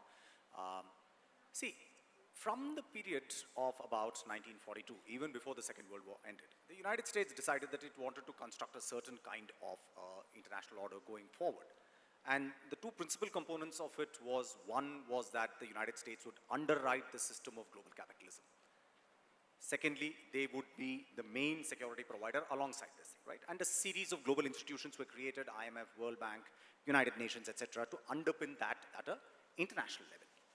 But the United States throughout, very consistently, from 1945 onwards, has said that it would privilege the upholding of the international capitalist order over the priorities of its own capital, right? Americans did very well, but they were willing to take asymmetric costs. You know, first the competitions came from countries like Germany and Japan. If you go back to the 1970s, there were all these calls. In fact, Trump is a product of that moment. If you look at his early speeches, it's all about Japan. The Japanese are ripping us off and so on, right? I mean, you did Plaza Accords, you did a bunch of things, you calibrated it. Then the Soviet Union collapsed, you got another wave of globalization, and the Americans have ridden it. So I think what Trump is trying to say, and I think this is the most disruptive thing, is to say that we will not underwrite that accord on those terms. It can no longer be an asymmetric acceptance of burdens on our part, right? And the United States did that willingly in the past because that was the way that their hegemonic strategy was. That we are willing to underwrite things, so that's why the rest of the world looks up to you. They follow you. He does not believe that that is the case. He believes that the United States has these trade deficits with countries which are all wrong, which need to be sorted out. Now, again, I agree with Ambassador Trimurti that there is a method to the madness. But at the same time, I think it's important to realize that there are a number of pulls and pressures within his own team and the way, right? I mean, there are different people, even on simple things like economic agenda, who have very different sets of priorities, right? I mean, you have Scott Bessent, you have Peter Navarro. So the, the entire sort of attempt by some of his people to sort of rewrite the dollar-based international system, which is the so-called Mar-a-Lago paper, etc., which has been doing the rounds. Each of those actually represent a very different response to what has to be done. And how do you want to manage it? So I think there are significant contradictions, significant tensions still, which is part of the reason why you see that, some things are announced and then things are rolled back and then something else is done. They're not calling it Liberation Day anymore, for example. So all kinds of things are done, but it's partly because I think, he has a core agenda. He thinks that the rest of the world should get even with the United States, right? We should stop running these trade deficits, but how do you do that? Right? I mean, most economists will tell you that that's a fool's errand to try and do it overnight. But then different parts of his team seem to have different ideas about how that's to be done. And I think the geopolitical kind of story of the things that are being done are a sort of a subset of this desire no longer to be doing asymmetric burden lifting on the part of the United States. Yep. NATO, yeah, you better pay up, right? I mean, again, it's not the first time. If you go all the way back to the 1970s, Richard Nixon was the first person who said that, allies need to do a lot more. Back in the day, it was about Asian allies, but also NATO and so on, right? So that kind of a trend has been there. But nobody is, at this point, demanded that you have to have X percentage of GDP spending for defense, etc. The way that, Trump or J.D. Vance seem to lay down the law for X, Y, Z allies, right? I mean, so in a very real sense, I think the principal disruption actually will be with the international economic system. For the simple reason that I think that system is not one that has been constructed by any one particular player. Unlike diplomacy, economic actions require a range of actors to come into place. Global supply chains have been crafted by a number of disaggregated parties coming together. That's the way the market functions. You can have a diplomatic arrangement with Russia today, you can break it up tomorrow. I mean, it may have costs, but it's nothing as difficult as putting this Humpty Dumpty back together again, which I think is even now going to be very difficult. I do want to come back to the Humpty Dumpty analogy because it's taking us a little while to understand that America as we knew it is actually changing. So it's not just about what the US does in the world, but what it does in India. But I do want to come back to the point you made about the building blocks of the world order. And you're right, it hasn't been in India's favor. But there were many parts of that world order that India held on to. For example, climate change. Where the Paris Accord was something that, in fact, the US bullied us into taking, or whether it was the idea of tariffs from the 1990s that allowed us to have some amount of equality and now has led to this huge amount of grievance on the part of the US. Or it was in just the idea of the rules-based system. After all our statements that I'm sure you've negotiated as well, all talk about the rules-based order, all talk about keeping, and especially in the Indo-Pacific, for example. Do you think that these 4 years, because as far as we know, Mr. Trump is around for another 4 years, will be seen in the long term as an aberration of America's retrenchment from that world order, or do you think it's now a trend that will continue? No, I think, let me put it this way. You mentioned about climate change. Now, if you see what is happening in the context of climate change negotiations, actually it is crumbling. Crumbling. Yeah, there is no money in it. They do not now respect this division between developing countries and developed countries. The whole negotiations has been turned upside down.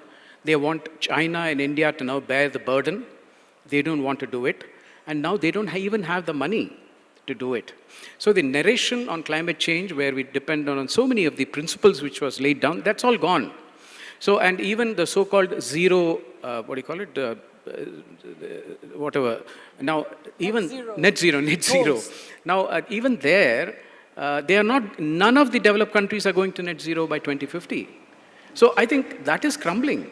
So if you actually look at it, there are many things which are crumbling. It's no more the type of, the rules-based order you're talking about, And even international law is crumbling. It has been violated left and right in the Gaza war. It has been violated in the Ukraine war. In fact, I don't think they're really bothered about international law anymore. So what I'm saying is that you're already having a disintegrating world order.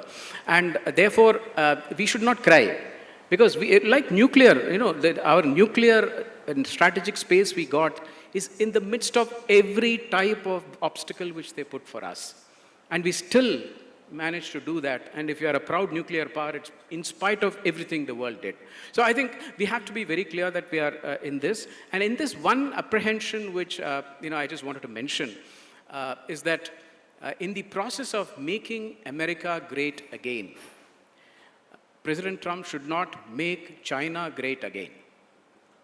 That is one thing we need to look at very, very carefully. Because when he is resetting the European world, the European transatlantic alliance, and you're saying that you spend on your money on your own, and that will be 2-3% of their GDP. And their welfare schemes will go off. They will no more be welfare states because they'll spend on defense. So whom are they going to look towards for markets? It's going to be China. And if you're going to reset their relationship with Asia, Asia is already, and they have already told Japan and South Korea that you should start looking at spending more on your defense. And what did South Korea and Japan, South Korea and Japan do? They went and revived after 5 years the first trilateral meeting with China, their trade ministers. So everyone in Asia has started hedging. So effectively what's happening is that you are giving a bigger space for China. And as it is with Russia, I'm not convinced that he's doing it to dislodge Russia from China. I think that so-called, no limits partnership will continue. So you have Russia, you have Asia, you have others who are hedging this. And so effectively, you're going to make China great again. So you have to be careful with this. So I just wanted to make this point. Especially if he makes it look, by comparison, a more predictable power in a world of instability. Professor Raghavan, something that Ambassador Tirumurthy was touching on is this idea that Trump has in his mind divided the world into spheres of influence. That it's not the US's problem anymore to deal with every fire that's going out. You look at Europe, and he basically told them that I can try and help with the peace process, but you know what, if you don't like the way I'm building peace, it's your problem, you deal with it. And things have moved over there. He seems to have left, even though he's critical of Israel, he seems to have left the Middle East to the Middle East players to deal with. Israel continues to carry out its bombing in Gaza. Saudi Arabia, UAE, the OIC get together. They have a counter plan now run by Egypt. So he's kind of leaving the Middle East to deal with the Middle East. Maybe he'll deal with Iran separately. When it comes to Asia, what is that going to mean for India? Because on the upside, it might mean less interference. We're seeing it right now in the escalation with Pakistan, that America is not coming to us with its normally, sort of what External Affairs Minister S. Jaishankar calls its preachy attitude. The US Vice President last night said that frankly it's none of our business. I don't think I've ever heard a US official of that seniority say something like that. Yes, we'd like them to de-escalate, but it's really none of our business. On the other hand, it could mean that if there is a larger situation between China and India, that the US takes a similar view. So how do you see it, what is Trump's attitude on that really mean for Asia and then India? Yeah, I mean, but even on the question of India, right? I mean, there have been so many conflicting signals, right? I mean, it's not been, the J.D. Vance line is one line. Secretary of State Marco Rubio has been saying consistently that we call for de-escalation. Then your Vice President says something. The President Trump himself said that this is a 1,000-year-old problem. I mean, so you're at times just left baffling about what exactly this means. But frankly, as far as Asia is concerned, I think from a security perspective, I think there's an economic angle I'll come to in a minute. So from a security perspective, I think the question that a lot of Asian allies are looking at the way that this, and see, the alliance structure in Asia has always been different, right? It's a hub and spoke model. There is no overarching security organization like the NATO. So a lot depends on what the state of your bilateral relationship is. In fact, those allies are even more vulnerable than NATO, which they'll have trouble, but at least they have some forum for collective action. No such forum exists in the context of East Asia. So it's going to be a much bigger challenge, and each player, each hub of that, each spoke has to sort of now negotiate with the hub to make sure that they are on the right side. That then means that you have to do concessions on the economic front in order to be on the good side of things, right? Take the example of a country like Taiwan, whose future I think is perhaps something that a lot of Asian countries are watching, because what does it mean for American commitment to Taiwan? President Trump has not made any very clear statements on whether he will pursue the older line on security sort of, arrangements with Taiwan, etc. But at the same time, Taiwan is under a lot of squeeze. I mean, just in the last 24 hours, the Taiwanese currency has taken a hit of the kind that they have not taken ever since the existence of the country. But that's because they cannot devalue. They've been told that you are sort of, you have to kind of revalue your currency. They cannot get rid of so many American assets because they also have trade surpluses, just as all Asian countries have. And we have Mr. Rubio apparently saying Taiwanese independence is not necessarily our agenda. So for Asian countries, I think the problem is dual. You have to deal with the United States of Donald Trump economically. And all Asian countries run surpluses. Please remember that. It's not just China. All Asian countries, in East Asia particularly, are running export surpluses vis-a-vis the United States. So they have to sort that out in order to get assurance that the security relationship can be somewhat predictable. So I think for Asia, actually, the problem is much more. It's just that we've not come around to it at some point. We're just taking the hits as they come rather than dealing with the larger impact of them. Pastor Tirumurthy, since you have dealt in the Ministry of External Affairs with the Bangladesh, Sri Lanka, Myanmar beat when it was a thing, it's no longer one desk. I do want to ask you about, this idea that he seems to be propagating, that, in the region, India should just deal with its own sphere of influence. On the other hand, we've had several years of the Democrat government more or less meddling in Bangladesh, and the outcome of which we saw last year, having a very particular point of view with Pakistan, not really allowing us to have any kind of direct say there. And as well as, the US-China contestation, if you like, in South Asia. How do you see what Mr. Trump has said, particularly as, we saw it when he was sitting next to Prime Minister Modi, and he said, I'll leave Bangladesh to him. Now, we couldn't tell whether he was saying, I'll leave it to him to speak about, or I'll just leave it to him to deal with. But how do you see that? No, I think it is absolutely welcome. This is an acknowledgement. Frankly, that doesn't mean they will still not be interested in it. I mean, we have to be a bit realistic. They have their assets. They have very strong links. And, they have people actually who are also beholden to the Americans in one way or the other. So, yes, but that is a welcome change. But that does not mean they'll be leave it entirely to us. But the fact also is an acknowledgement of a reality. I think India is dealing with its neighbors on its own terms. And we are, we may have got one or two things wrong, but I think broadly speaking, India has been dealing with them with a great deal of maturity, great deal of sagacity, our neighbors. And we are not responsible for what the neighbors do to themselves. I mean, let us not do self-flagellation. So this is one thing I wanted to mention. But also, it has its own drawback. Because if you're going to leave countries for their spheres of influence. What is our sphere of influence? Our sphere of influence is not just our neighborhood. Our sphere of influence is Asia. We have a much bigger regional role, if not a global role. And that is how India should see for itself. As well as the global south. Yes, and we have been leaders of the global south. So we are not confined to our region at all. It's very incorrect if anyone would suggest that India should, confine itself. So therefore, when we are looking at the broader picture, then the question is that are they going to leave Asia to China? And that's exactly, it's very complex when it comes to Asia. And also our regional policies are extremely important in this context. And how do we approach the, West Asia? That's why, in fact, I've probably mentioned it in the earlier session, India should take a much bigger geopolitical role.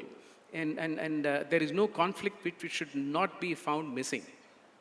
Well, we can't do that.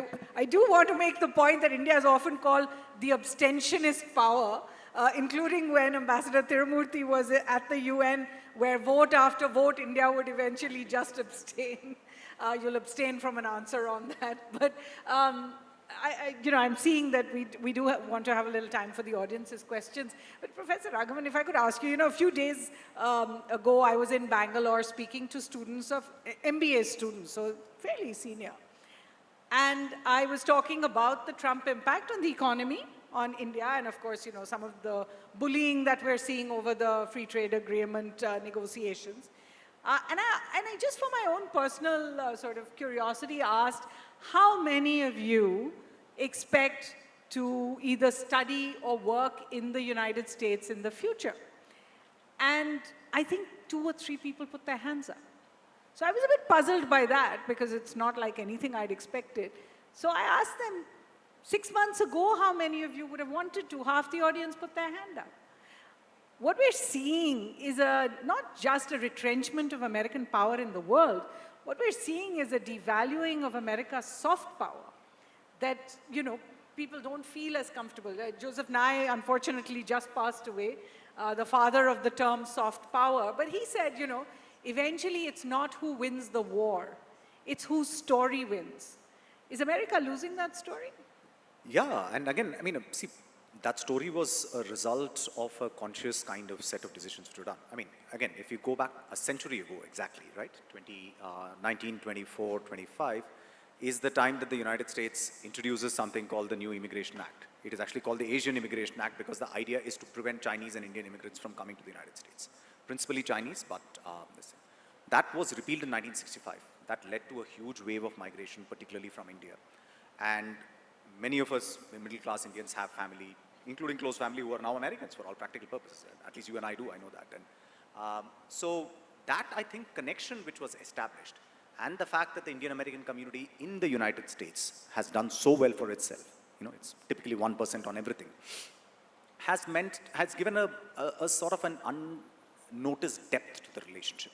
So by the time you come to, say, Mr. Narayanan negotiating the nuclear deal in the mid-2000s, you already have a level of societal connection which is unprecedented, historically unprecedented between these societies. And even officials on both sides who are, of Indian origin. So now, it's not just sort of making green card holders. H-1B visa has always been a bit of a problem because of the quota thing, but now I think, Trump is attacking American universities, which is the main attraction for most Indian students.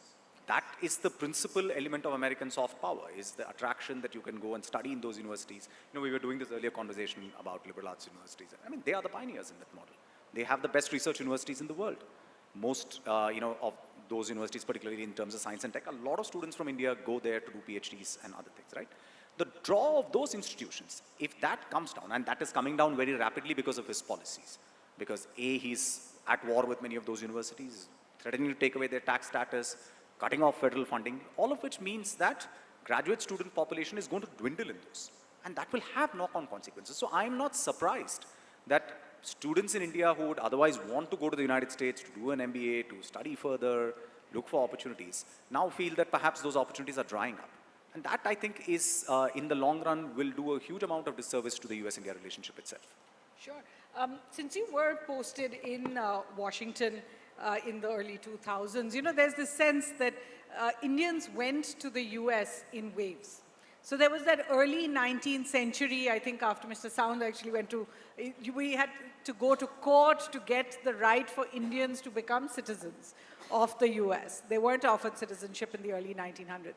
But then there was this idea, I believe in the 1950s and 60s, when America was fighting wars around the world, where they had a shortage of doctors. So we had a wave of Indian medical students and then doctors who now, of course, are in very, very prestigious places in the US. Then you have the 70s and then the 80s, where the software engineers and the hardware engineers and then the programmers all were welcomed to the US. There's a worry now that the next wave that Mr. Trump is doing is a wave out of America. In a sense, it's not just not just the white collar, the blue collar workers that he's sending back. He's saying by cutting away birthright citizenship, that your future, your families may not be able to settle here. Do you feel that, in a sense, India is going to face some of the brunt of these policies, simply because of our large population, our large workforce, our large skilled professionals looking for work? No, absolutely. We are facing it because of the fact that, number one, I think Indian Americans' per capita income is probably the highest in the United States. And apart from... most educated as well. Absolutely, and educated and a whole lot of things going for us. So naturally, when there is a target, we become the first target. So it's going to be actually quite natural. But at the same time, I think we should look slightly beyond Trump in this, particularly in this aspect. That's what I feel. Because America needs us. I have no doubt about it. America needs us. America needs Indians. Americans will need not just our market, it needs our skills, our, So I think at some point of time, this equation will come about and they will realize this. So I don't see this, I see this as a very important short-term problem because you have to manage perceptions in India that people are coming back and there will always be a little bit of a setback, but I'm convinced that it's not going to go that distance. And even now, when you go to, let's say, a school function, what do you call it, as a county school function, all the schools of the county comes and they give prizes for science or mathematics. And you'll have, 85% either Chinese or Indian kids. You are getting it, the rest of the 15% will be others. So, I mean, it's going to be a very changed America, let me put it this way. But the next generation, let me also say this, next generation is far more integrated into the United States than we think they are. They are actually Americans. It's a different culture. Yeah, they are very different culture, different views, different values. So I think we should not be too nostalgic about, that. They will do very well in the United States. And our only hope is that they will be our friends. All right. Very quickly, I want to ask both of you, given this scenario that we've just built of where the US is, at least for the next 4 years, the foreseeable future, India has 3 choices. You either give in, just go with whatever America is doing, or you put up a fight.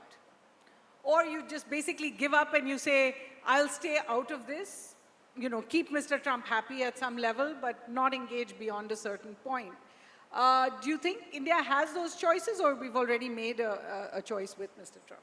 I mean, from what I can understand, and based on the statements which are made by senior ministers in the government, the foreign minister, the minister of commerce, etc., I think they definitely want to make this seem like it's an opportunity, that India should be agile, that we should be willing to see what kinds of openings that we get in order to do things.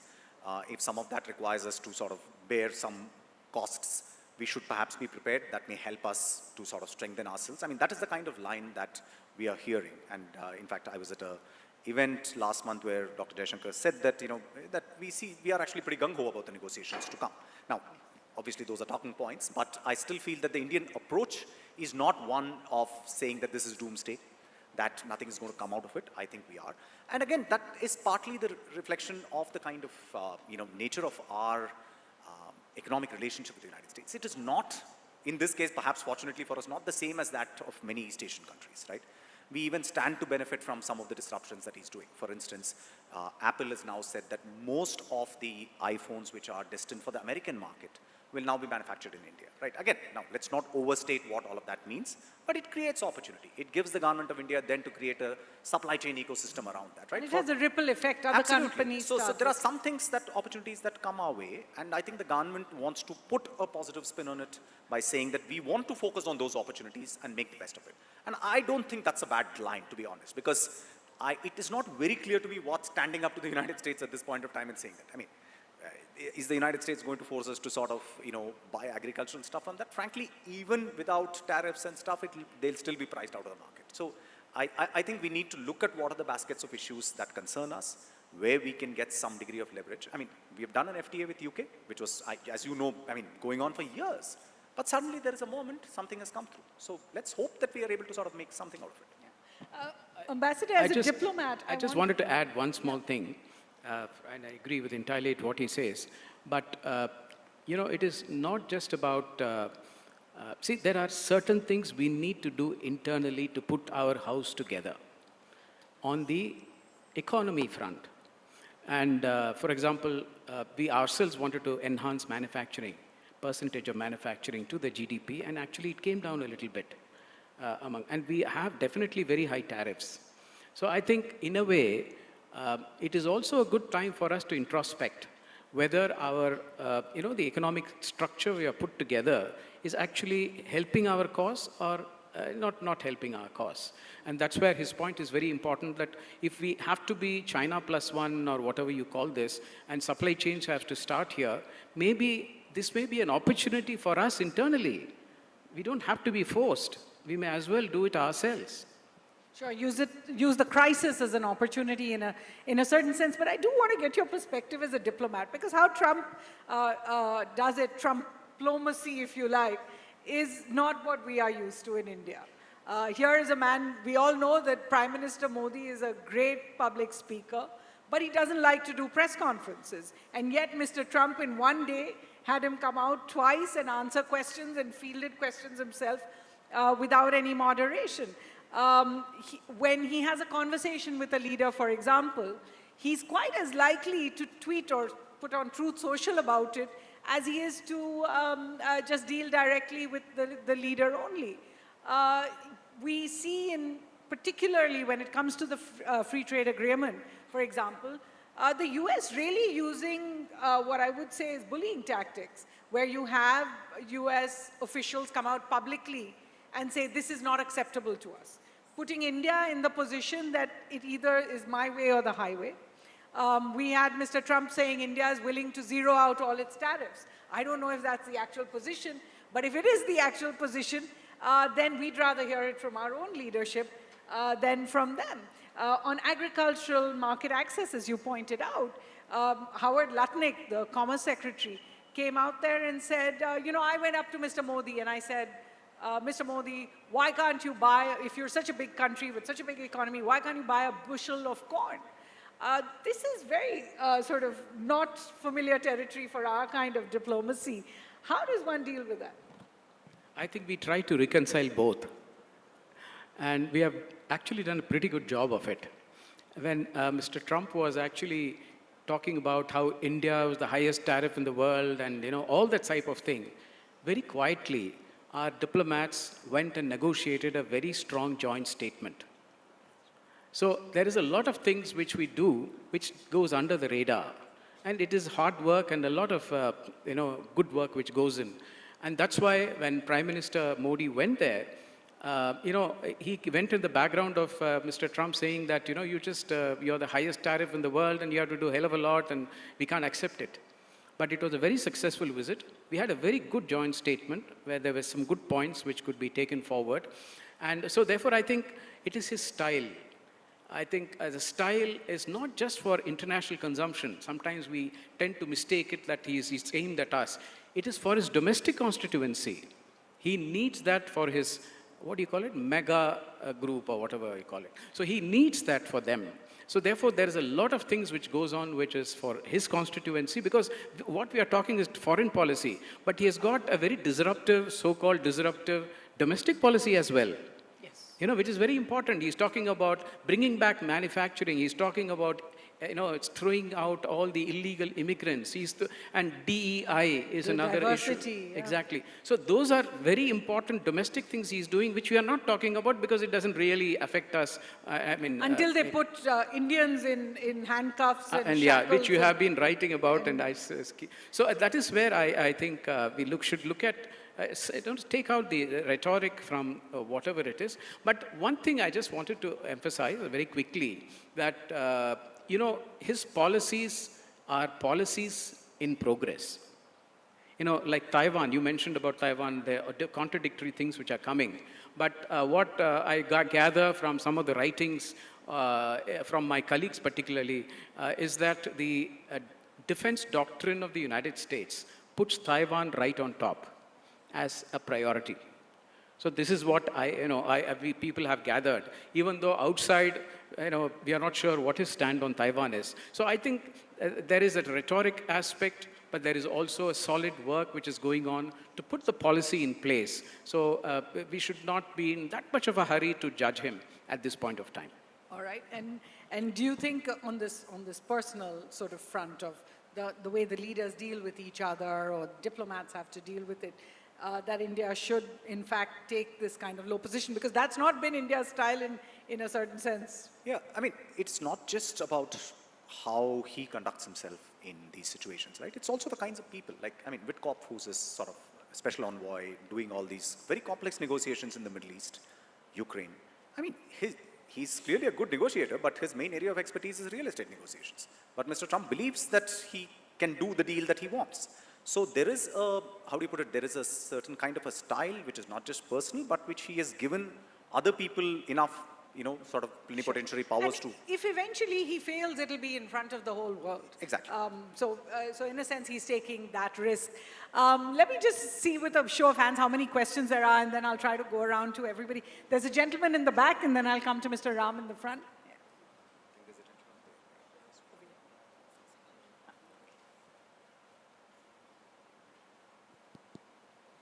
My name is Navratan. I incubate deep tech startups. Just speak into the mic, please, because... My name is Navratan. I incubate deep tech startups.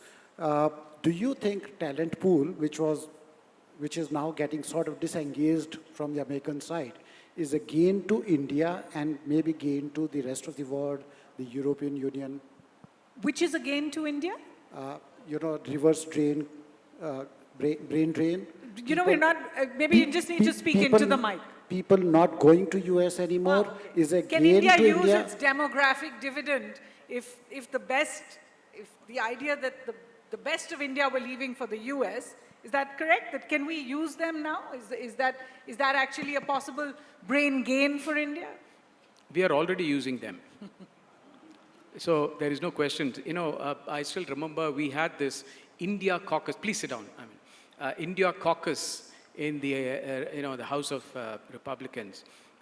Then we wanted to start in the Senate. We wanted to start an India caucus, and it was really during my time when I was there. It's not as if I had a hand in it, but I was a member of the mission there. We started a Senate caucus on India, and 33 out of the 100 senators joined right at the beginning, and there are a lot of Republicans and Democrats. The House caucus was mainly Democrats at the time, naturally, because at the time we were very close to the Democrats. I'm talking about, Clinton and before. But so therefore, why I'm saying is that our Indian Americans have started not only playing an important part as Indian Americans, as Americans, but they are also in many ways playing this bridging role between India and the United States. And this is happening. It's happening all the time. So, right now, there is brain gain. There is no brain drain. All right. Mr. Ram? Could we get a mic up front, please?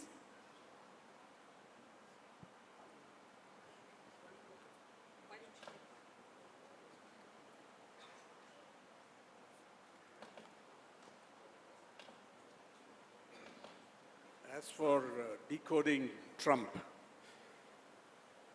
and let's look at the play with China. The China we see, I was in China last week and had some interesting conversations. The China we see today is very different from the China that they saw in Trump's first term. And this leader, President Xi, is not going to give in. I think his predecessors were much weaker, maybe in some ways more likable for some. But it is clear that they are not overly worried. They are concerned. But it was pointed out to me that China's trade with the United States, two-way trade, is only about 13 to 14% of China's global two-way trade. So it will hurt, but it is not an existential threat. And they say they have no choice here. They have to stand up. And as for Trump, I think I would bet that he would do a deal at some point, not too far away. My understanding is Trump, I think it's economics that primarily moves Trumpism as a deal maker. There's some literature on this, including a book called The Greatest Show on Earth, written by my classmate at Columbia, Wayne Barrett. He's a fine investigative reporter, and there's a lot. So Trump, in this perception at least, is primarily a deal maker. Of course, geopolitics is involved, but I think it's secondary to what he wants economically. This is arguable. As for India, I think China is India's either its top or one of the top two trading partners, two-way trade, with two-way trade amounting to something between 138 to 140 billion US dollars. And so I think whether India can benefit hugely in a comparative sense from China is debatable in this sense. And I think one way is the Chinese, I don't think, want confrontation, but they have no choice. But I sort of disagree with the general trend here that the way to go forward is, contrasting with what Mr. Narayanan said in another context, that we have to do our own thing. We are not quite doing our own thing, whether it is on Gaza or other things, I think. Or even on trade. It's a fair point. Thank you. So I think, I would sort of disagree with the assurance with which you sort of confirmed India's present every statement they made. We've got to stand up more. I'd like your comment on that. For some of these things. Would you like to take it? Yeah, so, I think it's fair to say, you're absolutely right, sir, that the US-China trade is only a small part of China's exports. But the issue is not just of US-China trade. When you have tariffs of this level, the Chinese now have an incentive to start exporting to other markets. And those other markets are all already concerned about the presence of Chinese imports, right? So they are going to sort of impose tariffs. That's what the Chinese understand, which is why Xi Jinping has been doing these rounds. So it is not a very easy situation for them to manage. But I entirely agree with you that they are determined that they're going to manage it. But there are aspects of it that they also have to be careful. They still have $1 trillion in American sort of, treasury bonds and other kinds of assets. And the Chinese central bank has decided that they cannot kind of get rid of all of those things in short order. It's just not possible. It's got to be a slow transition. So there are aspects of the system into which they are locked. It's not very easy for them. Right. And on the question of whether India should be standing up more? No, I think he's talking about politically standing up to the United States, right? See, my sense is that in US-India economic relations are quite different from US-China or US-other East Asian countries' economic relations. We are not a manufacturing exporting country with various kinds of surpluses that we run as far as the United States is concerned. The United States is much more concerned about our economy opening up to them by way of tariffs and other kinds of things. So we do have different kinds of problems. So it's not very clear to me what standing up at this point of time effectively means, which is what right? Because market access to the United States is pretty important for Indian companies. So especially for IT export services and other things. We are in Bangalore. Ambassador Tirumurthy, do you think there's a cost-benefit analysis here in terms of standing up to the Trump administration? Actually, this brings me, I'm so sorry to come back to the same point again. India needs to play a bigger geopolitical role. Have its own. And it's not just about India vis-a-vis Trump or India vis-a-vis China. Just as we need a reset of our relations with China, what we have done is just managed it, or we barely managed it. But we need a reset of our relations with China. We need a reset of our relations with the United States, which we can use this BTA or whatever coming up. But you're also being confronted with a reset of our relation with Europe and with Asia in many ways. We are not even discussing Africa, which is a bit unfortunate. But anyway, the point is that this is why I feel that our regional policy should be stronger. You know, when we look at Central Asia, we did not go to the summit of the SCO. But we have very strong bilateral relations with each of them, but we didn't go to the regional setup. We did not join RCEP for reasons which I'm sure are absolutely correct. But we are still nowhere there in ASEAN and the East Asian region. So we need to now, well, with Europe, we are negotiating this for God knows how many decades, this free trade agreement. And and I know the fault is with the Europeans. I'm not suggesting that India is... And I could sort of add, when it comes to this idea of Trump himself, we have a case where with the Biden administration, they asked us to drop our Russian imports. We actually increased them. With the Trump administration in the last round, he asked us to drop our oil imports from Iran, and we dropped them. So I think it's important to have a regional policy, because we have excellent bilateral relations. But do we have regional relations, or are we involved in it? That's why I wanted to mention to you when I say geopolitical role. I'm not suggesting we should go and mediate in Ukraine or mediate in Gaza or something. But we need to have a more active geopolitical role. That will necessarily obviate the whole issue of, you know, whether we should be pushing forward, going back. No, you will be taken for what you are. Okay. I think we have to wrap up. There was one lady in the back I wanted to take a question from. There, right there. Hello.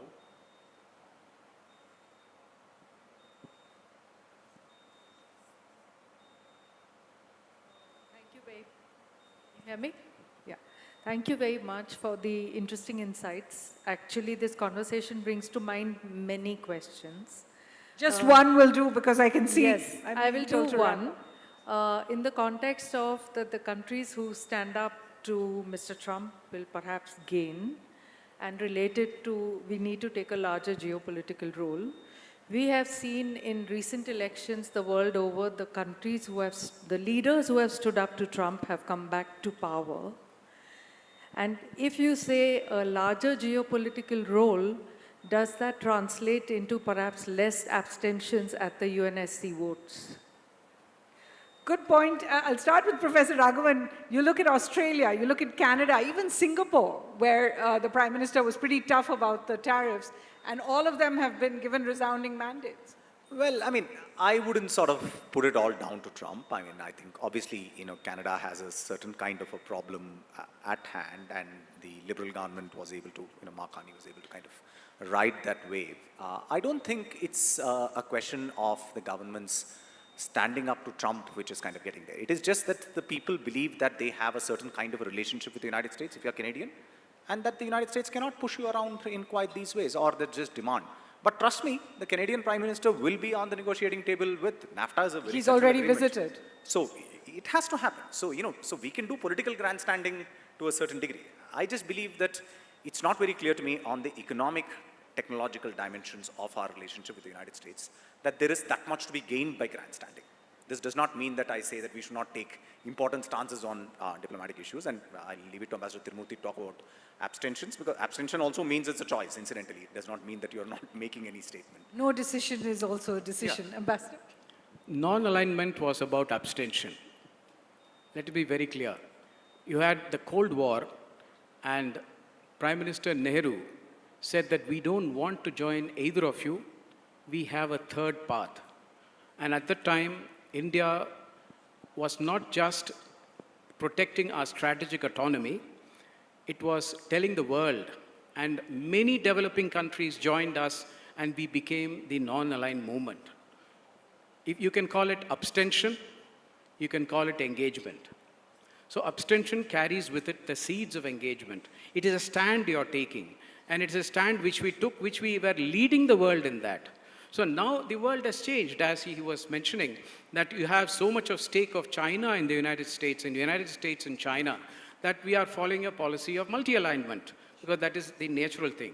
So therefore, and another thing, when I talk about engagement, I don't mean mediation. You know, in the Korean War, sorry, I'll just take one more minute. In the Korean War in the 50s, India was barely 3-4 years as an independent country. But we were in the Security Council. We played a very important role in the Korean War. We were not mediators, but we played an important role.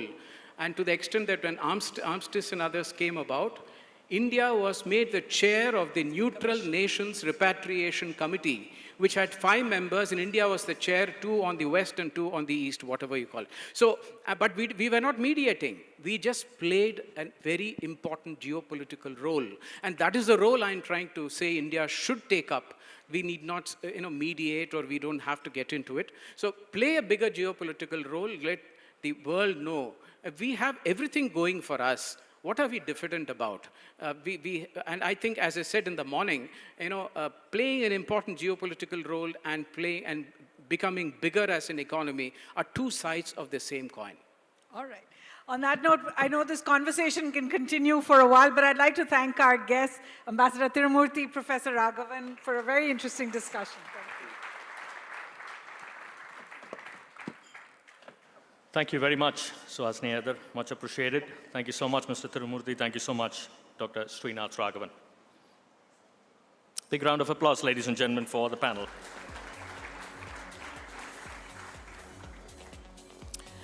Okay, then the next of the sessions, coming from the sports industry myself, the next session is, in a sense, very, very close to my heart: growth of women's cricket in India. Now, if you really look at what has happened over the past few years as far as women's cricket is concerned, it's grown manifold. Plenty of women are interested in cricket. The popularity has been immense. And therefore, it's only right, and you would be led to believe that the journey has only just begun. And there's so much more to understand, the reasons behind the popularity and the road ahead, possibly just delving into a bit of a past as far as women's cricket is concerned. And to do all of that and much more, may I first up, ladies and gentlemen, invite Ms. Shanta Rangaswamy, who has been the absolute pioneer as far as women's cricket in the country is concerned. First woman to lead the country, to score a test century, the first to win a test series for India, and someone who's played a very, very significant role as an administrator. An Arjuna awardee in 1976, had a 15-year career. Lovely, lovely, ma'am, to have you with us. Next up, ladies and gentlemen, wonderful to have with us the former Indian captain in Mithali Raj. Lovely to have you with us, Mithali, one of the all-time greats of the game. In a career that spanned over 23 years, the batting linchpin was pretty much everything as far as the game was concerned, and consistently pushed the boundaries of possibility for India in women's cricket. Debuted at the age of 16, announced her arrival with an unbeaten 114 in a maiden ODI against Ireland way back in time in 1999. Also, pleasure to invite Shreyanka Patil, the new age sensation. Lovely to have you with us, Shreyanka, who rose to fame with her exploits for Royal Challengers Bengaluru in the Women's Premier League. The cricketer is an off-spinner, made her India debut in 2023, pivotal for the franchisee's championship-winning run, where she finished with a purple cap. And of course, to moderate this discussion, my good friend K.C. Vijay Kumar, the sports editor of The Hindu, has been around the circuit for years, has covered millions of World Cups, millions of Asia Cups. Yeah, Casey, lovely to have you with us. Oh, there you go. Special cheer gang for you, Casey, out there. But please, take it away, Casey. Thanks, Machi. Disclosure, RK and I go a long way back. We covered cricket together in Bangalore. And right now, we are based together in Chennai. Namaskara, Bengaluru. Always good to be back. So we have 3 generations of wonderful women cricketers. Shanta Rangaswamy is the pioneer, literally the Moses who parted the seas and roused the troops and formed a team and led India for the first time. Always speaks her mind, be it on the ground or be it, earlier days when she was running an academy in, I think, St. John's. A long time back, I used to meet her there. Mithali, tons of runs. Uh, you know, probably on par with Tendulkar. You know, if you want an example in terms of stature, in terms of runs, in terms of impact on the game, quite a accumulator. And a lot of you would remember the fact that she also has a very cool head. Remember the picture of her reading a book during a match? I think it went viral. And Shreyanka, I think there's this joke about Isala Cup Namade when it comes to the men's RCB team. But it's the women's RCB team that won the WPL in 2024, and Shreyanka was the lead architect. She's a stalwart for RCB, still young in the India shade, but this is a wonderful group to have. I'll first start with Shanta. Shanta, I mean, when you started in the 1970s, forming a team, you know, there must have been quite a bit of difficulties. I remember in an interview you said, forget the difficulties, it was just a passion for the game that pushed you ahead. And her contemporaries were Erapalli, and the male counterparts were Erapalli Prasanna and Bhagwat Chandrasekhar and Syed Kirmani and legends of the game. And she's another legend from Bangalore. How difficult or how easy was it back then? Nothing is difficult if you aim. I always believe not failure is crime, but low aim is crime. So, you know, we wanted to ensure the longevity of the game. I've said this often, but would like to repeat it. Many have asked me whether being the first century maker for India or being the first captain, first Arjuna, is that your main? No, I said no. The fact that we laid foundation for the game on which the superstructure has been built. There would not have been Mithalis and Shreyankas if we had faltered in the initial stages. Because we held our ground, we managed to. There were other women's sports which started in the early 70s along with us, but they've all disappeared. It's because we, the pioneers, we held our own. Even if we didn't win many, we didn't lose many. There were quite a few draws. So, yeah, there were a lot of comments and things like that, but then we just ignored. As you already mentioned it, one force that really drove us was passion for the game. And I think, looking back, I can say we have done a good job. Excellent. So Mithali, you were building on the platform that Shanta built, Diana Idilji built, and then you had more than a 2-decade career, right? Piling on the runs, leading India, and at one point, it was you and Julan Goswami, you know, guiding the team forever before the young crop came in. How was that middle phase between Shanta and Shreyanka? I mean, when you were the bulwark for the team. I think probably I got to bridge that era with, you know, the coming generation, because as she rightly said, they were the ones who've set the foundation, and we were able to build on it. Having said that, it was still very difficult. You know, we were under WCI. Shanta was the selector then when I got captaincy. Shubhangi was, you know, the secretary of WCI. So that period, I think we did get a lot more international series, but still the financial aspect was, you know, wasn't that great. They did struggle to get investors and endorsements for us to have a series, an international series. Sometimes we would go without an international series a year or two. So coming under BCCI, I think that was a huge thing for all of us, because that has opened access to infrastructure, resources, better equipments, and you know, the domestic structure getting to play in the stadiums. Otherwise, I'm sure we were also, Shanta's era has, you know, she's a better person to tell, you know, whether they've got to play in the stadiums, but we've played a few games in the smaller grounds.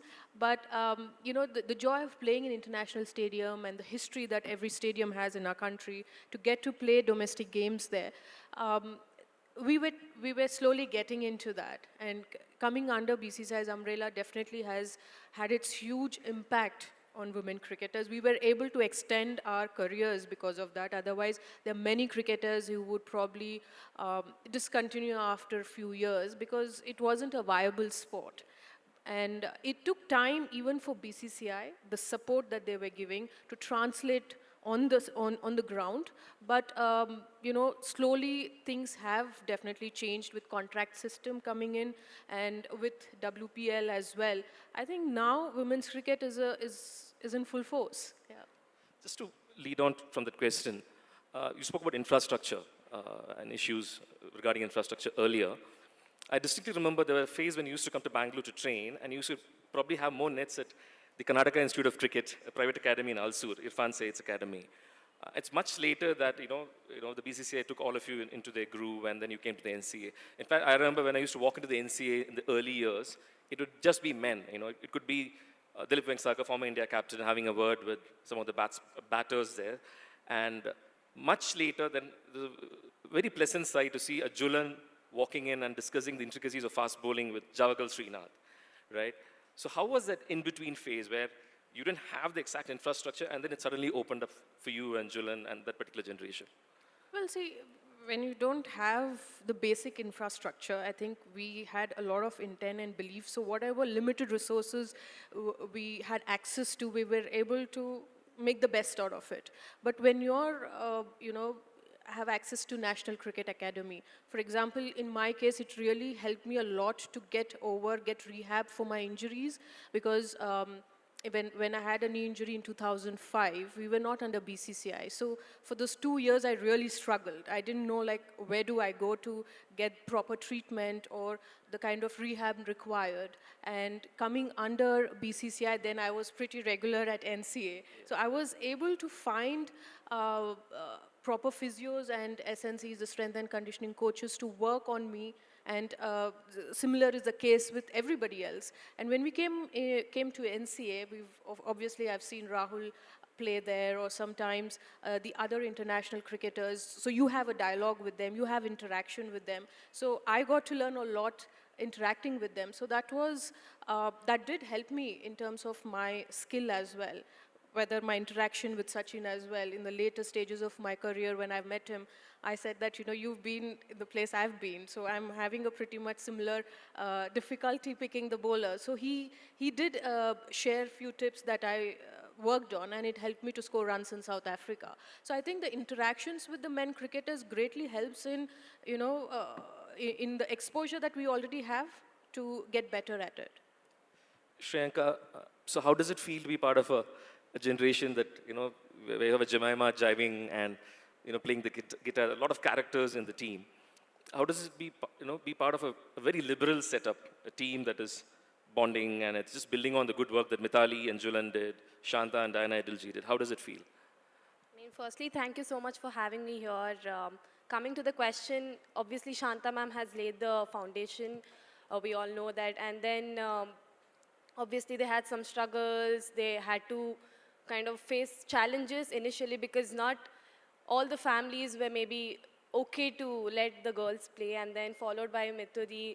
We know what she has done for the women's cricket as well. When people back then used to talk about Rahul Dravid or Sachin Tendulkar, the big names, but when it comes to women's cricket, Mithali Raj was one big name for us when I initially started my cricket. The impact for us now, which they both have laid, is something which we cannot, I mean, even if we thank, that's not enough, because now we're in a stage where we get everything, the infrastructure, the facilities we're getting, and it's just amazing to be in this space and enjoy what we're getting. My next question to the three of you is the number of matches women get to play. I mean, it's a very startling statistic. Mithali's played for more than 2 decades. Sachin Tendulkar's played for more than 2 decades. He's played 200 test matches. Mithali got only to play 12 test matches. And she's played a lot of ODIs, she's played a lot of T20 internationals. Does that sometimes, you know, kind of irritate you that you had so much talent, you know, and then you just get to play 12 test matches? I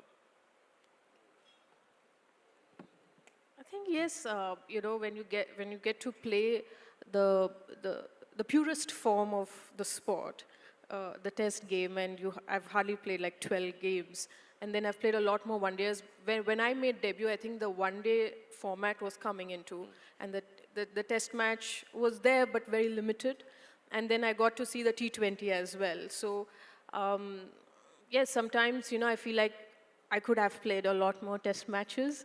But I think it is the growth of women's cricket. I mean, we were all playing a part in that evolution of sport from all test matches, only one format, then there is a 50-over format, now there is a T20 format. But BCCI is trying to revive this format, getting them to play one-off test every bilateral series that India now gets to play at home.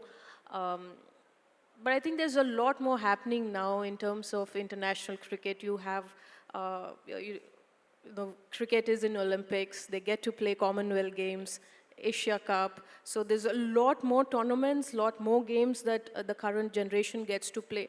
But I think everything has its pros and cons. I mean, probably you might not get to see the longevity of players in the current generation, but you probably get good, quality 6-7 years of international cricket. So, that's how probably the sport has also grown. If you ask me, the other day I was having a shoot with Yuvraj Singh, and he said, like, with the current, the rules, probably you would have scored a lot more runs. I said more than runs, I would have probably played a lot more games. I would have loved to play a lot more games in my 2 decades that I've played, because 200 plus in 23 years, that is like just 10 ODIs in a year. And less than that is the test game. So, but I guess I don't have any regrets that I have played less number of games, is because, as I said, I had a role to play in terms of where women's cricket was going in our country, and I'm happy, just honored to be just playing that small role there. Shanta, what do you think about the scheduling? To be honest, in only one aspect, I'm better than Mithali. I played more tests than her. But those days, we hardly played the shorter formats. T20 was not there at all. ODI came much later. Forget it. When I was on the BCCI Apex Council, BCCI spoke to Cricket Australia and ECB. And this is what, 3-4 years back, it's only then they agreed that every time India tours those places, or they tour India, one test at least they will play. Okay. Earlier it was not there. We tried the same with New Zealand. New Zealand refused to play. We don't have this long format in our country. Okay. So there is a lot of resistance worldwide. At least India is far more advanced. I can tell you that, because acceptance here is better than there. Okay. Though the common belief will be different. But so the fact that she was ruining, not getting enough chances. Let me tell you, in 76, 77, when I got so much runs, 4 years, nothing. Okay. Then 84, we played a test match after 76. Then 86 to 91, nothing. So it happens. We just took it with a pinch of salt. We moved ahead. Mithali was lucky, because by the time she started, Women's Cricket Association was far more stable. Initially under Anuradha Dutt, later on Shubhangi Kulkarni took over, and they got to play quite a few games. It's just that the facilities might not have been as good as now. That's because BCCI has financial resources, which we lacked then. But as to the games, I can tell you one thing. I doubt if Shreyanka will ever play a test match, because the onus is now so much on T20 that even host nations may not hold test matches. So, I mean, the concept is changing, and I think the USA factor has also come in. They don't want to give that much time. It's the same everywhere. Just look at the IPL craze, unimaginable. People want entertainment and cricket in one egg. So I personally feel we have to go with the tide. Shreyanka, what about you? Keen to play a test match? I think we are the lucky lot because from domestic to the international level, we play a lot of games. Even when it comes to domestic, we have age groups from under 15 to 19 to 23 and seniors. So that's a lot of games. Back then, maybe they didn't have so many games, but now that challenges being introduced, the zonals being introduced, so there are a lot of matches happening for the domestic circuit, as well as when we come to international cricket, there are a lot of series happening. Back then, there were one-odd series, but now it's like the year has been packed. World Cup, then bilateral, tri-series. So there's a lot of cricket happening, white ball, red ball being again coming back. So obviously I would love to play test cricket. Now that there's so much cricket happening and the players have to be ready for it. So it's very nice for us to get so many matches so we get that experience, so we get to learn a lot of things. So we are kind of lucky. So you're part of the WPL winning RCB squad 2024 in Delhi. How significant was it for you personally and for the team, as a brand? And did you realize that this particular city went nuts that night? People were just celebrating on the roads, and because there's so much pent-up angst about the fact that the men were not winning the the IPL, and they're all fed up of saying "Isala Cup Nam De." So I mean, since I was a kid, I've been a die-hard fan of RCB. you got 4 wickets in that match. Yes, I did. Against Delhi, I got 4 wickets. And I mean, as I said, since I was a kid, I'm a big fan of RCB. I used to go and sit and watch alone the RCB games in Chinnaswamy Stadium. Whenever they lose, I used to cry. Whenever they win, I used to celebrate as if they won the trophy. That's how I am connected to this team.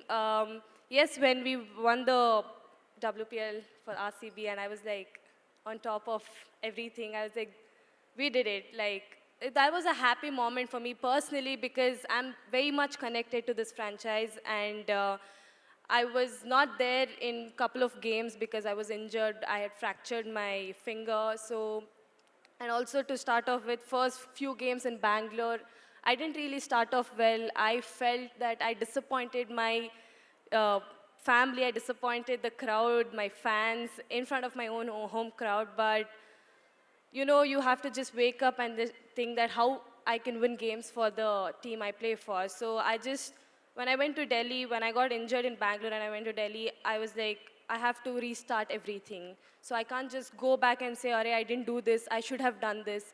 So instead of getting the negative thoughts in, I was thinking what I can do better the next game and how I can impact and how I can change the game for my team is what I was constantly thinking. And obviously the management were very supportive. I started from scratch with the mindset, with my technical aspect, everything. And then Malo sir, Smriti, everyone did help me during that time. And from there on, Delhi leg was completely different for me. I got 2-4 against Delhi Capitals. That was a game changer for me and the team as well. And when we won the cup, it was like I was a kid all over again. Yes, my parents were sitting and watching me play in Bangalore itself. They were watching in the TV, and they couldn't watch the last phase of the game because the crowd in front of my home was massive. They didn't let them watch the game at all. They're like, just come out, we need to celebrate. The crowd was pretty bad near my house. So that's again a joy for my family because my dad was a cricketer, and he wanted me to be a Indian cricketer. He wanted me to play for the Indian team. And me playing for the RCB was also a special moment for him. And when we won, we just celebrated. Lovely. Mithali, there's a thing about, men's cricket and women's cricket. And then there was this, they said gender-neutral terms, like batter instead of batsman. That move happened from the MCC and the ICC. And then you had the pay parity, male cricketers and female cricketers in India. But the second part, isn't it a little dicey because all of you don't get to play that many games. It's a match fee, right? The central contract's a completely different ball game. In terms of the money that the men make is much more than what all of you get in terms of contracts. And you're not playing enough match days. Okay, you do play the WPL and stuff like that, but how do you look at this scenario? The match fees. Yeah, match fees. I think that's a great move by BCCI because I feel the girls also play the same number of overs, or in terms of working or putting in their energy, their hard work behind getting their skills up, and yes, they probably might not play as many games as the men do, but the hard work and the time behind getting themselves match fit and going out there and playing, I think that was, I mean, I'm completely with that in terms of BCCI making the move of paying them the equal match fees. Because apart from the test match, which is the men have 5 days and we have a 4-day test match, I think otherwise it is the same number of overs. So why should there be a disparity in that? And about gender neutral terms, like terms like batter, I mean, how do you look at that? I think it's with time, I guess. I mean, when we were playing, it really never made much of a difference to us. We really didn't give it too much thought. But I think how things are at international level, and then ICC and MCC came into picture and wanted to have that. So I feel sports should be looked at, it's for both. It should not be only for men. That has been for the longest time. But when you have women athletes doing very well in different disciplines and celebrating their journey to make an impact in this, just not in the sport that they've pursued, but in society in general, I think for that itself, it's great to have gender neutral terms. Shanta, in terms of infrastructure, how do you see, I mean, and Mithali could answer this later, how do you see Indian cricketing infrastructure for women vis-a-vis the ones you see in England, South Africa, Australia? Contrary to the general concept, contrary to the belief, India has better infrastructure than most other countries. Cricketing-wise, I think BCCI has done an extraordinary job here. Just a slide. She was talking of equal match fee. I was part of the committee that decided on that. I was in the Apex Council. I said this is just a small drop in the coffers, of BCCI. I'll be happy if you equate women cricketers' match fees for domestic cricket with the men. That, they said, we'll take in due course of time. It hasn't happened, But infrastructure-wise, yes, we are perhaps the leaders, and the new NCA complex near the airport, it's come off very well, and I think with passage of time, a lot of women cricketers in general, and women cricketers in particular will stand to gain a lot because that has all facilities. Has the WPL really changed the game for all of you in terms of exposure, in terms of rubbing shoulders with international cricketers? Has it made a difference overall? Yeah, maybe. Yeah, she can say. Absolutely. WPL being introduced, a lot of domestic players are getting the opportunity to play this game with and against the overseas players. That itself is a big learning for us. Me being around Ellis Perry, Smriti Mandana, naming a few more like Megan Shute. I mean, it changed the whole mindset. Like, we get to know them not just on the cricket field, but what they do off the field, be it fitness, be it diet, be it their mental space, what they do when they're low. So these are the conversation I personally love to have, because that's the platform where you can actually learn a lot. Yes, when it comes to cricket, legends like Ellis Perry, Smriti Mandana, I've played with them. So how do you go about the match situation when it's intense, when it's easy go? So those are the things which I personally learned, and WPL has helped a lot of domestic players and youngsters. That's the platform which has given me to play Indian cricket as well. So I was picked from the WPL to the Indian team. So again, a big thanks to BCCI for organizing the WPL. So how do the three of you look at the road ahead? I mean, is there one change you would want in women's cricket in India, I mean, or something you desire? What would that be, Shanta, in the coming years? I think if they can play, if can make the girls play as many matches as the men play, Okay. that itself will be a big boost for the game. We had to, well, even now, we don't have as many games. You know, invariably when it comes to women's cricket, budgetary constraints will be spoken of, which is ridiculous considering the bank balance they have. In fact, after 2006, Mr. Sharad Pawar was the president. He had to bulldoze the others to accept to take women's cricket under the wings of BCCI. When I was the chairman of the selection committee, Mr. Anurag Thakur became the president. It was then that I said, we are not given central contract. So he took a note from me and passed it, though it's lesser amount. Just to make these two understand, I know Mithali is the connection, so she will know. I never earned a single pie in my entire cricketing career. It's only after I retired, and because COA came into power, the court, that's when they started giving for all those who played for India, and then later on, Mr. Ram was in the committee which decided the Lifetime Achievement Award. I was the first one to get it. It's only during the COA time. After that, it's been good. In fact, they are, I would say, women's cricket friendly, the committees which came later. But earlier, maybe, you know, they had jaundiced eyes. That's all I can say. Mithali, the road ahead? Well, I think the road ahead is pretty bright, and it's only going to go up. The graph is only going to go up because, of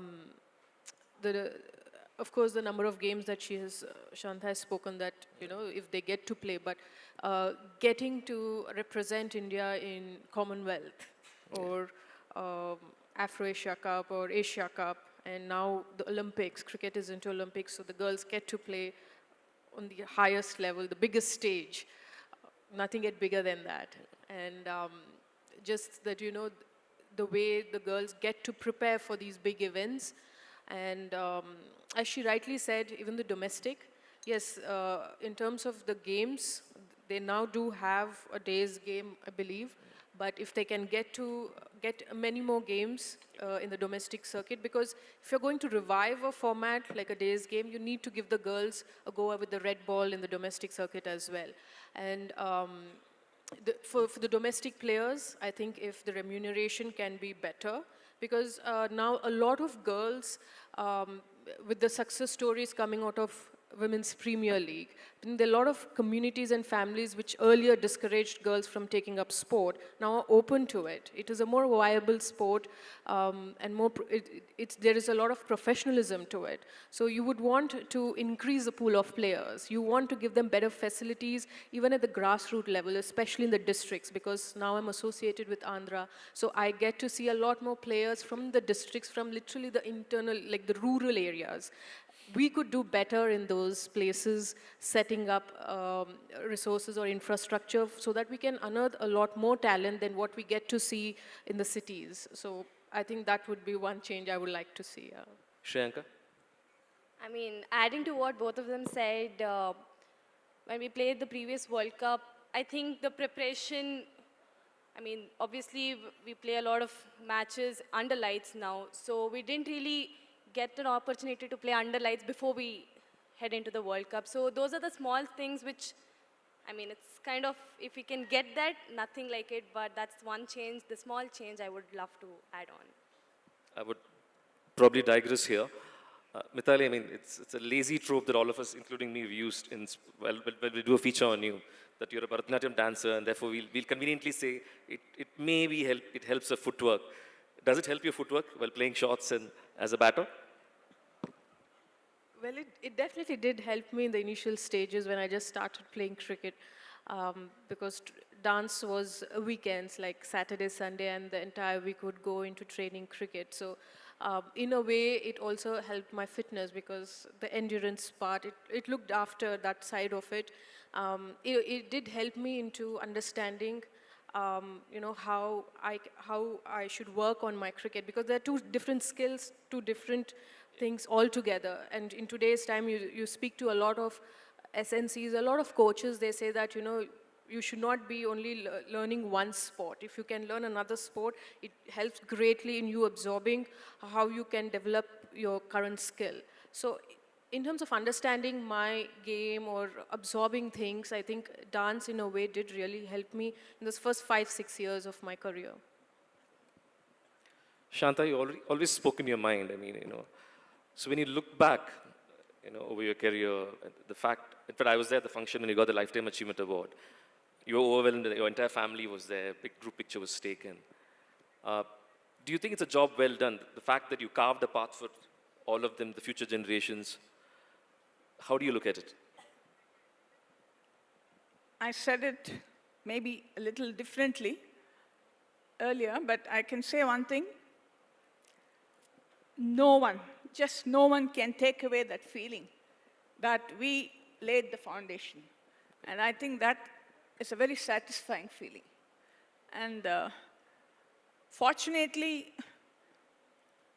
I was decently educated, got a good job, came up the ranks there. So financially, I was never dependent on cricket. Otherwise, I would have been a misfit because I got nothing. But the fact that the satisfaction that you see, I told you earlier, Mithali and Julian couldn't have been there but for us. Yeah. I mean, not to take away the credit from them. They are highly talented. The fact is we lay the foundation. That is beyond anything. Yeah. Thanks for this lovely chat. Excellent.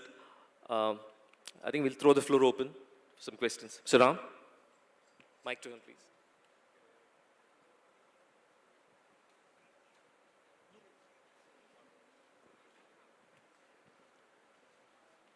Since Shanta has mentioned how the first C.K. Naidu Lifetime Achievement Award was created for women, I thought I could let out a secret to the other two, if they don't know it, as well as to the audience. Going back to what Shanta said, when you make such demands on the BCCI, they'll say, in due course, we're examining it. Bureaucrats do that all the time. Parkalam in Tamil. And this went on. That year, the BCCI, in 2017, right? BCCI was embroiled in its internal problems, struggles. It had its eye off the ball. So Ram Guha called me and said, let's give it to the women this year, the same amount, 25 lakhs, right? And give this award. It's also the prestige.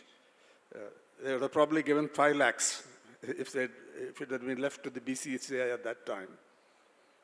So we said, of course, I think Diana was the other member, and she didn't have any objection, obviously. So that's how the first award was given, long overdue, to Shanta Rangasamy. The second person we chose, that was a tricky situation, was Diana Edulji. She was involved with the BCCI in another capacity. And conflict of interest. Conflict of interest? Yeah, conflicts of interest can be resolved. Conflict of interest doesn't mean it's a bar completely. You've got to, as in a board meeting, that person doesn't participate, and so on. So there could be a perceived conflict of interest which can be resolved. And we consulted the BCCI person in charge and kept Diana out of the decision and decided to give it to her, but the social pressure was so much that she turned it down. So you'll find no awardee for 2018. After that, I lost track because, so that's the story of the award. And I think I would give primary credit to Ram Guha, who's not here, I think, today for that decision. It was a strategic decision, but you should know it. I'm sure all of, you already got it? Not yet. The saddest part is Diana still hasn't got it. Yeah. Sure, she missed her chance. We advised her that there's a perceived conflict of interest, but you are not involved in a conflict of interest because you have had no role in this. And we had consulted the BCCI in advance. I won't mention the name of the person we consulted, but he was the authority. And so on. She won't get it. unless they make a change. And there's a long queue. The But four sir- Indian spinners, the quartet was given together 1 year, because otherwise it would have taken 4 years. So anyway. Well, then, thank you for that. But isn't that an afterthought that, just because the men were embroiled in something, then you had to jump into the women to give a women cricketer a CK Naidu trophy? Wasn't that should be the criteria much before? We shouldn't be waiting for something like that to happen. Then your focus is shifted to the women to give them a trophy. So the lesson is you got to fight for it. Still have to keep fighting for it. Yeah, I know. Yeah, we need to get more Guhas and Rams. Any other question? Yeah. Hi, my name is Siri. My question is to Mithali ji. You have broken so many barriers and inspired a generation. What does no boundaries personally mean to you? And what still needs to change for the coming generation of girls in Indian cricket to play fearlessly? I think no boundaries is the fact that I've never seen a glass ceiling over my head. I never seen that. You don't restrict your own self because you don't have an example in front of you. And in saying that, I would say that I've never seen any boundaries around me. Again, because I couldn't see the boundaries is a huge, the reason is for pioneers like Shanta, Diana, Sandhya Agarwal, because growing up, we didn't really see women's cricket on television or hardly read about it in the papers. But when I graduated into playing senior level, that's when I was educated by my senior about them. So I'm sure in today's time, many young cricketers, like how we get to know the history of men's cricket, I think it's very important that they get to know the history of women's cricket. There is no, there's no way that we get to listen about the stories. There's a book by Karunya Keshav, right? Well, how many books are there on men's cricket? Just one book. Over women's cricket, there's just one book. Yes. When it comes to the skill aspect, I think the girls are doing very well. It's just that to play fearless, I think the mindset not necessarily have to be only when you get into a tournament. That is built when you're in training, when you're playing a lot of bilateral series, when you try and push beyond what you've achieved in the past. That's when you develop the mindset to compete. And they are doing that. I mean, absolutely not that they're not. But the World Cups always get its own pressure. No amount of training that you do, you still feel the butterflies when you play your first game in the World Cup. But I think having seen the girls, and right now they're playing the Tri-Series in Sri Lanka, they are doing really well. This year we have the ODI World Cup at home, so just fingers crossed that they do really well in the World Cup. One last question. My college mate Manu Joseph. Yeah, hi. The question is for Mithali. What advice did Sachin Tendulkar give you that helped your batting? And please be as technical as possible. Well, I think at that point of time I was finding a little difficult to pick fast bowlers. This was before the South Africa series. I was still playing the T20 format as well. So I met him in Mumbai and I spoke to him. I said, I find it a little difficult to pick the bowlers now. So because, when you're into your mid-30s, a lot of people talk about the slowing down of your footwork. And he told me, like, why don't you train from 18 yards? Usually we play for 22 yards. Why don't you cut that short and play your fast bowlers from there so it gets easier when you're playing 22 yards? He did that. He said, why don't you give it a try? So I did. And surprisingly, in South Africa, in the T20 format, I got the Women of the Series. So I just texted him saying, thank you for the, helping me out with that. Yeah. Thank you very much. This is a wonderful conversation. ಧನ್ಯವಾದಗಳು.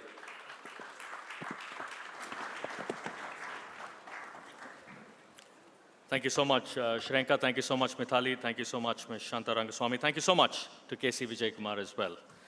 Thank you.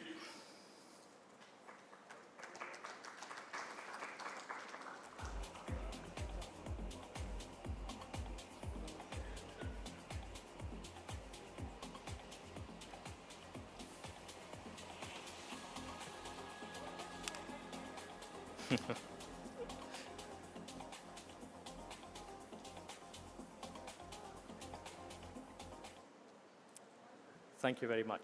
Thank you. Thanks.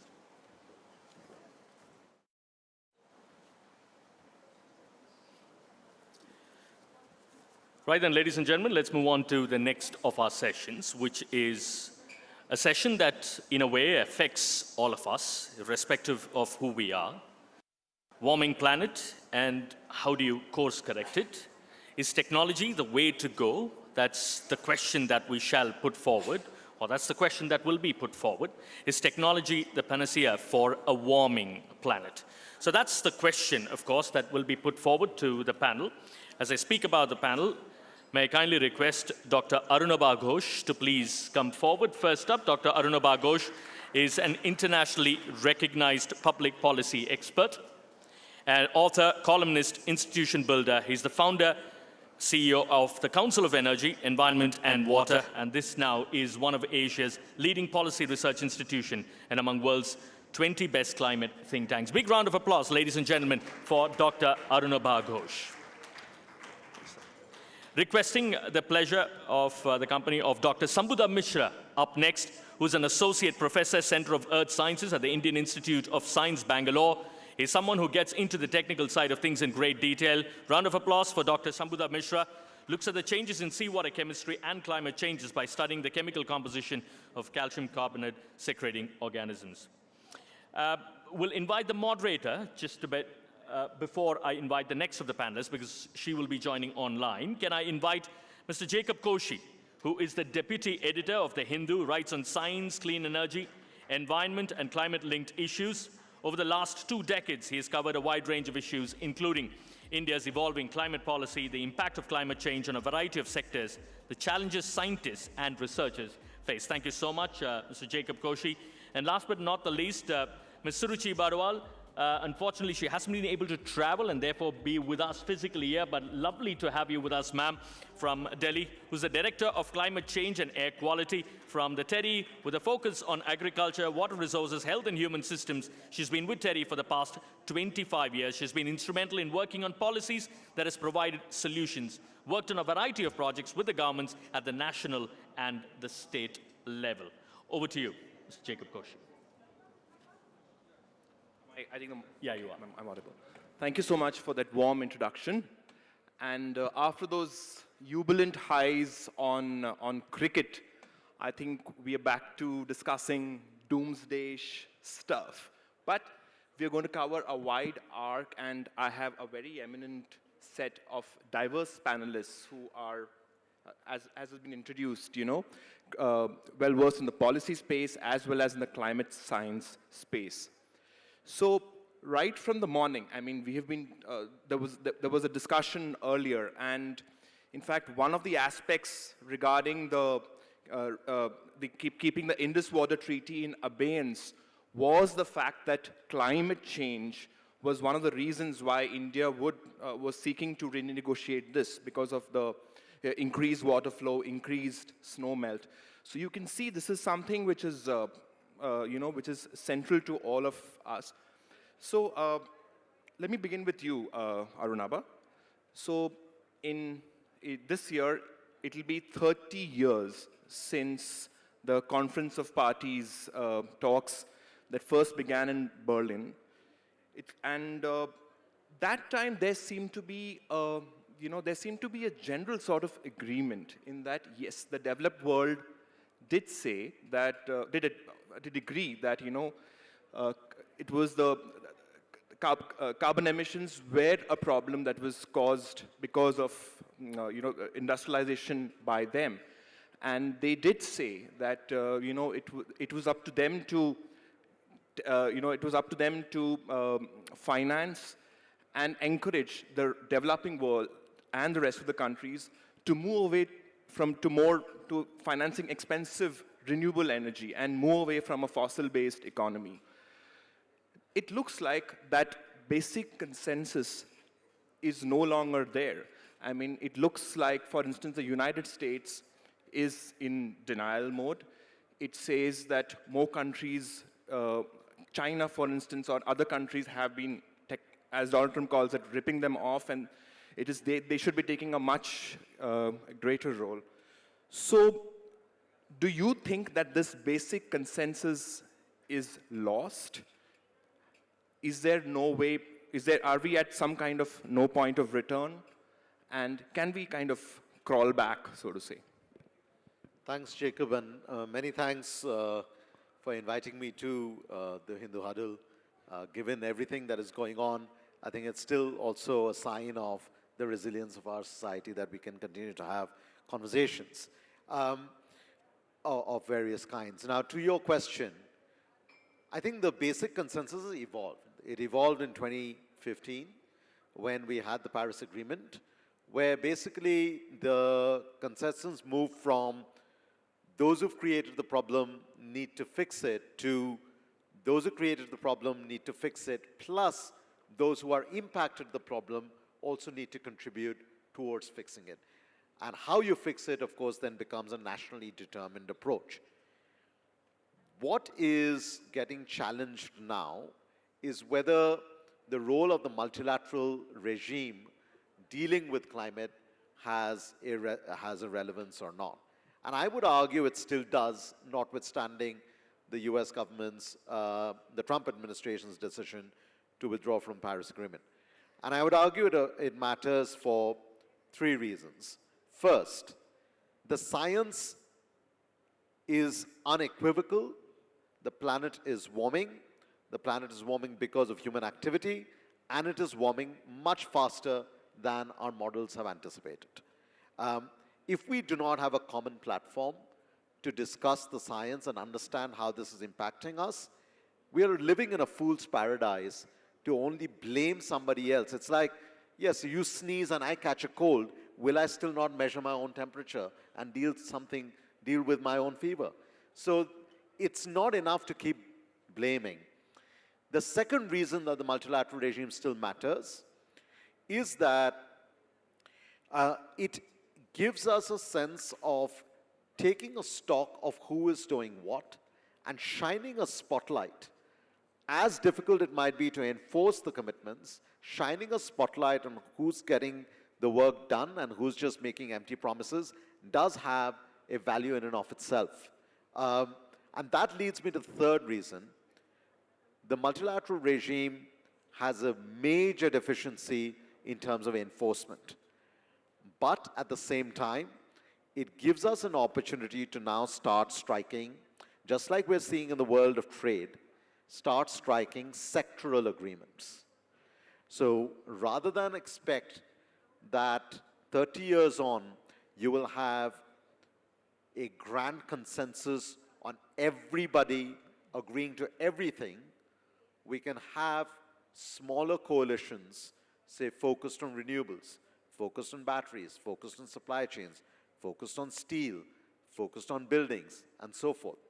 And you can continue to have action over and above what you can do on your own, leveraging the partnerships that you can draw on through these processes. So we will talk in a little more detail about evolving such partnerships. But I'd like to pose a question to Suruchi, but can you hear us, Suruchi? Can you hear me? Yes, I can. Yes.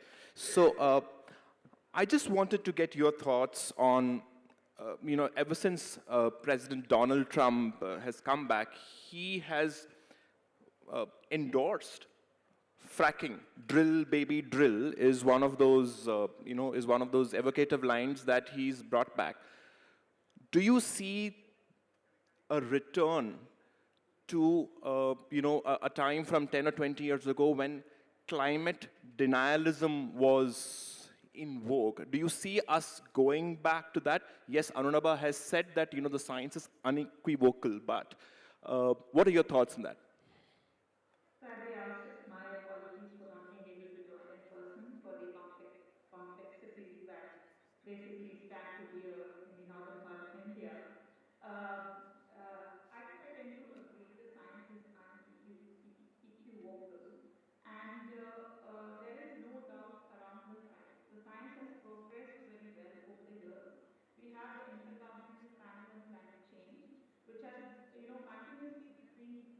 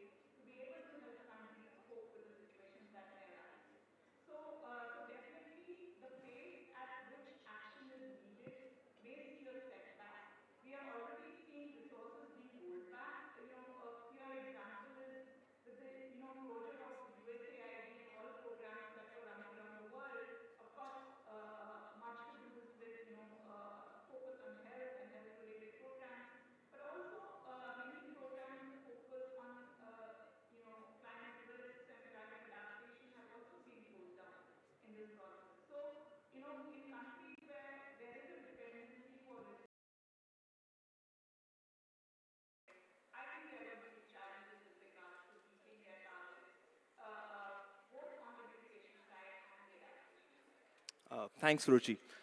Cuts on resources, even in, the NOAA, for instance, which, is kind of central to even India to preparing our monsoon forecasts. Without them, we won't have our climate models, etc., functioning at the most optimal. So, Sambuddha, first of all, I'd like to understand from you this, with President Trump's withdrawal of or funds to, to research institutions, particularly climate research institutions, how critical do you think is that to climate research for the rest of the world? And secondly, is there a scope for India to pick up on some of this slack by, getting more funds for our own research? Can we build stuff which we now depend on the US by ourselves and consolidate on that? Your thoughts? Most definitely. If you look at Trump's last regime, France capitalized on that. Okay, they appointed a lot of these professors temporarily in French universities, and there was a intellectual shift, and a lot of new research has come out of it. In terms of India, what I think will matter most is if we can stop the export of really bright PhD students to the US. If 50% of them are retained, then we can, because research is student-driven. Like a supervisor can give you a problem, and the student has to dig deep and figure out the solution to that problem, where we are lacking is the best of the brains are exported. It's a combination of post-colonial hangover and this idea that India is resource limited. This government and the previous government has pumped in a lot of resources, but utilization of those resources is lacking. And as you said, we are still reliant on NOAA for running our climate models. And the amount of money we spend in that domain, we should have our own climate models. Nobody in India runs their own climate model. They run a US model or a European model and tweak it to fit to Indian purpose. Why is that? I mean, shouldn't we have had our own observation networks, etc.? Lack of innovation. Like, remember, climate modeling started with, like, if you go back to your 6th or 7th grade geography, you learned about the Hadley cell and the Walker cell. And Walker was sent to India to establish first IISc and then IIT in Pune. So climate modeling started with India because Britishers wanted to predict Indian summer monsoon because that kind was economically important. Extremely. That's how they ruled the world, because they had food for their army. Yeah. And yet we are still dependent on other countries to run our models. Yeah. So Arunabha, you've mentioned the importance of since the Paris Agreement, when there was a general consensus on how the world should be moving forward. But India's stance has been very interesting. I mean, it initially has always said that climate change is a developed world's problem, and it is entirely up to you to come up with the solutions. And then at some point, we moved towards emissions intensity targets. Now we have a net zero target and renewable energy targets, etc. Do you think that India is going to commit to absolute reductions or some of that by 2030? Even if you think they do, should India be doing it? What are your thoughts on that? Jacob, I'll answer this question slightly differently. You know, what India commits to in future is matter of speculation. But let's please first of all understand, we've got to throw this canard out of the window that we should be acting on climate change only because someone else has told us to do this. This is a strategically silly thought to have. We have 3/4 of our 700 odd districts that are hotspots for extreme climate events. 80% of Indians are currently already living in areas that are highly vulnerable to multiple hydrometeorological disasters. Not just a flood here and a drought there. It's a compounding effect. Climate change is already a macroeconomic crisis. With shrinking fiscal room, how many subsequent years of farmers' crop insurance are we going to be able to pay out? So let's stop thinking about what we are going to commit in international negotiations and focus on what we are doing at home, right? And going back to what has just been said, I think we do have to invest a lot in understanding the impacts as they're happening in a hyperlocal way. My organization has developed the first high-resolution climate resilience atlas for India at a district and sub-district level. We have developed our climate economy model, which is in-house, which is not borrowed from overseas. But more and more resources, of course, have to be invested. Number two, we have to look at what is it that we're already doing that is economically feasible. When we began the National Solar Mission in 2010, a unit of solar power was 20 rupees a kilowatt hour. It was more expensive than coal. We had less than 20 megawatts of solar. We now have over 100,000 megawatts of solar, and a unit of solar plus battery storage is cheaper than a unit of coal. So it makes economic sense to keep investing in this. Number three, what do we need to do more? We are the world's second largest steel producer after China. Do we want to remain the world's second largest steel producer, or do we want to become the 10th largest steel producer? Or do we want to become the world's largest green steel producer? If you want to start thinking strategically about our economic development, climate action becomes part of your industrial policy, which is why India has recently come out with the first taxonomy on green steel anywhere in the world. We've come out with a green hydrogen mission, which is the second largest in the world. We've come out with a national mission on critical minerals, which was approved by cabinet in January. These are the building blocks for a new, greener industrial system. Therefore, now let me answer your question, Jacob. It does not matter what India says in the negotiations. We've calculated that all the policies that have been put in place, if we implemented them for the targets that have been set for 2030, India would have reduced 4 billion tons of emissions compared to the baseline during this decade alone. India has not made an international commitment on absolute emissions reductions, but what we are doing currently in India would reduce emissions by 4 billion tons. Actions speak much louder than words. It's a good point, Arnaba. Now, Sambuddha, I mean, you're a person who deeply studies, literally deeply studies the world's oceans and how climate change affects the oceans at multiple levels. So, could you tell me 3 things about what you know, about what people believe about how climate change affects the oceans, that is perhaps not really part of the general understanding? I mean, yes, we know that oceans, carbon dioxide heat increases, the oceans are going to rise and cities are going to be flooded. But are there 3 things that you research and you know that aren't as widely appreciated about how the oceans are changing vis-a-vis climate change? That's an interesting question. First of all, we know about ocean acidification. Carbon dioxide gets in, makes the ocean acidic. We know about ocean warming per se. What are the implications of it? A classical example is you don't keep your soft drink outside, you keep it in a fridge. Because colder the water temperature, gases are more soluble in it. As you warm the ocean, there will be less and less oxygen in it. So the microfauna doesn't care about it, the algae doesn't care about it, the fishes do. They can't run away from it. So now if you have a 100-kilometer scale anoxia, everything will die. Fisheries will be impacted. And it's like a capping effect. Colder the water is, the denser it is, so it sinks to the bottom. Keep that in mind. Now, if you warm up the surface of the ocean by sunlight and the radiative effect of CO2, you put a lid on that ocean, so things can't get well mixed in the process. And fishes live in the surface. And now you have an anoxic surface layer, everything dies.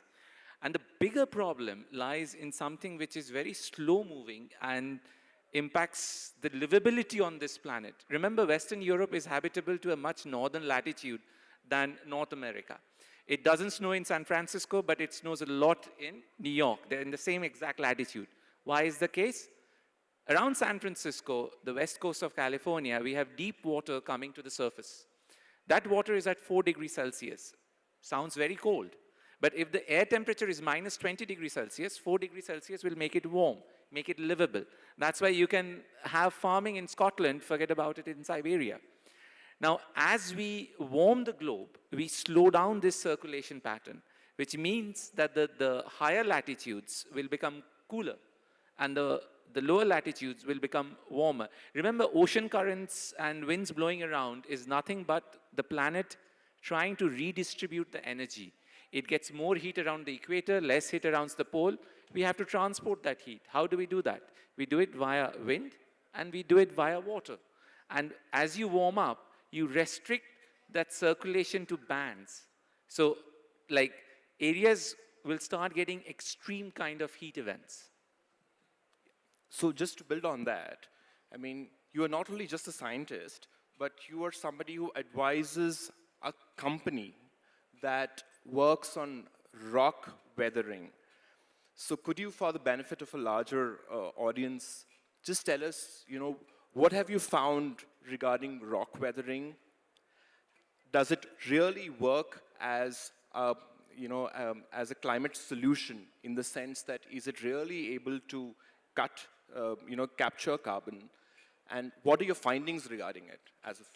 Definitely. 20 years ago, when I started my PhD on silicate weathering, I had no idea what I was doing, and everybody laughed at me. Why are you looking at dissolution of rocks?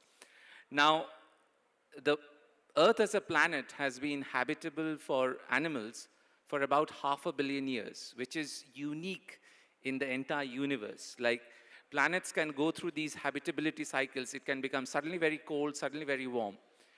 This planet, without carbon dioxide, should be at minus 18 degrees Celsius. With carbon dioxide, it's about plus 15 degrees Celsius, global average temperature. But that means the carbon dioxide levels cannot go beyond a particular value or below a particular value. We will lose liquid water. The planet won't remain habitable. Now, sources of carbon dioxide to the atmosphere is the mantle, the deep earth, which contains most of the carbon. But how do we remove carbon from this atmosphere? So if we start pumping CO2 to the atmosphere, it's going to have a runaway warming effect. But it never happens. Why?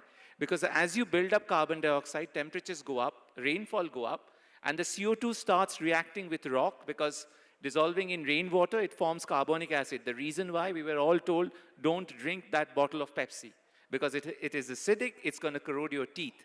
So the same exact things happen naturally. CO2 gets consumed by what we call chemical weathering.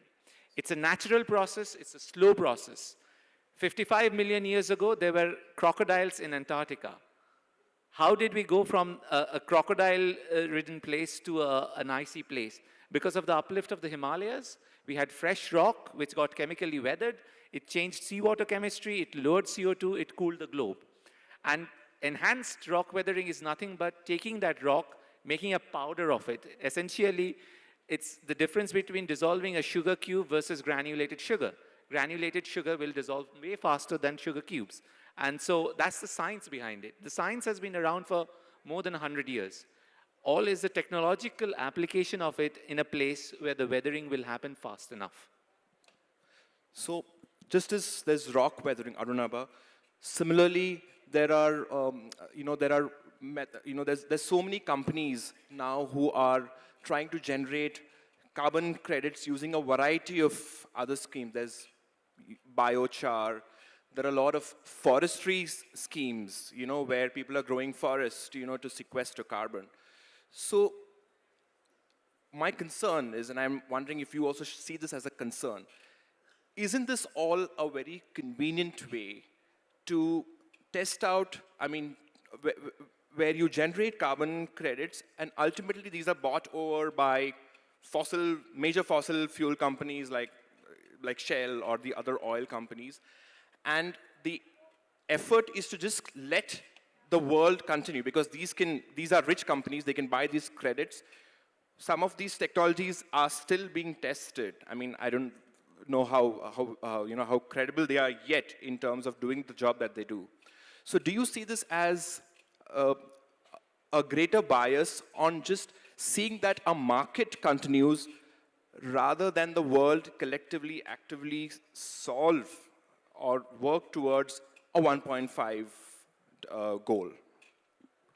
See, Jacob, there's two different questions in your question. One is, what is the response? Is the response to reduce the emissions or to suck out the emissions, right? Yeah. And the second is, do we allow the market to do that, or is there a different way to do it, right? And so rather than answer it as, is there a concern or not, we have to understand why emissions reductions are necessary, but also why emissions removals or carbon removals are necessary. Net zero means you don't get to zero. Net zero means you approximate zero. You bring the emissions curve down close to zero, and you still have residual emissions. Our net zero model suggests that we'll have liquid hydrocarbons for India well into the 2050s. So, but the world has to get to net zero by 2050. That means there will be residual.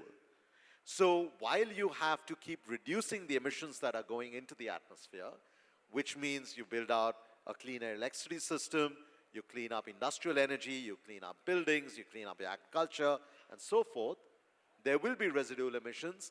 And in order to have gigatons worth of carbon removals, a gigaton is a billion tons, right? So a billion tons worth or 5 billion tons worth of carbon removals 20 years from now, you have to start investing in those technologies today. So that's the basic mathematics, right? You got to do both. How do you do it is a different question. Again, going back to your first question, the idea or the philosophy of the UNFCCC was that these technologies would be developed and then diffused and dispersed. Now, that's obviously not happened. So the pendulum has swung in the other direction, saying, well, the market will solve it. The truth, as with everything else, lies somewhere in between. The market is needed. No one's going to invest in technologies, just like with pharmaceuticals, for instance. You're not going to invest in these technologies that's going to take up billions of dollars of capex and then just give it all out for free. So the market does expect a return, the investor does expect a return. But there is a way to do this more cooperatively as well. India, for instance, let's just talk about enhanced rock weathering. Our calculations show that, for instance, especially in the Deccan Plateau, etc., our basalt rock formations can potentially absorb up to 600 gigatons of CO2, right? 600 billion tons. That's giant, right? So are we going to be the carbon sink of the world? Well, even if we are fractionally a carbon sink of the world, we then become potentially a laboratory for the development of these technologies. So if someone is putting in the capital, someone is developing the technology, someone is offering their geography as a laboratory, that kind of pooled resource co-development of technology is the paradigm we have to move towards. Once we do that, then everybody begins to have a stake in the carbon or the low carbon economy of the future. Unless we do that, we end up with suboptimal outcomes, either a few billionaires thinking they'll have a catch-all silver bullet solution, and then they will milk it in the global markets. I don't see that happening. Or, on the other hand, you're a poor country, you just keep waiting that someone will solve the problem for you and then hand you the solution.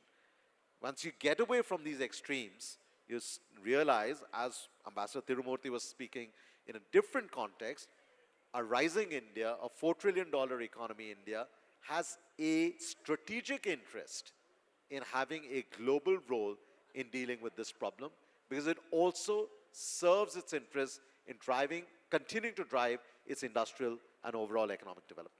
So when you have a strategic interest like this, does it make sense for India to go in for the equivalent of some kind of a climate technology mission just like we have AI missions, we have Yes. a quantum mission. But I co-chaired the climate and energy track for the science, technology, innovation policy for India during the pandemic. One of the missions we suggested was the green hydrogen mission, which we already have now. It's approved by cabinet. It is the world's second largest mission.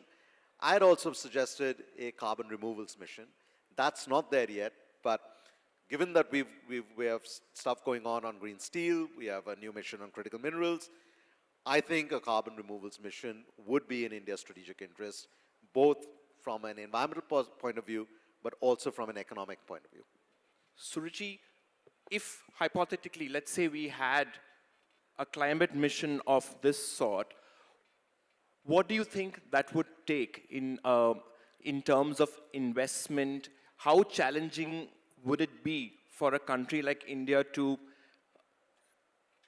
invest appropriately towards being able to achieve something of the sort?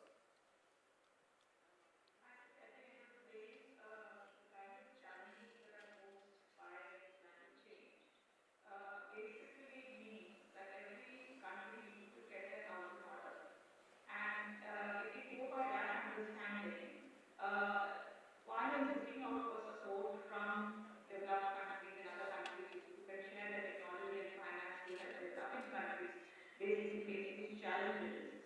Can be looked at, but in case that doesn't come across, and as we see that the way the climate finance discussions have gone, I think countries need to basically reassess their situation with regards to what they can do and deliver at their end. So I tend to agree with what Dr. Baba just mentioned, that possibly we need to have our programs basically structured around the technologies that we would like to give a push within the country and have budgets around them, basically structured so that we can have our organizations basically work towards development of these technologies, testing of these technologies, and scaling up of these technologies if they work out. We are also trying to work on disruptive technologies, endeavour is working on geoengineering technologies to see what kind of a role can large-scale technologies play in terms of addressing the challenge. Because if, we were not as, we were not as a world as a whole be able to deliver the next 20, 30 years in what is needed with regards to the changes that are required, I think we will have to look at technologies that are not being looked at right now. And for that, we would not wait for the next 20 to 30 years for the research to start.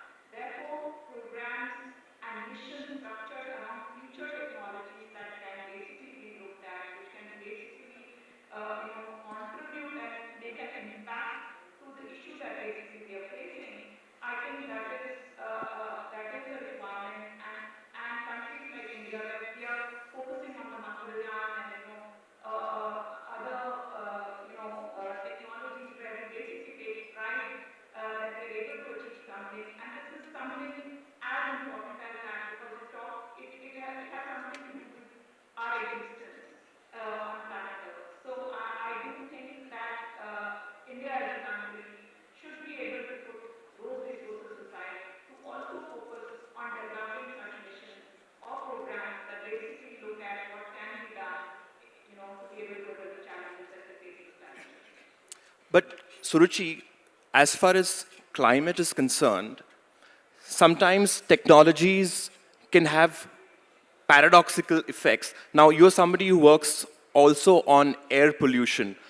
Now, here is this very funny paradox, regarding climate and air pollution, which is that, there's black carbon that is coming out from all our smokestacks and our vehicles. Now, absurdly, it is this black carbon and this pollution, in the Delhi haze, etc., that is actually to some level shielding us from the true heat that is generated from greenhouse gases, right? It is, in a sense, deflecting some of the black aerosols are deflecting some of the heat away. That means if we solved air pollution, we would actually see more greenhouse gas warming, paradoxically. So I'm wondering, how do we make choices in the sense, how do we prioritize actions in a way that we are sometimes not worse off than from where we started? So Ruchi, that was for you, yeah. Actually, the air pollutants, they are a mix of reflectors and absorbents, and black carbon actually enhances the heat and is not a reflector. But there are other, pollutants out there which are reflectors. When you're looking at a particular issue, and specifically when you're talking about an environmental issue, you have to look at it in the holistic sense. So while some of the air pollutants do reflect, the radiation back and to the Earth's surface in a certain way, the effect is very localized. But you cannot ignore the fact that there are huge repercussions on people's health that has not been adequately studied and covered, and we don't even speak about what is happening because of the bad air quality that we have in the cities around us.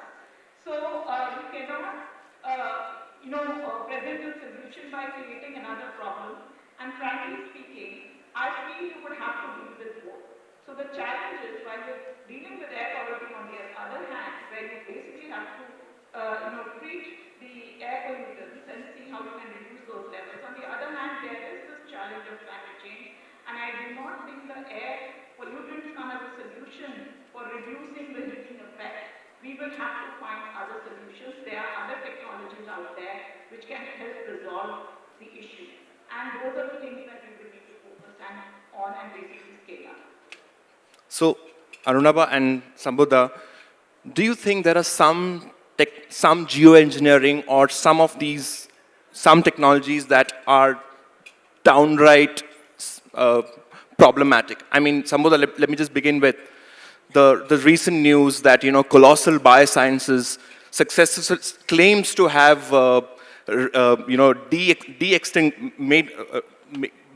bring out of extinction the dire wolf. And apparently this would make one day the creation, the bringing back of the woolly mammoth or any of those, tundra roaming, animals. And all of this is somehow some way to keep the permafrost maintained. I mean, does some of this sound really far-fetched? It's definitely far-fetched. It's just an excuse to do experiments, let's be honest about it, because the presence of a species or absence of it will not change the course of global warming based on carbon dioxide emissions. And if we were that bothered about extinction of species, then we will be doing a lot about the polar bears, who are already actually present there, instead of reviving species and then giving them a hinterland to live in. Now, going back to your last one, because it's related, allowing atmospheric pollution to reduce warming is like taking painkillers if you have a broken leg, right? You'll survive on it for a few years and then you'll die of ulcer or something like that, and you don't want to do that. You want to fix the problem, it's a temporary relief. And obviously, geoengineering can have side effects. And that's why pilot scale studies are extremely important. Long-term pilot scale studies are even more important. Like, you can do something for a couple of years and say, oh, it's working fine. But maybe in 5 years' time, you start seeing those side effects. So everything has to be done with a cautious approach, but with an open mind, because without taking risk, we are not going to break this barrier. Arunabha, so we are agreed that we must move away from coal and fossil fuel, okay? So what do you think we should plumb more for? Should we just go all out, expand, invest more on nuclear energy, or should we invest scarce monies on something like direct air capture? Where would you think that, or should we just do everything at the same time? I mean, for a growing economy, it has to be all of the above. Look, first of all, my request to the Hindu Huddle is next time, do this as a climate and economy panel rather than a climate panel. Because either you'll have the environmentalists in the room and the economists will leave, or you'll have the economists in the room and the environmentalists will leave. So we have the scientists and the policy guys. So the reason I say this is, India is growing at 6.5%. Our power demand is growing at 9%. our peak power demand, I mean, Bangalore is particularly warm right now, right? Our peak power demand is growing at about 12%. Now, how do I meet that peak power demand? Make sure my buildings, my industries don't shut down, don't slow down. They operate 24/7, 3 shifts a day, say in a factory, right? So our economy can keep going. So you need to be able to deliver the energy. Now, if we need, say, under current technologies, we might need about 5 million megawatts of solar. But we will also need about 200,000 megawatts or 230,000 megawatts of nuclear for net zero, right? At least that's what our net zero model shows. So it has to be a bit of all of the above. The question why I'm saying the macroeconomists need to be in the room and the economy planners need to be in the room, because you've got to look at this as a risk story. Nothing you do in life, you drive your car, there's a risk that your car is going to get into a crash. So do you stop going to work? No. There are higher chances of getting killed in a road accident than on a flight. Right? So you have to follow a risk approach. And in order to understand this risk approach, you've got to look at what's the current price for, say, solar or nuclear. I just spoke at a different panel just 2 weeks ago. We reduced the time to build out a nuclear power plant, say, from 10 years to, say, 5 years. You reduce the levelized cost of the electricity by 8%, which makes it much more economically viable. So we've got to think about these in this way, and yet there will be those residual emissions. The temperature, the patient will still keep warming up. The leg will still broken leg will still keep developing ulcers, and therefore you will need the harder decisions to take as well. If you get cancer, you say, okay, now I'm going to have healthy lifestyle, or do I take the chemotherapy as well? No one's saying chemotherapy is painless, but we still do it. So if we can't think about our economy in this way, then we'll only have this as a tree hugger agenda. And as much as I like trees, climate change is not a tree hugger story alone. It is really at the heart of what will make sure that we actually get to a developed country status without having 5, 10, 15 years of droughts and floods and cyclones on a repeat cycle that takes away resources from doing anything else. Do you think there is, with all of these, it is well accepted of the demands that climate change makes on our economy? You mentioned that we've got a climate taxonomy now to improve access to finance. We have carbon markets, in the offing, performance and trade emission schemes. But do you think that climate change as a concept has political resonance in India? Yes, in Delhi, you have, the government, talk about reducing pollution, air pollution. But all the other myriad effects of climate change, do you think it is still politically evocative? And unless it is politically evocative, do you think that certain changes that ought to be made will not be made? What is your take on that?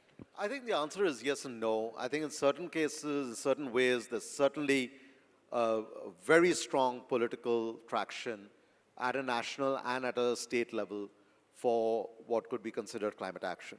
We have a very ambitious target for clean energy, as I've already mentioned, for steel, for hydrogen, etc. You go to Telangana, they want to become a green EV hub. You go to Tamil Nadu, they want to become a green hydrogen hub. You go to Gujarat, they want to become a wind power hub, etc. So they are seeing that this is about industrial strategy, where the jobs and growth will come in addition to sustainability. What we also need to do is internalize what I said earlier, the macroeconomic nature of this crisis, which is why now, for instance, very recently, we've signed an MOU with the Reserve Bank of India. Because what the Reserve Bank of India has to look at, what kind of risks are there to the overall the financial health of the economy. Now, is climate one of those risks? So those assessments are needed. Similarly, when you have national security assessments, you got to look at, we are talking about the Indus Waters Treaty, how are the water flows going to get impacted, right? And that is a national security issue. If precipitation patterns are changing at a tehsil level in India, that matters. If you're going to put in $200 million in a new steel plant in a particular district, can you guarantee that that plant is not going to get flooded within 10 years when your capex needs to be recouped over the next 30 years? So these kinds of risk assessments need to be internalized. I think on the new sectors that can drive the jobs growth story, there's certainly a lot of traction. Once we start internalizing that, it's not just one more disaster or one more flash flood, but it's a systemic challenge that is affecting hundreds of billions of dollars of potential GDP, then we will have more traction than what we have. But I am quite encouraged about the level of efforts that have already been taken. Suruchi, whenever in India goes to negotiating tables and is involved in larger climate discussions, one of our principal points always has been fairness or climate justice. The whole concept that do not look at India's overall emissions alone, but also look at our per capita emissions. And also combine it with the fact that India is a growing economy, etc. But now with less money available, globally and the West particularly reluctant to just give off, give money, for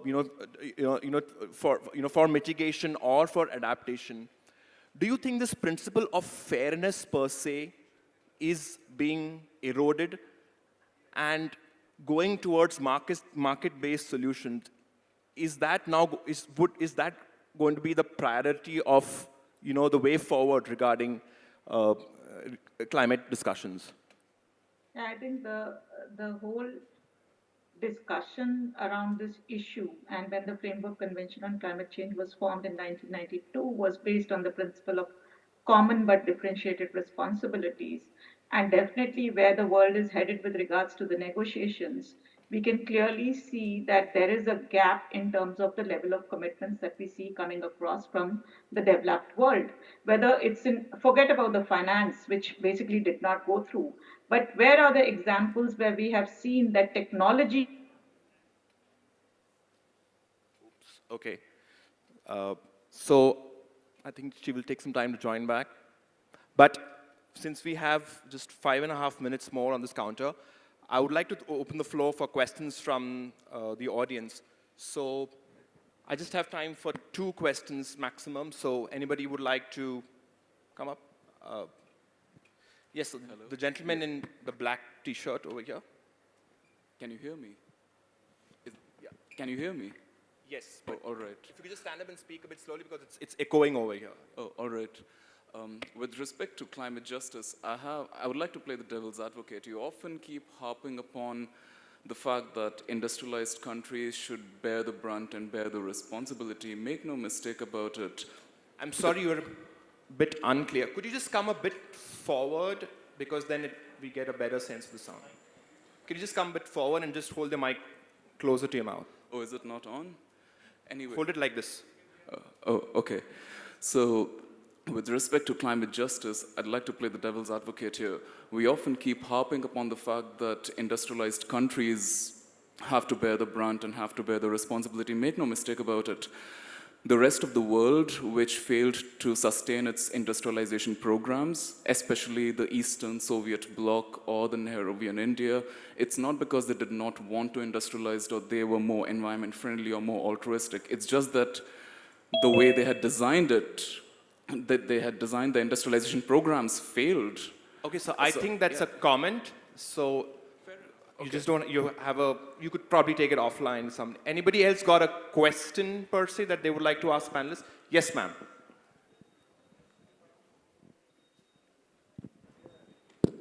So, okay, I'll just come back to you after. Sir had raised his hand first. So you can just go with the question. I think we need to be more self-critical in our culture. We are not questioning what are we doing in our life. Even recently, the big, what happened in Ayodhya, big event, environmental destruction happened.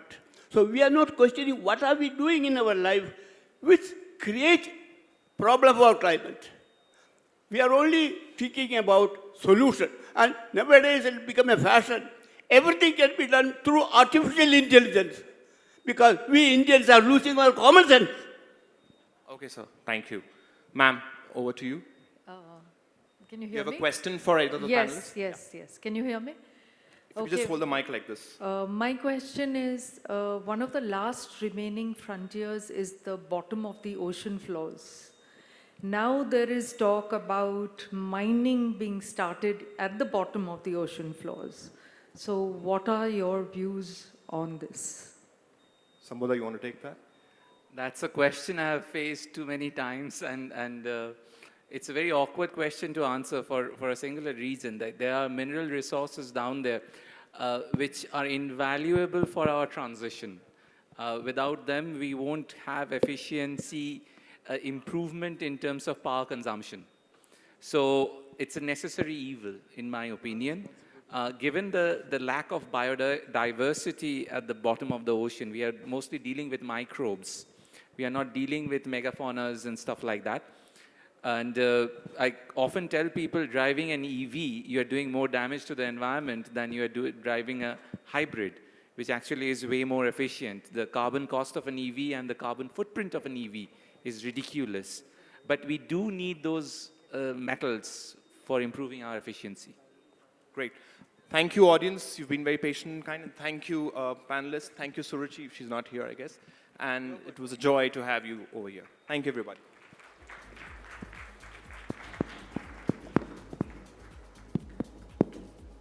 Thank you very much, gentlemen. Really appreciate your presence.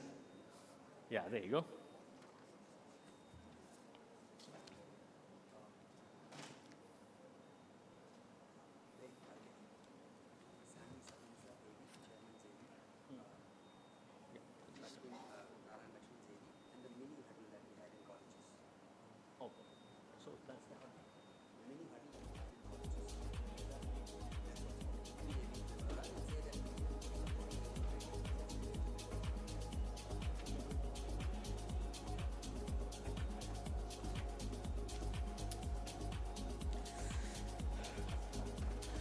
Right, ladies and gentlemen, we are just about getting ready for another very, very good session.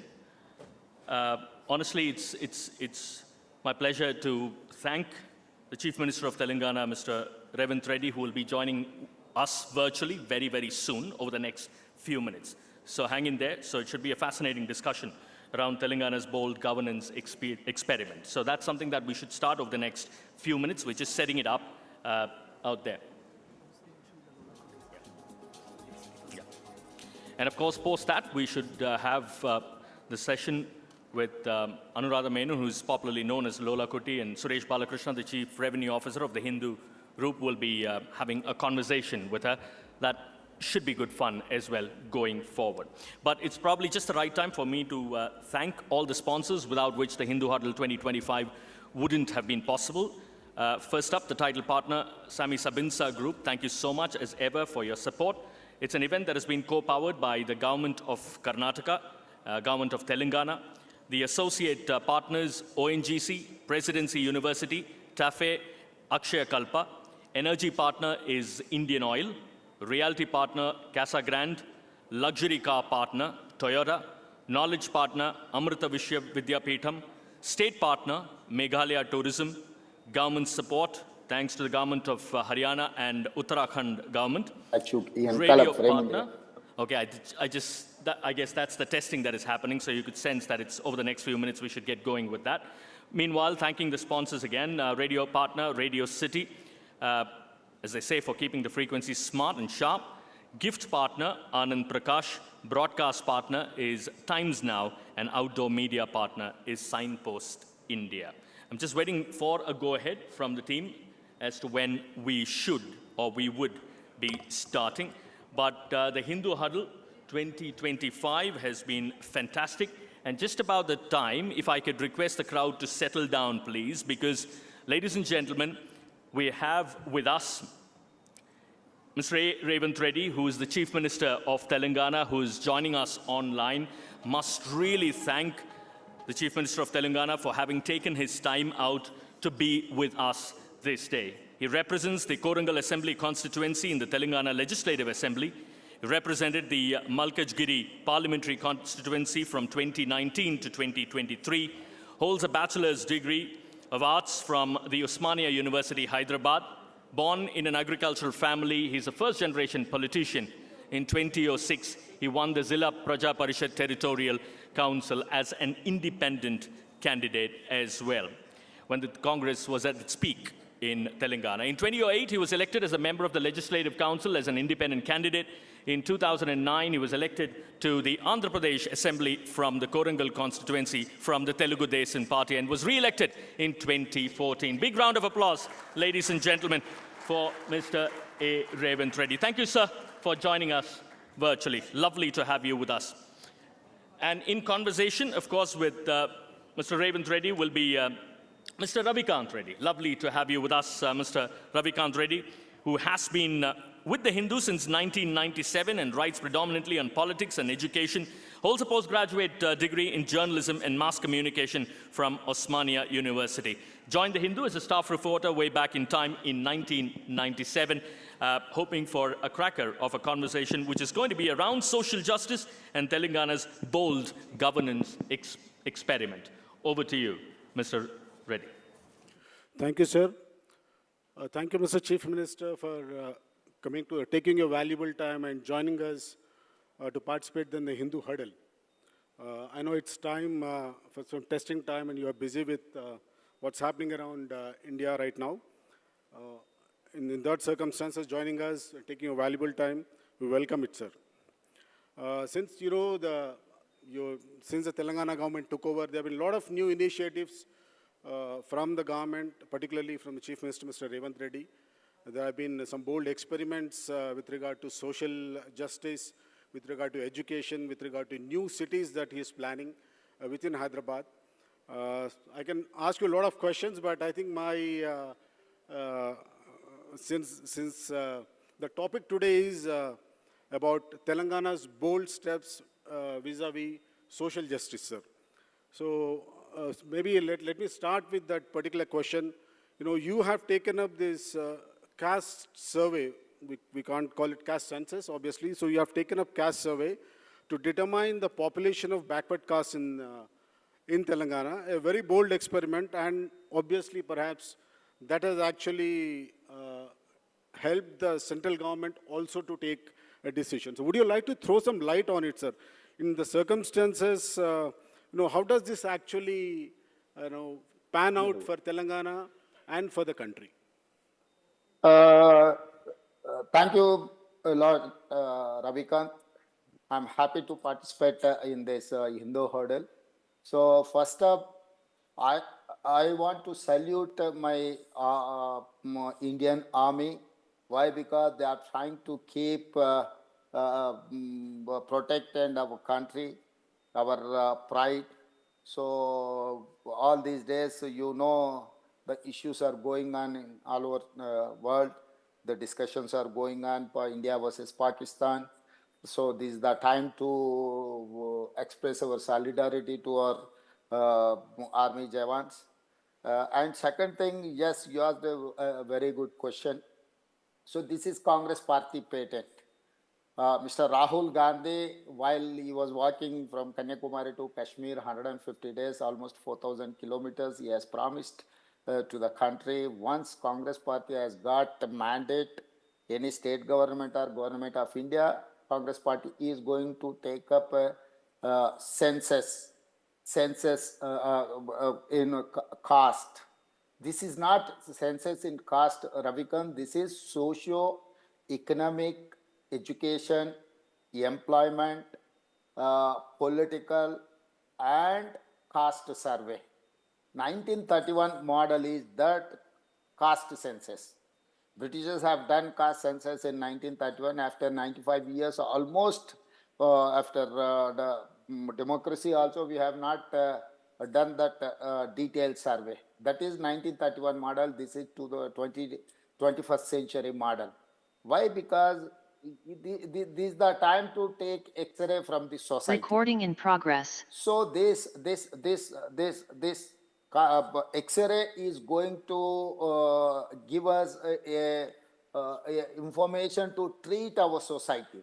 This is what Rahul Gandhi's commitment. That is why Congress party has initiated this socio-economic, employment, education, political and caste survey. So now this is the time we have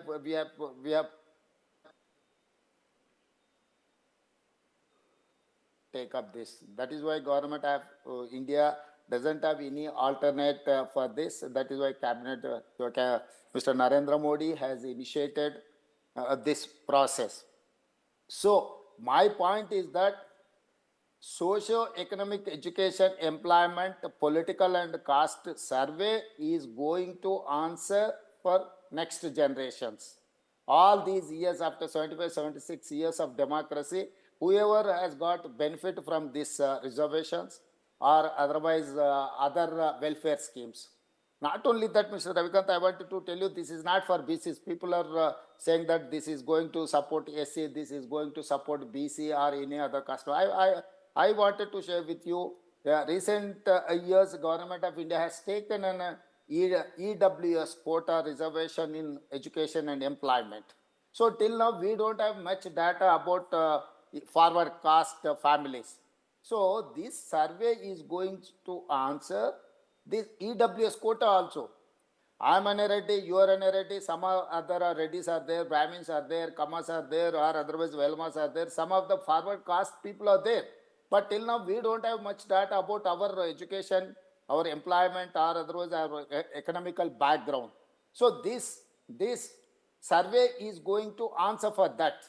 So I wanted to implement that EWS quota. Where should I start? So who has to get that benefit or otherwise that reservation? So my point is that SC, ST, BC, minority and EWS people are going to get benefit from this survey.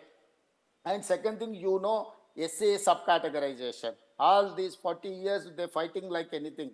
Blanket with the Government of India has given 15% reservations to SCs.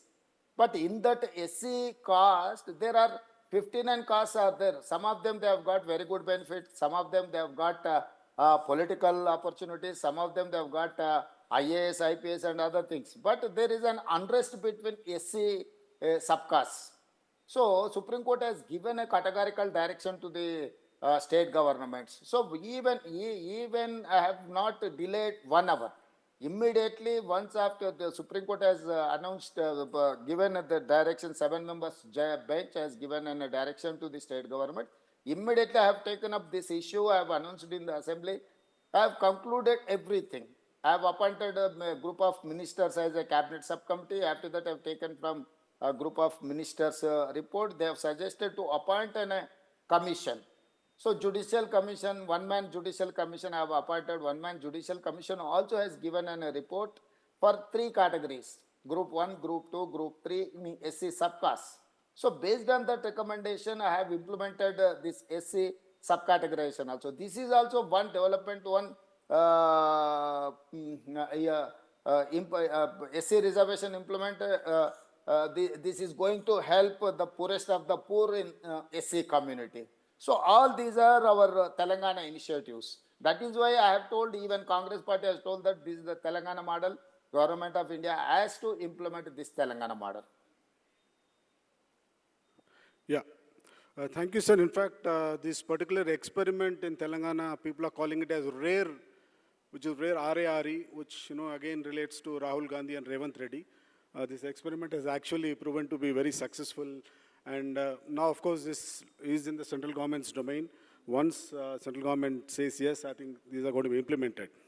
Sir, another very interesting, very dynamic step you have taken, I think no other state government has taken in the last 50 years, is integrating all the residential schools of scheduled castes, backward castes, and forward castes, and all other castes into one campus. Now this, interestingly, because you wanted to bring, you don't want everyone to study in isolation.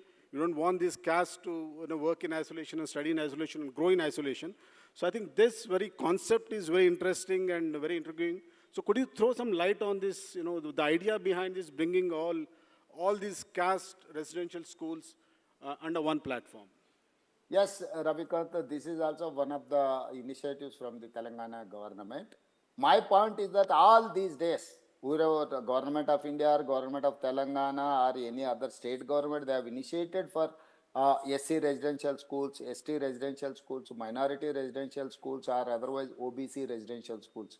Once I have come from rural background, from village, I know what caste is going to impact on our lives. So if the student from 8 years, 9 years, at the age of 8 years or 9 years, from there, they are studying with their own community with a smaller group outside of the town or outside of the city. They'll see that the society is ignoring them, or otherwise the society is keeping away from the normal society. So I have a very good understanding on that caste lines. So that is why I have told my officers and my colleagues in the cabinet, I have told, boss, this is not the way to treat them. They are also part of our families. So we have to collectively, we wanted to give a good education for them, for the better society. Then when you wanted to give a better education, or at the same time you have to give a better atmosphere to educate them. So that is why I have told the SC, ST, BC, minority, even forward caste also 15% who are poorest of the poor in the society. We wanted to include everyone. That is called Young India Residential Schools. Young India, I think you know the title, 1921 to 1931, Mahatma Gandhi has run one newspaper for freedom war, for freedom, 1921 to 1931. Mahatma Gandhi has initiated Young India newspaper to propagate freedom fight. So I have taken inspiration from that. So I have told my people, each constituency, at least we should have established one Young India residential school for SC, ST, BC minority and other forward caste students. So each school, we have allocated 25 acres of land and 250 crores. It is going to coming around 25,000 crores investment. So I'm not seeing this investment is expenditure. I'm seeing this is an investment by our future. The country future is in classrooms. That is why we wanted to spend for a better education, for a better society. So this is what I wanted to get into the notice of the government of India. Government of India has to initiate such type of initiatives. After 75 years of democracy also, we are categorizing them on basis of caste, which is not correct. It is going to harm to the society. So we wanted to take up such type of revolutionary reforms in the society, in the government. Thank you, sir.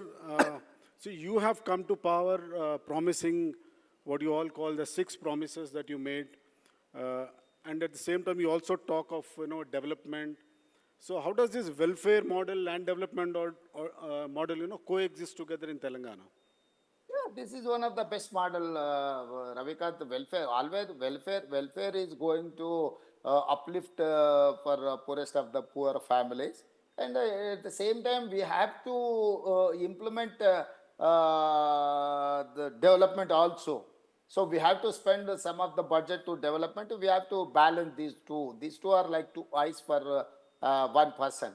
So our initiative, farmers' debt. The Indian community or Telangana society is more than 60% of the population belongs to agriculture families.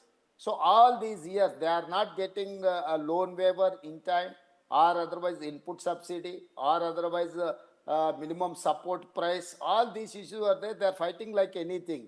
Even Narendra Modi ji has made 3 laws against farmers. They fought like anything. After that, government of India has withdrawn that act. Well, one of the major factor is that minimum support price. Here, within first year, I have cleared debts. 25 lakh 35,364 farmers, 20,617 lakh 17 crores, almost around 21,000 crores I have waived a farmers loan. After that, I'm giving per acre per year 12,000 rupees input subsidy. This is nothing but investment for their agriculture purpose. So that is also around coming around 20,000 and 18,000 plus crores per annum. And not only that, landless poor also is there. So per family, per year, I am giving 12,000 rupees for the poorest of the poor family based on the Narega card. This is second step for the welfare of the farmers. Third one, 24/7 free power, you know, that is Congress party patent from 2004. UPA 1, Srimati Sonia, under Srimati Sonia Gandhi leadership, Rajashekar Reddy has done this free power. Till date, we are implementing that 24/7 free power. That free power also, we are spending almost 12,000 crore rupees per year. And after that, you know, MSP fight is going on. Telangana is the place for paddy. India's highest produced paddy last year in rain season, 1 crore 56 lakh metric tons we have produced. This is the highest production in India ever. So even this time also we are going to produce almost 1 crore 35 lakh metric tons. So not only 2,300 MSP plus 500 rupees bonus we are giving to farmers who have produced paddy. So MSP plus bonus, that is coming around 2,800 rupees per quintal. So this way we are supporting even farmers to give MSP plus bonus. So these are the major initiatives for agriculture and farmers. Second thing, women. You know, more than 50% in the society women are there. So always we used to appreciate women, but we are not giving anything to women. That is why this time I have initiated self-help groups, you know, SHG groups. We have 67 lakh members in this SHG group. My target is 1 crore. So now this time, solar power business is Adani Ambani's, we know. But this time I have given 1,000 megawatt solar power agreement through my energy department for self-help groups. Not only that, we have RTC, Road Transport Corporation. We have 10,000 buses, 5,000 from RTC Corporation, 5,000 from outside. We are lending under rent. So this time I have given 1,000 RTC buses to these women to put this rental also. Not only that, schools are maintained by these women, school children, dress stitching and everything I have given to self-help groups.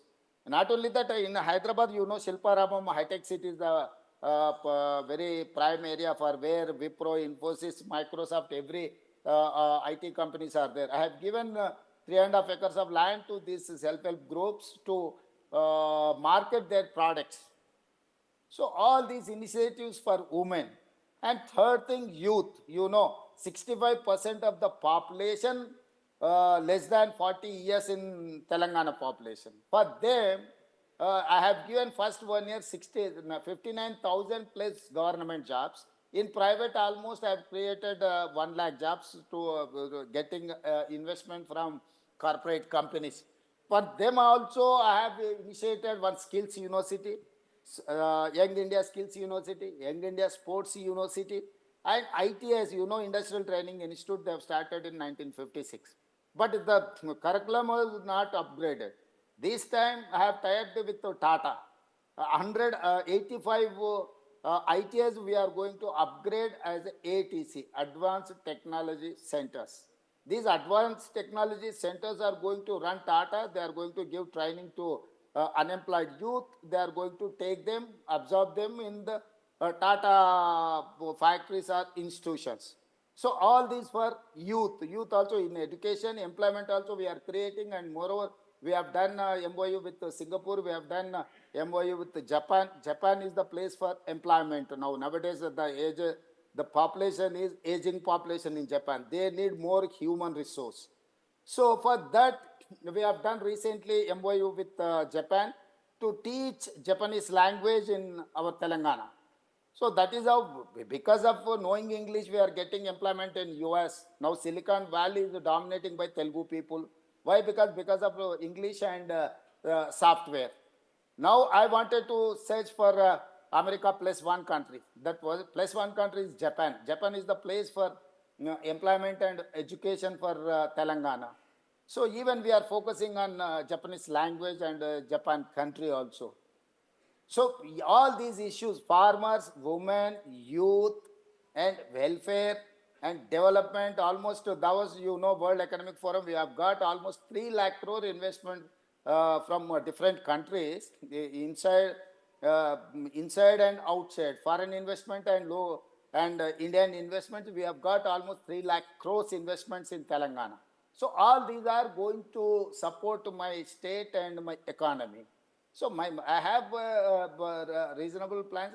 We are trying to get investments and to establish these factories and IT companies and other sector. Yeah, thank you, sir. You have actually conceptualized and coined a new term called Telangana Rising. So what exactly, you want to project through that, that particular slogan? Ravikant, the world economy are observing that China and American fight because of taxes and everything. So the world is searching for China plus one country. China plus one, they wanted to invest, they wanted to shift their investment to some other place. Taiwan is almost overflowing because of Taiwan. They have got more investment from China, the HY world and other places. Now we are focusing on that investment and industrialization. First Prime Minister, Mr. Jawaharlal Nehru, has initiated as a agriculture and irrigation and education reforms. After that, Srimati Indira Gandhi and PV Narasimha Rao, Rajiv Gandhi has initiated social reforms and liberalization, privatization, globalization. Because of Rajiv Gandhi has introduced computer and Mr. PV Narasimha Rao and Manmohan Singh has introduced this liberalization, privatization, globalization policy. So now we wanted to initiate education, employment, health. For that, we have to improve our infrastructure. We have outer ring road, 160 kilometers. That outer ring road is a asset for Hyderabad International Airport, high-tech city. So IT companies and pharma companies, we are legends in pharma, we are on par with Bangalore for IT exports. And pharma, no one is going to compete with us. Now we wanted to create a China plus one country. They are searching for one country. I wanted to answer that question. That country is my state, Telangana state. I wanted to create a triple R regional ring road that is coming around 360 kilometers, one more layer. So for the outer ring road outside to the regional ring road inside, I wanted to create an industrial parks to get investments. IT, not only IT, even electric vehicles, other industries I wanted to attract. I wanted to improve automobile thing and electric vehicles and other industries I wanted to attract. So not only that, my state is landlocked state. So for that, I wanted to I have taken a permission from the government of India is dry port. From there to Bandar Machilipatnam port in Andhra Pradesh, we wanted to lay down a dedicated railway line and greenfield national highways to transport this, whatever industries are going to manufacture vehicles or anything. So this is the place, that is what Telangana rising. Telangana is rising up to the mark. We have always, our people are used to say that I am going to compete with Bangalore or otherwise Amaravati or otherwise Mumbai or Delhi. No. My target is New York, Tokyo or other places like Dubai or Singapore. So the world is now one village. I wanted to compete with the developed cities. So that is what exactly I wanted to answer. I wanted to create a place to investment for industries. So now people are searching for Telangana. That is why I've told Telangana is rising. Our target is Telangana has to rise to the occasion. So I'm trying my best to get investments in industries and infra development. I know we all know you. The Chief Minister was talking about how he wants to promote electronic vehicles. In fact, the Telangana government has waived tax for all the electronic vehicles. If you register your electronic vehicle in Telangana, there is no tax on it. So I think it's part of Zero tax. Zero tax. As part of that, sir. And you're I also wanted to construct a net zero city also, Ravikant. You know, we are planning for a net zero city in 30,000 acres outside of the outer ring road. So India doesn't have any planned city. First time Telangana is planning for a planned city that is called net zero city, that is called Bharat Future City. Thank you, sir. And one last question before I think I'll pass on the questions to our guests here. You always talk about, the last 10 years or earlier, before Mr. Narendra Modi became the Prime Minister, people used to talk about Gujarat model. You always said that.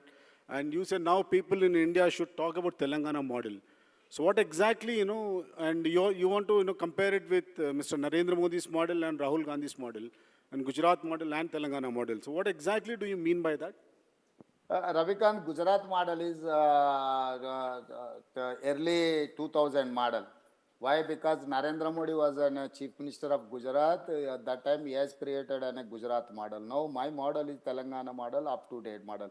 So, I wanted to compare with the Gujarat model. What is Gujarat model, Narendra Modi model? Narendra Modi model is WhatsApp University. He wanted to circulate, they wanted to promote their whatever they like, their dislikes. But my model is Skill University, Telangana model. Gujarat, there is no such great opportunities for in government. They have not created any jobs. But I have given record jobs in 1 year, almost 60,000 jobs in the India's record. And third thing, there is no loan waiver for farmers in Gujarat. I have waived 21,000, I have given 21,000 crores to farmers. Not only in Gujarat and other places, farmers are protesting for MSP. My Telangana model is I have given MSP plus 500 rupees bonus. And Gujarat model, whatever BJP, WhatsApp University model, AI fake news. But I wanted to construct an AI city in my future city. Not only that, they are opposed for reservations. BJP is fundamentally they are against for reservations. My point is we wanted to support all these deserving people to increase reservations. And third thing, attack on media. Government of India or Gujarat model is there is no such freedom for media. But my point is we have to give certain space to criticize even governments also in a positive way. So this is my Telangana model is creating a skills university for youngsters, creating an employment for youngsters, to create an ecosystem for investments, create for an AI city, giving farmers MSP plus bonus. All these are Telangana model. But whereas in Gujarat model, what is Gujarat model? I cannot say there are many issues in Gujarat, but they are suppressing media people not to publish all this news. So that is Gujarat model is outdated model. Mine is up-to-date model. So that is why I've told the government of India has to follow. Government of India has to implement Telangana model decisions. Thank you very much, sir. Now we'll open questions. I think Mr. N. Ram wants to ask a question to you, sir. Yeah, please.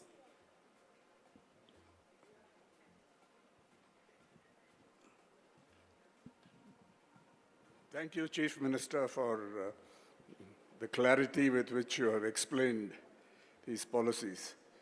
My question relates to delimitation, and you are part of the joint action committee initiated by Chief Minister M.K. Stalin.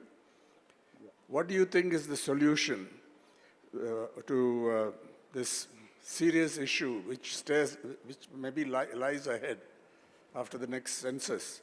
Whether you'll accept an increase in the Lok Sabha seats, but with the same weightage for the states. The number of seats will increase, but the same percentage of seats, or another freeze for 25 years. So what is the solution? Because the obvious political objection is states in the south, there's a big divide, if you look at the numbers, cannot be penalized for good performance, either in family, what is called family welfare, and also in development. So what is the solution you have in mind? Yes, Mr. Ram, thank you. You have raised a very good question, appropriate question and appropriate time. Fundamentally, we are not against for delimitation. We want to demand government of India, first you call all political party meet to discuss TOR, terms of reference, on what grounds they are going to implement this delimitation. They wanted to increase parliament seats, or otherwise they wanted to do with the same as it is 1971 Indira Gandhi ji has done, in 2001 Mr. Atal Bihari Vajpayee has done. Now 2026, what is the formula for delimitation? If they wanted to increase seats, or otherwise they wanted to with the same number do delimitation. If they wanted to increase seats, in how, where, what is the criteria for the increasing of seats? That is based on the population or percentage pro rata. So based on the population, yes, we are going to lose everything. That is going to punish like anything for southern states. Not only southern states, including Punjab also is going to punish. This is not for the only southern states. It's even north also, where government of India has given instructions or they have implemented family planning. Whichever state has implemented, they are going to punish. So my question is straight question to the government of India. Once government of India has announced to, or otherwise they have given instructions to the public to implement family planning. So because of family planning, so our population has been reduced. So you cannot punish with, you have to appreciate. Instead of appreciating southern states, you are punishing southern states. That is one. Second, pro rata also. Now, for example, I will tell you just this thing, Mr. Ram. Uttar Pradesh is having 80 parliament seats. If they wanted to increase 50%, Uttar Pradesh is going to get 120 seats. 80 plus 40 is equal to 120 seats for Uttar Pradesh. Whereas in Tamil Nadu plus Pondicherry is equal to almost 40 seats. If they wanted to increase even 50% also, Tamil Nadu plus Pondicherry is going to get 60 seats. Now, UP is 80, Tamil Nadu, Pondicherry is 40. The gap is Tamil Nadu and UP is 40 seats. If they wanted to increase 50%, Uttar Pradesh is going to get 120 seats. Tamil Nadu is going to get 60 seats. So the gap is 60 seats. This way also, now the gap is 40 seats. If they wanted to increase 50%, even pro rata also, it is going to create a gap between south and north. Totally, if they wanted to increase 50%, 543 plus 272, it is coming around 815 seats. From 815, now our share is 24%. If they wanted to create they wanted to pay based on the implement the population basis or pro rata, we are going to come down 19%. Our representation is going to come in the Lok Sabha is 19%. It is going to create a gap between north and south. So now I would say, you have asked a question, what is the solution? My point is that we are contributing more taxes for the government of India. So they have to appreciate our contribution for the nation. So my point is that whatever you wanted to increase, I don't mind. Give us southern states 33% representation. So if you are going to give 33% representation in Lok Sabha, so our voice will be there. Otherwise, they don't need even southern votes or seats. So simple BJP, wherever BJP is there, this is not for delimitation for the country. This is the formula for 1%. They are saying one nation, one election, which is a ornamental argument. Actually, one person, one party wants to rule the country permanently. So, which is not acceptable for the southern people. We are not going to live just like that. So, if they wanted to increase 50%, it is going to come 815 seats. So, give us 33%. Why? Because all these years we have contributed. Now I'm coming from my side. If I pay 1 rupee, I'm getting only 41 paisa return from the government of India. But whereas Bihar is getting 7 rupees 6 paisa. UP is getting 3 rupees plus paisa because of just population. So they cannot treat on the basis of population. We have to appreciate whoever is contributing for the country. Merit should be appreciated. So my merit is that I'm contributing more money to government of India. So that is why, first of all, government of India has to call political parties, after that stakeholders, after that civil societies. After these 3 consultations, they have to build a consensus between all the 3 categories, particularly from south side. Then only I can say something. Otherwise, all these hearsays, वहाँ बोल रहा है, यहाँ बोल रहा है, हम सुनकर कुछ कह रहा है. So they are saying that no, it is not going to last southern. If it is not going to last southern, if you are going to give more benefit for Bimaru states, you know what is the meaning of Bimaru? Bihar, Uttar Pradesh, Madhya Pradesh, Rajasthan, where BJP representation is there. Even Jharkhand, Chhattisgarh also some of the pockets. So which is not acceptable for any political party from south. That is why we have participated, even including KCR party also participated in Chennai meeting. So we may have some differences between politics or otherwise other things. But here, all South is one unit. They cannot punish us. Now we have 130 seats. Our representation is 24%. Now we wanted to take our representation is 33%, not 19%. BJP wants to minimize southern. Why? Because Kerala, Tamil Nadu, or Telangana, or Andhra Pradesh, all these areas we have 130 seats. Hardly they have got 20 seats. So hardly 10%, 12% they are getting seats. So now they wanted to finish in one single policy. That policy is going to kill South political opportunities. So it is they wanted to punish South, that's all simple. They wanted to eliminate from the Lok Sabha. So which is not acceptable. So my point is that government of India has to call for all party meet, then after that stakeholders meet, after that civil society's advice. Then only they have to formulate the TOR. Thank you, sir. So Mr. M.K. Narayanan, the former National Security Advisor during the UPA time is here, sir. He is asking a question, sir. Yes. Honorable Chief Minister Revant Reddy ji, I don't have a question to ask.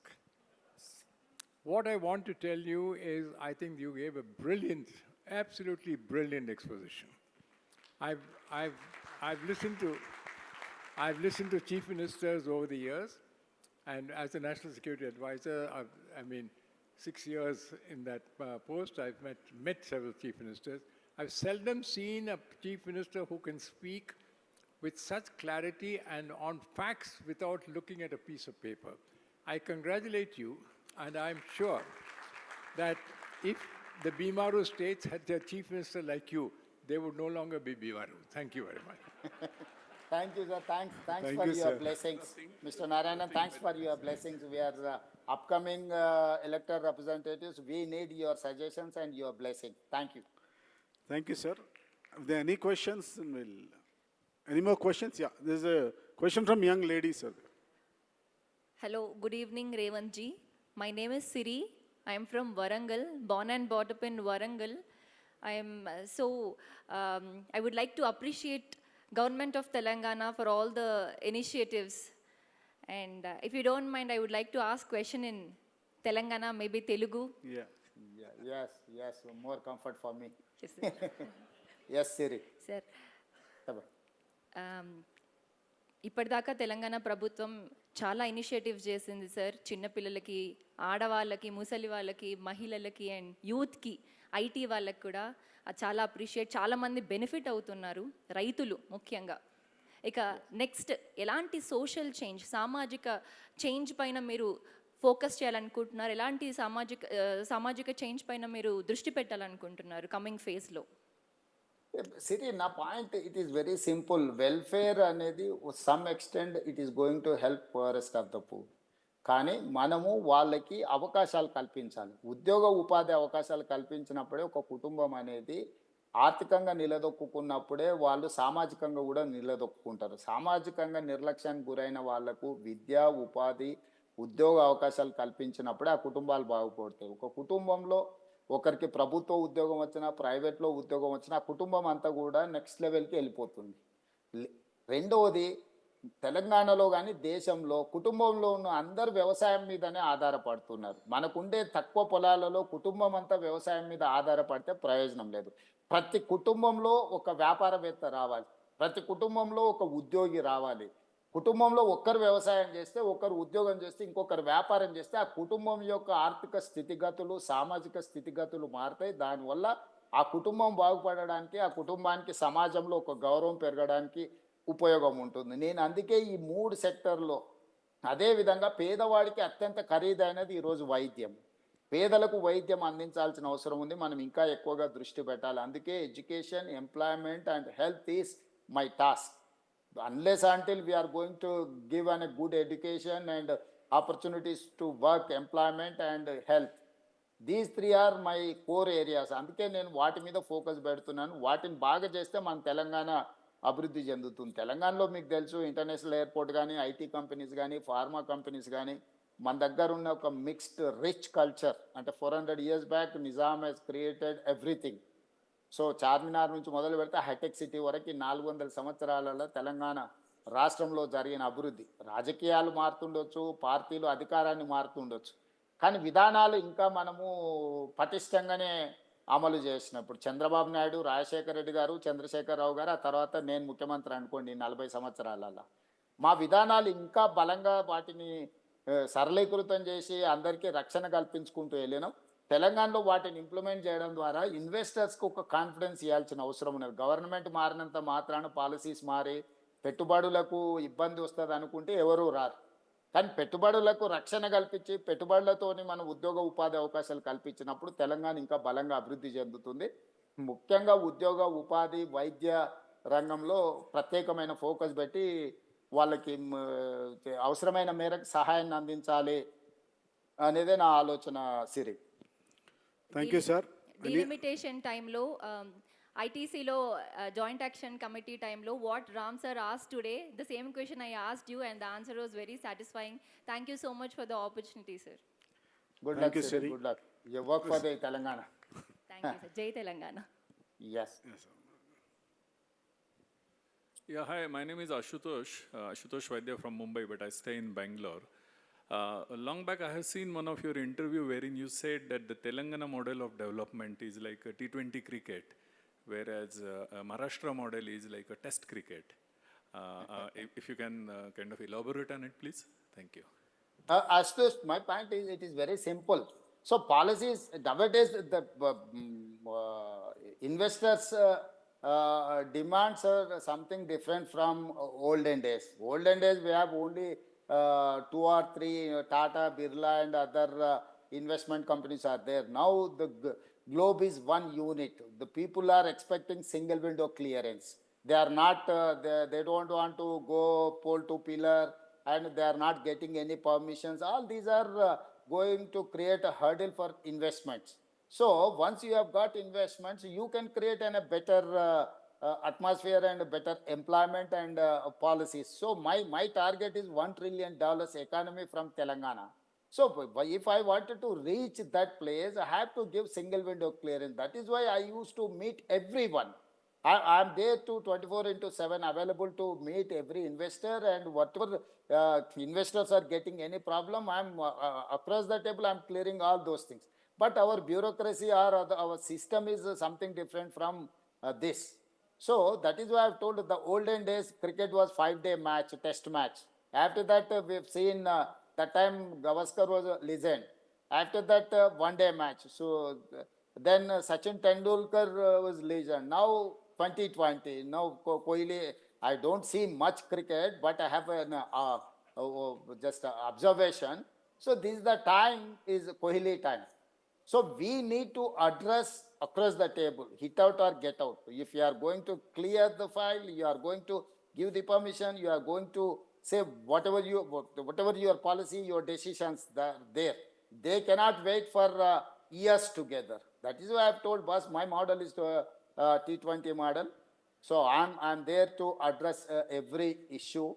So I've told clearly. So someone was comparing with other states. I've told all the other states are having an test cricket policies. My model is a 2020 model. So I'm there to dispose of everything in single window. Thank you, sir. I think we'll take one last question. Sir, good evening, sir. Revan, sir. This is Pradeep. I'm from Hyderabad. Sir, as you are creating a fourth city, a city of opportunities, sir, I'm a healthcare player and a first-generation entrepreneur. What can we expect from your side, from your government support? So Pradeep, my point is that the future, Bharat future city is going to address for everything. Industrial, whatever, whoever want, that is net zero city. First of all, I wanted to tell you that is going to, we wanted to build a net zero city, pollution free city. So I have 30,000 acres. Out of that 30,000 acres, almost 20,000 acres of land I'm using an open area. I wanted to develop an urban forest. Remaining 10,000, I wanted to create an sports, health, and AI city and IT, even pharma, green pharma, EV vehicles. I wanted to create a place.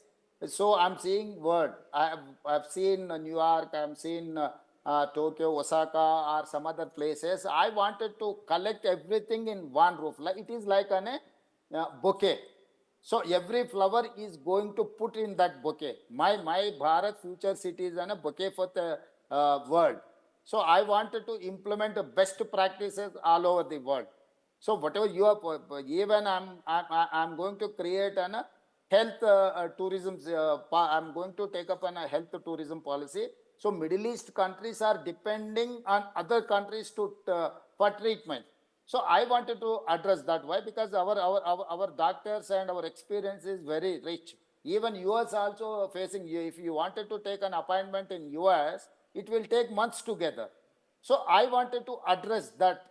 So I wanted to create an health tourism in my future city. So sports also, I wanted to create an sports university for everything in one place.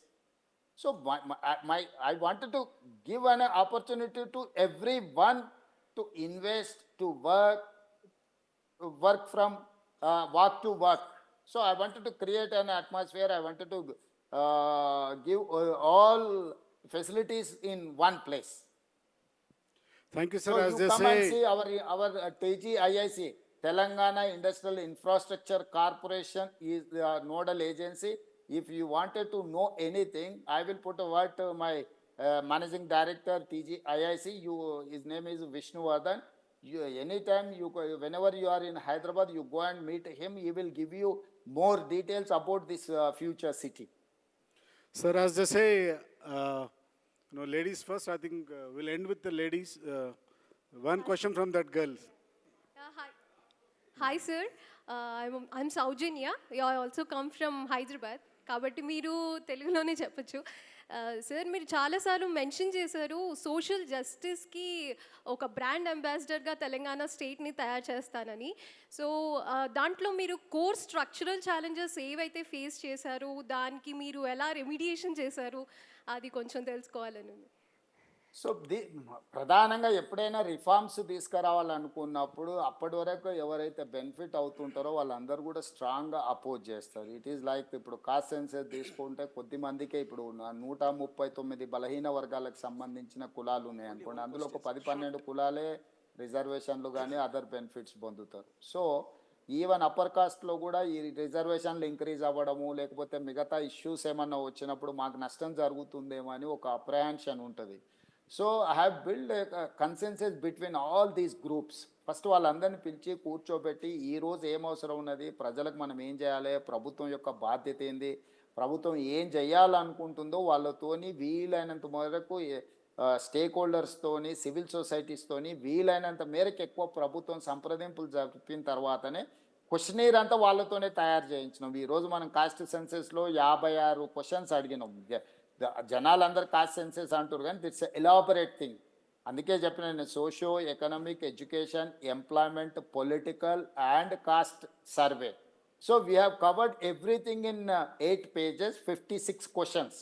We have asked everything. Even ward member reservation కూడా మీకు ఏమైనా వచ్చిందా, లేకపోతే local బాడీస్లో sarpanch or MPTC reservation or MLA MP reservation or ఎడ్యుకేషన్లో మీకు ఏమైనా రిజర్వేషన్లు వచ్చినాయా, ఎంప్లాయ్మెంట్లో మీకు ఏమైనా రిజర్వేషన్ ఎప్పుడైనా అవైల్ చేసుకున్నారా, ఇట్లా ప్రతిదీ కులంతో పాటు వాళ్ళ ఆర్థిక స్థితిగతులను, రాజకీయ స్థితిగతులను, ఉద్యోగ ఉపాధి అవకాశాలను, మీ కుటుంబాల నుంచి ఎవరైనా వలసపోయినరా. You know migrations are there in Telangana. They are migrating to Mumbai, they are migrating to Dubai, they are migrating to other countries, even US also one such type of migration. So I have taken every detail from each and every family. I have created a cluster, 150 families is equal to one cluster. That is how 95,000 clusters I have created in Telangana. So I have appointed 95,000 enrollers. 60 days each enroller, he has to address family to family, he has to go, he has to ask everything, he has to take all the detail from the family head, he has to take sign from the family head also. After that, the enroller has to sign. After that, every 10 enrollers is equal to one supervisor. Supervisor also has to sign on that paper. So that is how I've got meticulous data. Data is asset nowadays. Now I've got 100% accurate data from Telangana, each and every nook and corner, even Adivasi places, Tandalu, Gudalu, Marmula, Pallelu nunchi kuda we have collected a meticulous data with engaging government employees. Not only that, I have paid them also extra. So I have computerized everything. Now I have hand-picked data.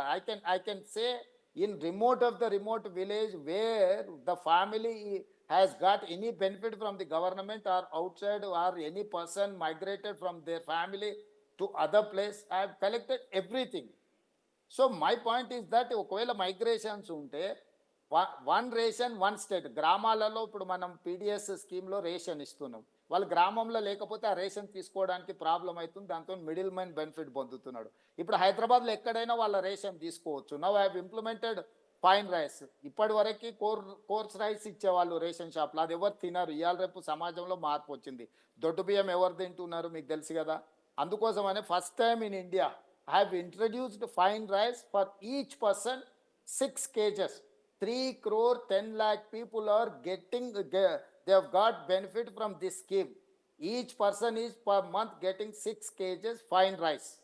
So 3 crore plus people manaki scheme తో benefit అయ్యారు. ప్రతి వాళ్ళు ఇప్పుడు ఆ సన్న బియ్యం తింటున్నారు.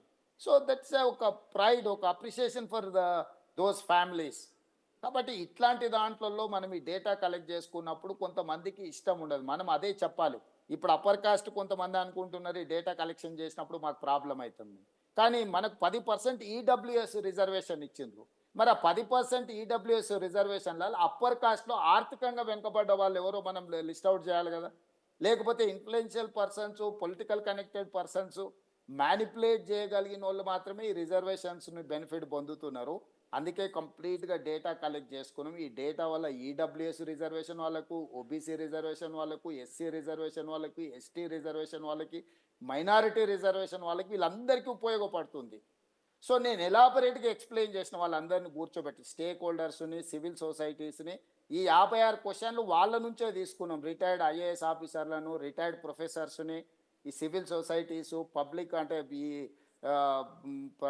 Public ఇంట్రెస్ట్లో పనిచేసే వాళ్ళందరినీ కూడా పిలిచి కన్సెన్సస్ బిల్డ్ చేసి ఒక క్యాబినెట్ సబ్ కమిటీ వేసి తర్వాత ఒక 1 man కమిషన్ వేసి వాళ్ళతోనంతా ప్రాసెస్ చేసి ఈచ్ అండ్ ఎవ్రీ అసెంబ్లీ కాన్స్టిట్యున్సీలో పబ్లిక్ హియరింగ్ చేసినాం. మేము ప్రజలకు ఒక అవేర్నెస్ ప్రోగ్రామ్ కల్పించినాం. దాంతో ఏమైందంటే ప్రజలకు ఒక నమ్మకం వచ్చింది, ఎస్ ఈ ప్రభుత్వం మా అందరి కోసం పనిచేస్తుంది, ఈ ప్రభుత్వం కలెక్ట్ చేసే డేటా రేపు భవిష్యత్తులో మాకు ఉపయోగపడుతుందండి.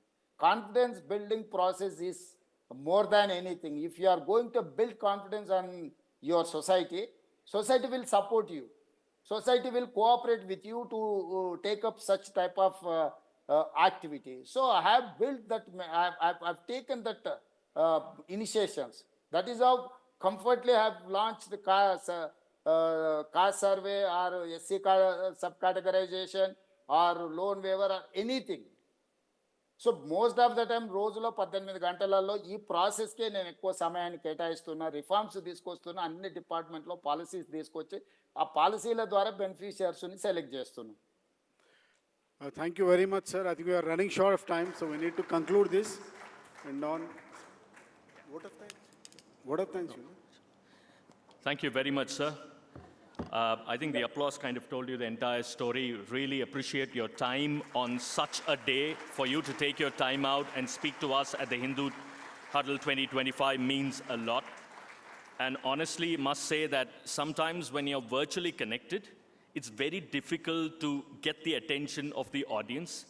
But the clarity, the vision, and the body language, everything was to the T, and therefore he was able to communicate everything that he intended to communicate, and you could see that the audience was extremely appreciative of what Mr. Revanth Reddy was all about. And also a huge round of applause for Mr. Ravikant Reddy.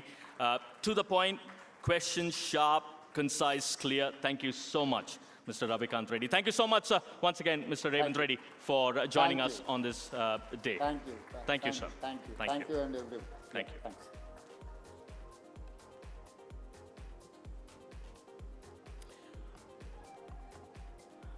All right, ladies and gentlemen, so one final session to conclude the day. Remember, there's another day tomorrow, so we will start tomorrow as usual at 10. But this session is going to possibly hit a slightly different nerve, and a good one at that. That is what we seriously hope, because we've got a couple of wonderful people up here on stage. Anuradha Menon will be first up. Honestly, we know her as Lola Kuti, as her alter ego on Channel V. After having pursued a master's degree in drama in London, she moved to Mumbai to pursue her love for stage. A stand-up special, Wonder Menon, is the first Indian female special to be featured on Amazon Prime, and she was also a part of Destination Unknown and was a mentor on Comicstaan, which is again on Amazon Prime. Anuradha Menon, Lola Kuti, may I please invite you on stage. Big round of applause, ladies and gentlemen, for Anuradha Menon. And incidentally, I mean, it's going to be a conversation with somebody who's, again, got a great sense of humor. I know he's the Chief Revenue Officer of the Hindu Group. I mean, the designation and his sense of humor, not too sure how much it goes together, but here's somebody who's smiling, who's going to come up on stage. Please put your hands together for Mr. Suresh Balakrishna, who is the CRO of the Hindu Group. The title, designed is, there you go, Light LOLs. It's a slightly different generation that we are catering to here. Suresh, over to you. Thank you, RK. As usual, lovely introductions. And so this was supposed to be, if you remember in the original agenda, if you've seen the newspaper, it says it's a stand-up act by Anuradha Menon. But then we changed it slightly and we said we will do in conversation and get to know Anuradha Menon better. And the curator of the event, Narayan Lakshman, was left to find out whom she will be in conversation with. Now we know that she is India's pioneer in stand-up and comedy. So he wanted to know, he had to have an equally funny guy on the other side, and the only funny guy in the system apparently was me. So he then reached out and he said, why don't you do this? So I said, well, it should be good fun. And plus, Anuradha and I have done this before with a panel of comedians. The only thing was Kannan Gill, when we did last time, almost fell and broke his head on the chair, literally. Yeah, I'm sure all of you will remember that from the LFL. Are you going to constantly call me Anuradha through this? I always feel like my teachers only used to call me Anuradha. No, he's always no, miss, I didn't do it. It's like that sort of feel. Okay, so no Anuradha, let's go to Lola Kutty, right? I think that sounds better. So firstly, tell us, how did Lola Kutty come to life? What inspired the character, the look, the glasses, the flowers, the Mallu sari? And did you, when you started first few episodes, did you think she would become such a big cult icon? This Suresh is like one smiling assassin. So many questions. Yeah. So I was born and brought up in Chennai, and I went to a good convent school and then to a good convent college, all girls. And I did my master's in drama in London. And then I came back, and the idea was I will move to Bombay. I'll get a job that will support my theater habit because the stage was my first love. And I went to Channel V and I met the bosses, and they said, oh, she's very funny, she's smart, come hang with us. I said, cool, I'll hang, but I have to think of something to do, right? VJs on Channel V were considered cool people, and I wasn't cut out to be cool, okay? So I wasn't cut out to say, yo, check it out, coming up next. So I thought it would be more fun to play a character on this very hipster music channel, someone you wouldn't expect to see. Also, I was surrounded by a lot of people who did not believe I was from the South. They said, Arey, you can't be South Indian. You're not black. You don't have buck teeth. And the thing is, growing up in Chennai, I was a very quiet, shy child. And in the South, they call my people Pavam, right? And anyone who was loud and confident, we called North Indian. You're only laughing because it's true. So I thought it would be fun to play this character, so I came up with the idea. And also, there was a movie called Run, Lola, Run. And you think of Lola, you expect someone who's like sexy and confident and, running on the beach in like, or some Bo Derek emerging from the seas. So, and then you get to see me. But my boss said at the time that you needed to look funny in order to be funny. Because also I started in 2004. So, yeah, that's how it started. But they were also very worried because they were like, our share prices will crash, right? Because on one hand, we have a VJ in a bikini, and now we have you. So luckily, it was a risk that paid off, and here we are. The Mallu accent, was it already there? Did you cultivate it, or it just... I generally like accents. My mother still says that Lola rocks, but Anu sucks. But now it is what it is. She said, now because of you, everyone thinks I have that accent, and I don't, because my mother speaks the Queen's English. But also, if you want to play a character, you can't look like this and sound like this, right? So you have to look a certain way. If I'm trying to say that she's a conservative girl from the interior, from Calicut or whatever, stuck in a time warp, like a lot of people I interviewed, like Prahlad Kakkar was like, Bichari, just take her out, show her the sights. She's stuck living in Matunga with her uncle and aunt in Bombay. Show her Bombay a little, happen her up a bit. But yeah, that was the... And sometimes when I went to Channel V parties, I wasn't even allowed inside. Because they were like, Arey, you're madam, ye party chal rahi hai andar. Aap kya kar rahi hai yahan pe? The Hindu Huddle is the best ever event you have attended. Can you say that with Lola Kutty's accent? The Hindu Huddle is the best ever event I have ever attended. Ever. Have I said ever? Enough. Thanks so much. So tell me, pulling back a little, you were one of the pioneers. You are one of the pioneers of stand-up. Age me a little more, Suresh. My no, God, no, you hit no, 40 you're young, and that's you're young. it. No, It's a you're downward young. spiral. No, very young, very good looking, and you are one of the pioneers of stand-up. Where do you think this art is going in our country? I know, I've come from Mumbai, open mics, etc. There's been so many more people that have come up here, maybe not so much in Chennai, definitely in Bangalore, it's thriving. So where do you think this is headed? Well, it's actually a worrisome time because in Bombay, a comedy club, as you may have heard, was destroyed recently because a comedian by the name of Kunal Kamra shot a special there. Some comments were made, people got offended, and so they went to the comedy club and trashed the place when people were sitting inside. And I think for some reason they did not believe or did not realize that comedy specials are shot a few months prior, then edited, sound mixing, and it's released only later. It's not like it's happening in real time that you can go and say, "Arey, Kunal Kamra kidhar hai?"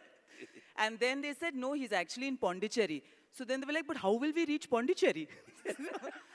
So it's difficult because people are obviously easily offended. You never know what offends people. I have never been a political comedian, so that has gone in my favor. I talk about just everyday things. And my family is my target mainly. But even then, I will still get, "Arey, you're a mother and you're making fun of your son."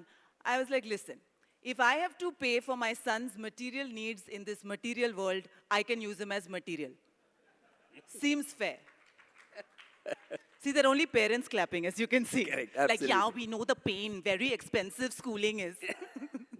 So, being a woman in the stand-up ecosystem, which is largely dominated by men, what have been some of the challenges and what have been some of the advantages of? The advantage used to be that on women, like one Women's Day, I made enough money to go on a holiday to Paris to watch my favorite tennis player, Rafael Nadal, play at Roland Garros. And then after that, it's been a downward spiral because people are too scared to touch comedy sometimes, you know. So whenever you do a corporate show, there'll always be one long list. Listen, Anu, we are very cool in our company. You can joke about anything except sex, drugs, politicians, religion, Hollywood movies, Bollywood movies, politics, books, poets, OTT platforms, news channels. Apart from that, we are cool. So, look, there are a lot of things as a woman that you can't get away with, perhaps, and people say there are very few female comedians, but I think that's true of most professions the world over. The biggest chefs in the world are men, but their wives cook at home. There are more male lawyers or more male entrepreneurs, so that's not really, it's not just a comedic specific thing, it's it's all over the world like that. Like, for example, if there's a corporate show, the head of HR or the boss will tell the male comedian, "Come have a drink with us after." They're never going to tell the female comedian that. Sometimes when you do corporate shows, they believe the female comedian, it's like a jokes mujra, you know? They don't quite comprehend. So, yeah, there are sort of those issues. But look, at the end of the day, people say, "Oh, there are, women swear on stage," or, you don't swear as much. So a lot of people, they associate stand-up comedy with a lot of swearing. And my thing is, you do you. Be comfortable. If you're comfortable swearing, you swear, and that's fine. I personally am not. Like, I swear in real life when I see, my son's mathematics marks or something, or my husband is snoring and not letting me sleep, stuff like that. But on stage, I'm not a swearer. Good. That would have been my follow-up question about profanity in stand-up, right? I mean, profanity, if you're not profane in stand-up, you're not funny. It's almost like that. Whereas people like you, for example, I mean, there is no profanity in your... I don't think there's extra virtue in the fact that I'm not swearing. I just think it's something I cannot do. If you can do it, fine, that's completely okay. So I don't think, oh, wow, I'm like better because I'm not, using bad language. It's just because I'm incapable of it. So let me ask you about Lola Kutty. Is she a boon or a bane? Did you feel after a point in time, she was a success, of course, a sensation, cult icon, but over the years, that was some time back. After that, has it boxed you in? Yeah, being a Lola Kutty has really come in the way of my item number career. All I want is one curly-haired shampoo commercial. Since when I've been begging my management. I was like, I have good quality curls, come on. No, I was thinking from Kerala, at least some coconut oil brand, nothing, zero, zilch. Of course you're boxed in, but I think that the problem also is that then they see me in real life and it's almost a disappointment. Because they expect me to look like that or sound like that. And they're like, oh. Or they only want to put me up for South Indian roles. And then they feel I don't look South Indian enough. So I seem to, once I auditioned, I swear, for the show on Amazon Prime, and the part was a Malayali woman from Chennai who has an 8-year-old son. And I was like, my God, that's me. I got this. I didn't get the part. That means I was so terrible at just being me at the audition. You know what I'm saying? It really hurt my self-confidence. Yeah. Yeah, so talking about 8-year-old son, husband, you talk about them and you have no problems talking about family. And so how do you balance this family life and being, funny on stage? How do you mix both of them? See, my thing is the ratio has to be 1:1. For every mother joke, there has to be one mother-in-law joke and vice versa. Right. So then both are happy. Like it's not just me, it's, someone else as well. So I think that's, I'm an equal opportunity offender. Like everyone I make fun of, including myself. So I think that's the best way to go. But no, my in-laws are actually very, very cool. Like they'd have no issue. My mother-in-law actually gets offended if I'm not making enough jokes about her. She said, my friend in America called, she said, Anu these days doesn't talk about you at all. Why you're not talking? I was like, why don't you do something and inspire me, ma? Also, when you wear a piece, I will wear the earrings my mother gave me and a ring my mother-in-law gave me. See, again, both parties should be kept happy. Yeah, smart. So this smartness came because you're a Chennai girl, I presume, right? And born and brought up in Chennai. Then you moved to Mumbai for professional reasons. Now we are sitting talking in Bangalore, right? But Bangalore believes that Chennai is very blah. Yeah. Right? So do you subscribe to that point of view now that you're a Mumbaiite? May I just ask the audience, this is a genuine question I want to ask. Are you sure that Bangalore airport is actually in Bangalore? Because I think you've been lied to. In fact, I told the Hindu group, just fly me to Hyderabad, I will walk from there. And that's how I reached here in time. I just want to tell you. But yeah, growing up in Chennai, there's always that competition, right? Which city is better? Bangalore. And Bangalore is always superior. Better weather, the boys were better looking, better restaurants, more pubs. The only thing Chennai had going for it was, hey, shut up, okay, we have beach. And Rajnikant. So we've had to deal with that all our lives. And then finally we had the superior IPL team. And I got a message on Instagram from someone who said, Anu, now that I know you're a CSK supporter, I'm going to unfollow you and I will never come for a show of yours. I was like, Adi Pavi, I didn't think you would get so serious about it. But yeah. Want to talk about CSK this year? CSK this year. Okay. No, I mean, listen, it's a team in transition now. Okay. Sure. So now we're in Bangalore, we all had to say, no, ye sala cup namde. Otherwise, always used to come to Bangalore and say, let's do the Bangalore national anthem. Chennai Super Kings, periya whistle, aringa. Stony silence. No, the RCB was looking really good, actually, this season. But they were looking so good, they've called off the IPL. Yeah. For a week, they said, for a week. I saw the team buses outside. Don't say anything. Hypothetically, yes.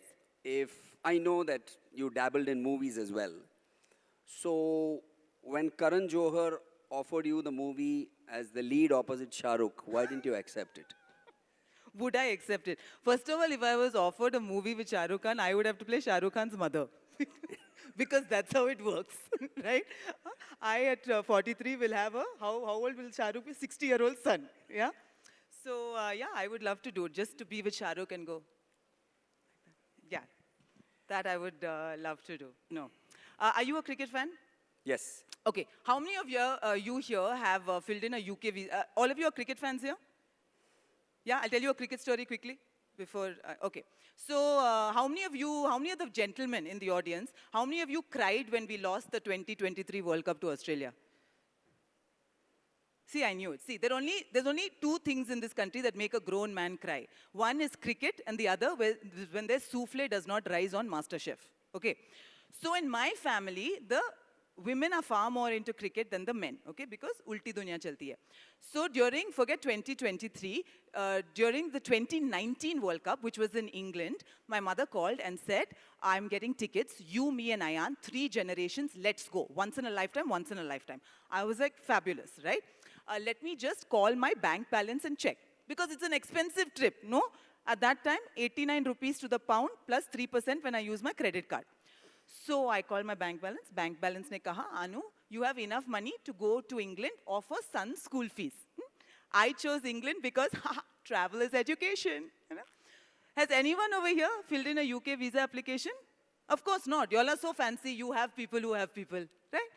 But for ordinary folk like me, when I started filling in the application, I had a son who was 7. When I finished filling in the application, I had a grandson who was 7.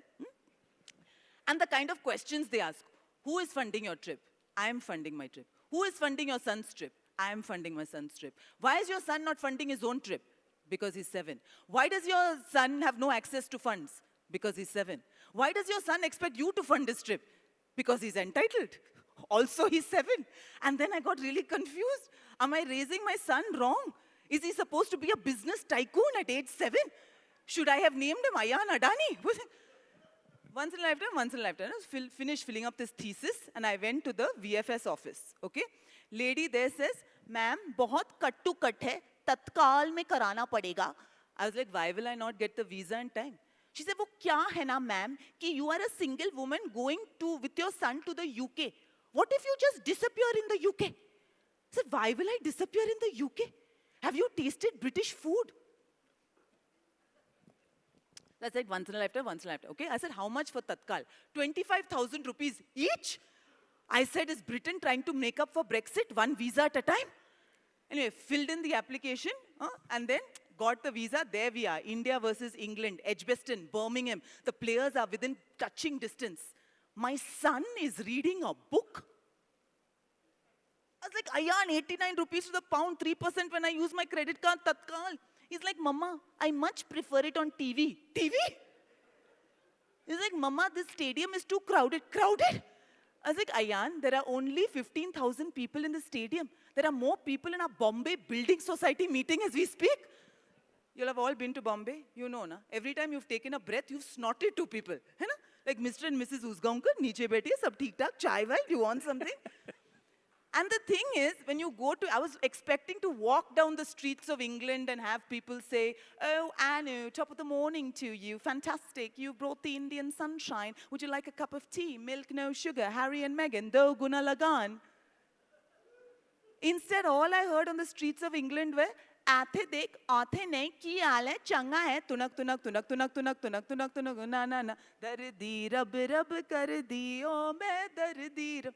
It's like, I have paid 89 rupees to the pound, plus 3% when I use my credit card. For this sort of money, I deserve to see some white people. Huh? Not just beautiful, fair Punjabis in bleached blonde hair. Chup hummy auntie. It came from personal pain, personal pain. She has filled in a British visa form, for sure, right? That came from the heart. You made a reference to North and South divide. I don't think it didn't miss me at all, you know, and you sort of thought you'll get away with it. No, right? no, never. Loud somebody is a Punjabi, something like that you said, right?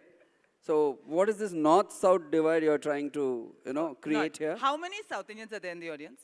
Just raise your hands. Okay, just stay with me on this theory. As a fellow South Indian, I just feel that we are not very cool people. But what we lack in swag, but she's South Indian. So she did a master's in library sciences, which means she's now overqualified to teach in any Indian school library.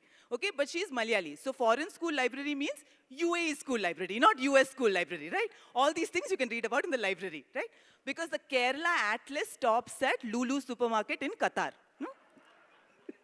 Like, things are so bad in the South. I was once willing to marry a boy I had never met just based on his educational qualifications. Suresh, listen to me. Siddharth had a bachelor's from Harvard, a master's from Princeton, and a PhD from Cambridge. I was like, I love this Siddharth. My mother was like, you don't even know Siddharth. What if he's a serial killer? I was like, Mama, please. At least he'll be an educated serial killer. It's like Dexter with a doctorate. That's like, you know, that's like when I was, are there any single people in the audience? Any single people? Ma'am, like, I just feel like as women, like we all go through an eligibility phase in life. You know, everyone wants to set us up with someone. So in my case, back in the day, they were like, Anu, you're Malayali, why don't you marry a Malayali celebrity? I was like, I would love to.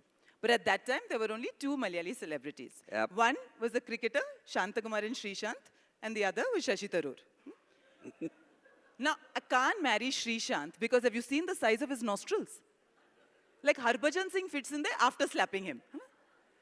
Like, if I married Srishant, between the size of his nostrils and mine, my future child would have no breathing problems, right?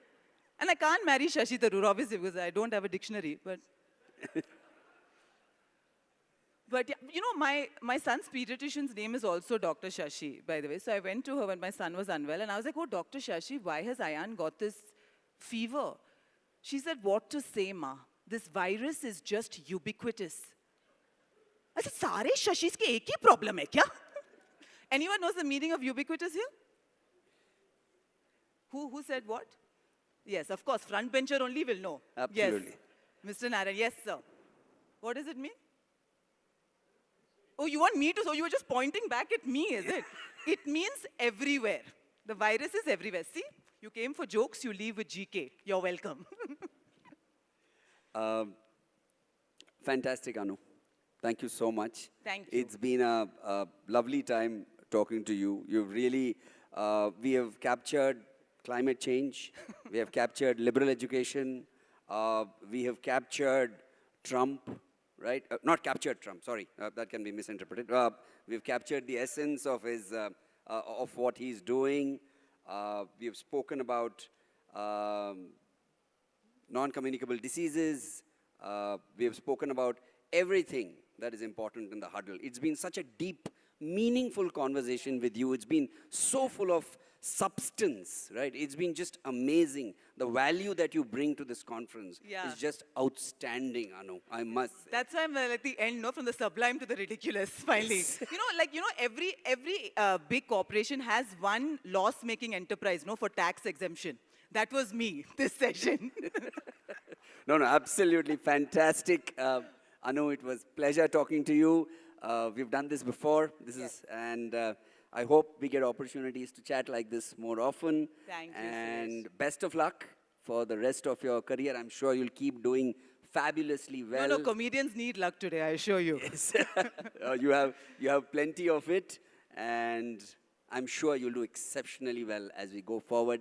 Your wit is fantastic. You had Mr. Narayan splits for most of the time. No, but he is like, our families know each other.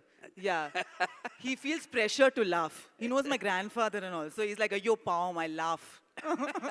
Just encourage this substandard nonsense a bit. But no, just in general, I hope none of you take offense to jokes. Because it's very hard for me to maintain a skincare routine from prison. So, thank you. Thank you.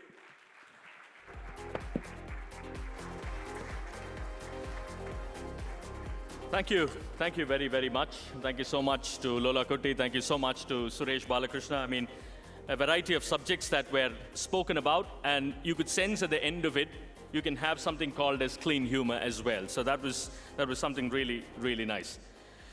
Thank you, ladies and gentlemen. So that kind of concludes our day, but there's more to come tomorrow. We shall be starting closer to 10 a.m. tomorrow. There's a lineup of lovely speakers that are coming your way, so make sure you're in on time. It's also just about the right time before we close for the day that I thank the sponsors very quickly. The title partner, without whom wouldn't have been here, Sami Sabinsa Group. It's an event, the Hindu Huddle 2025, that has been co-powered by Government of Karnataka, Government of Telangana.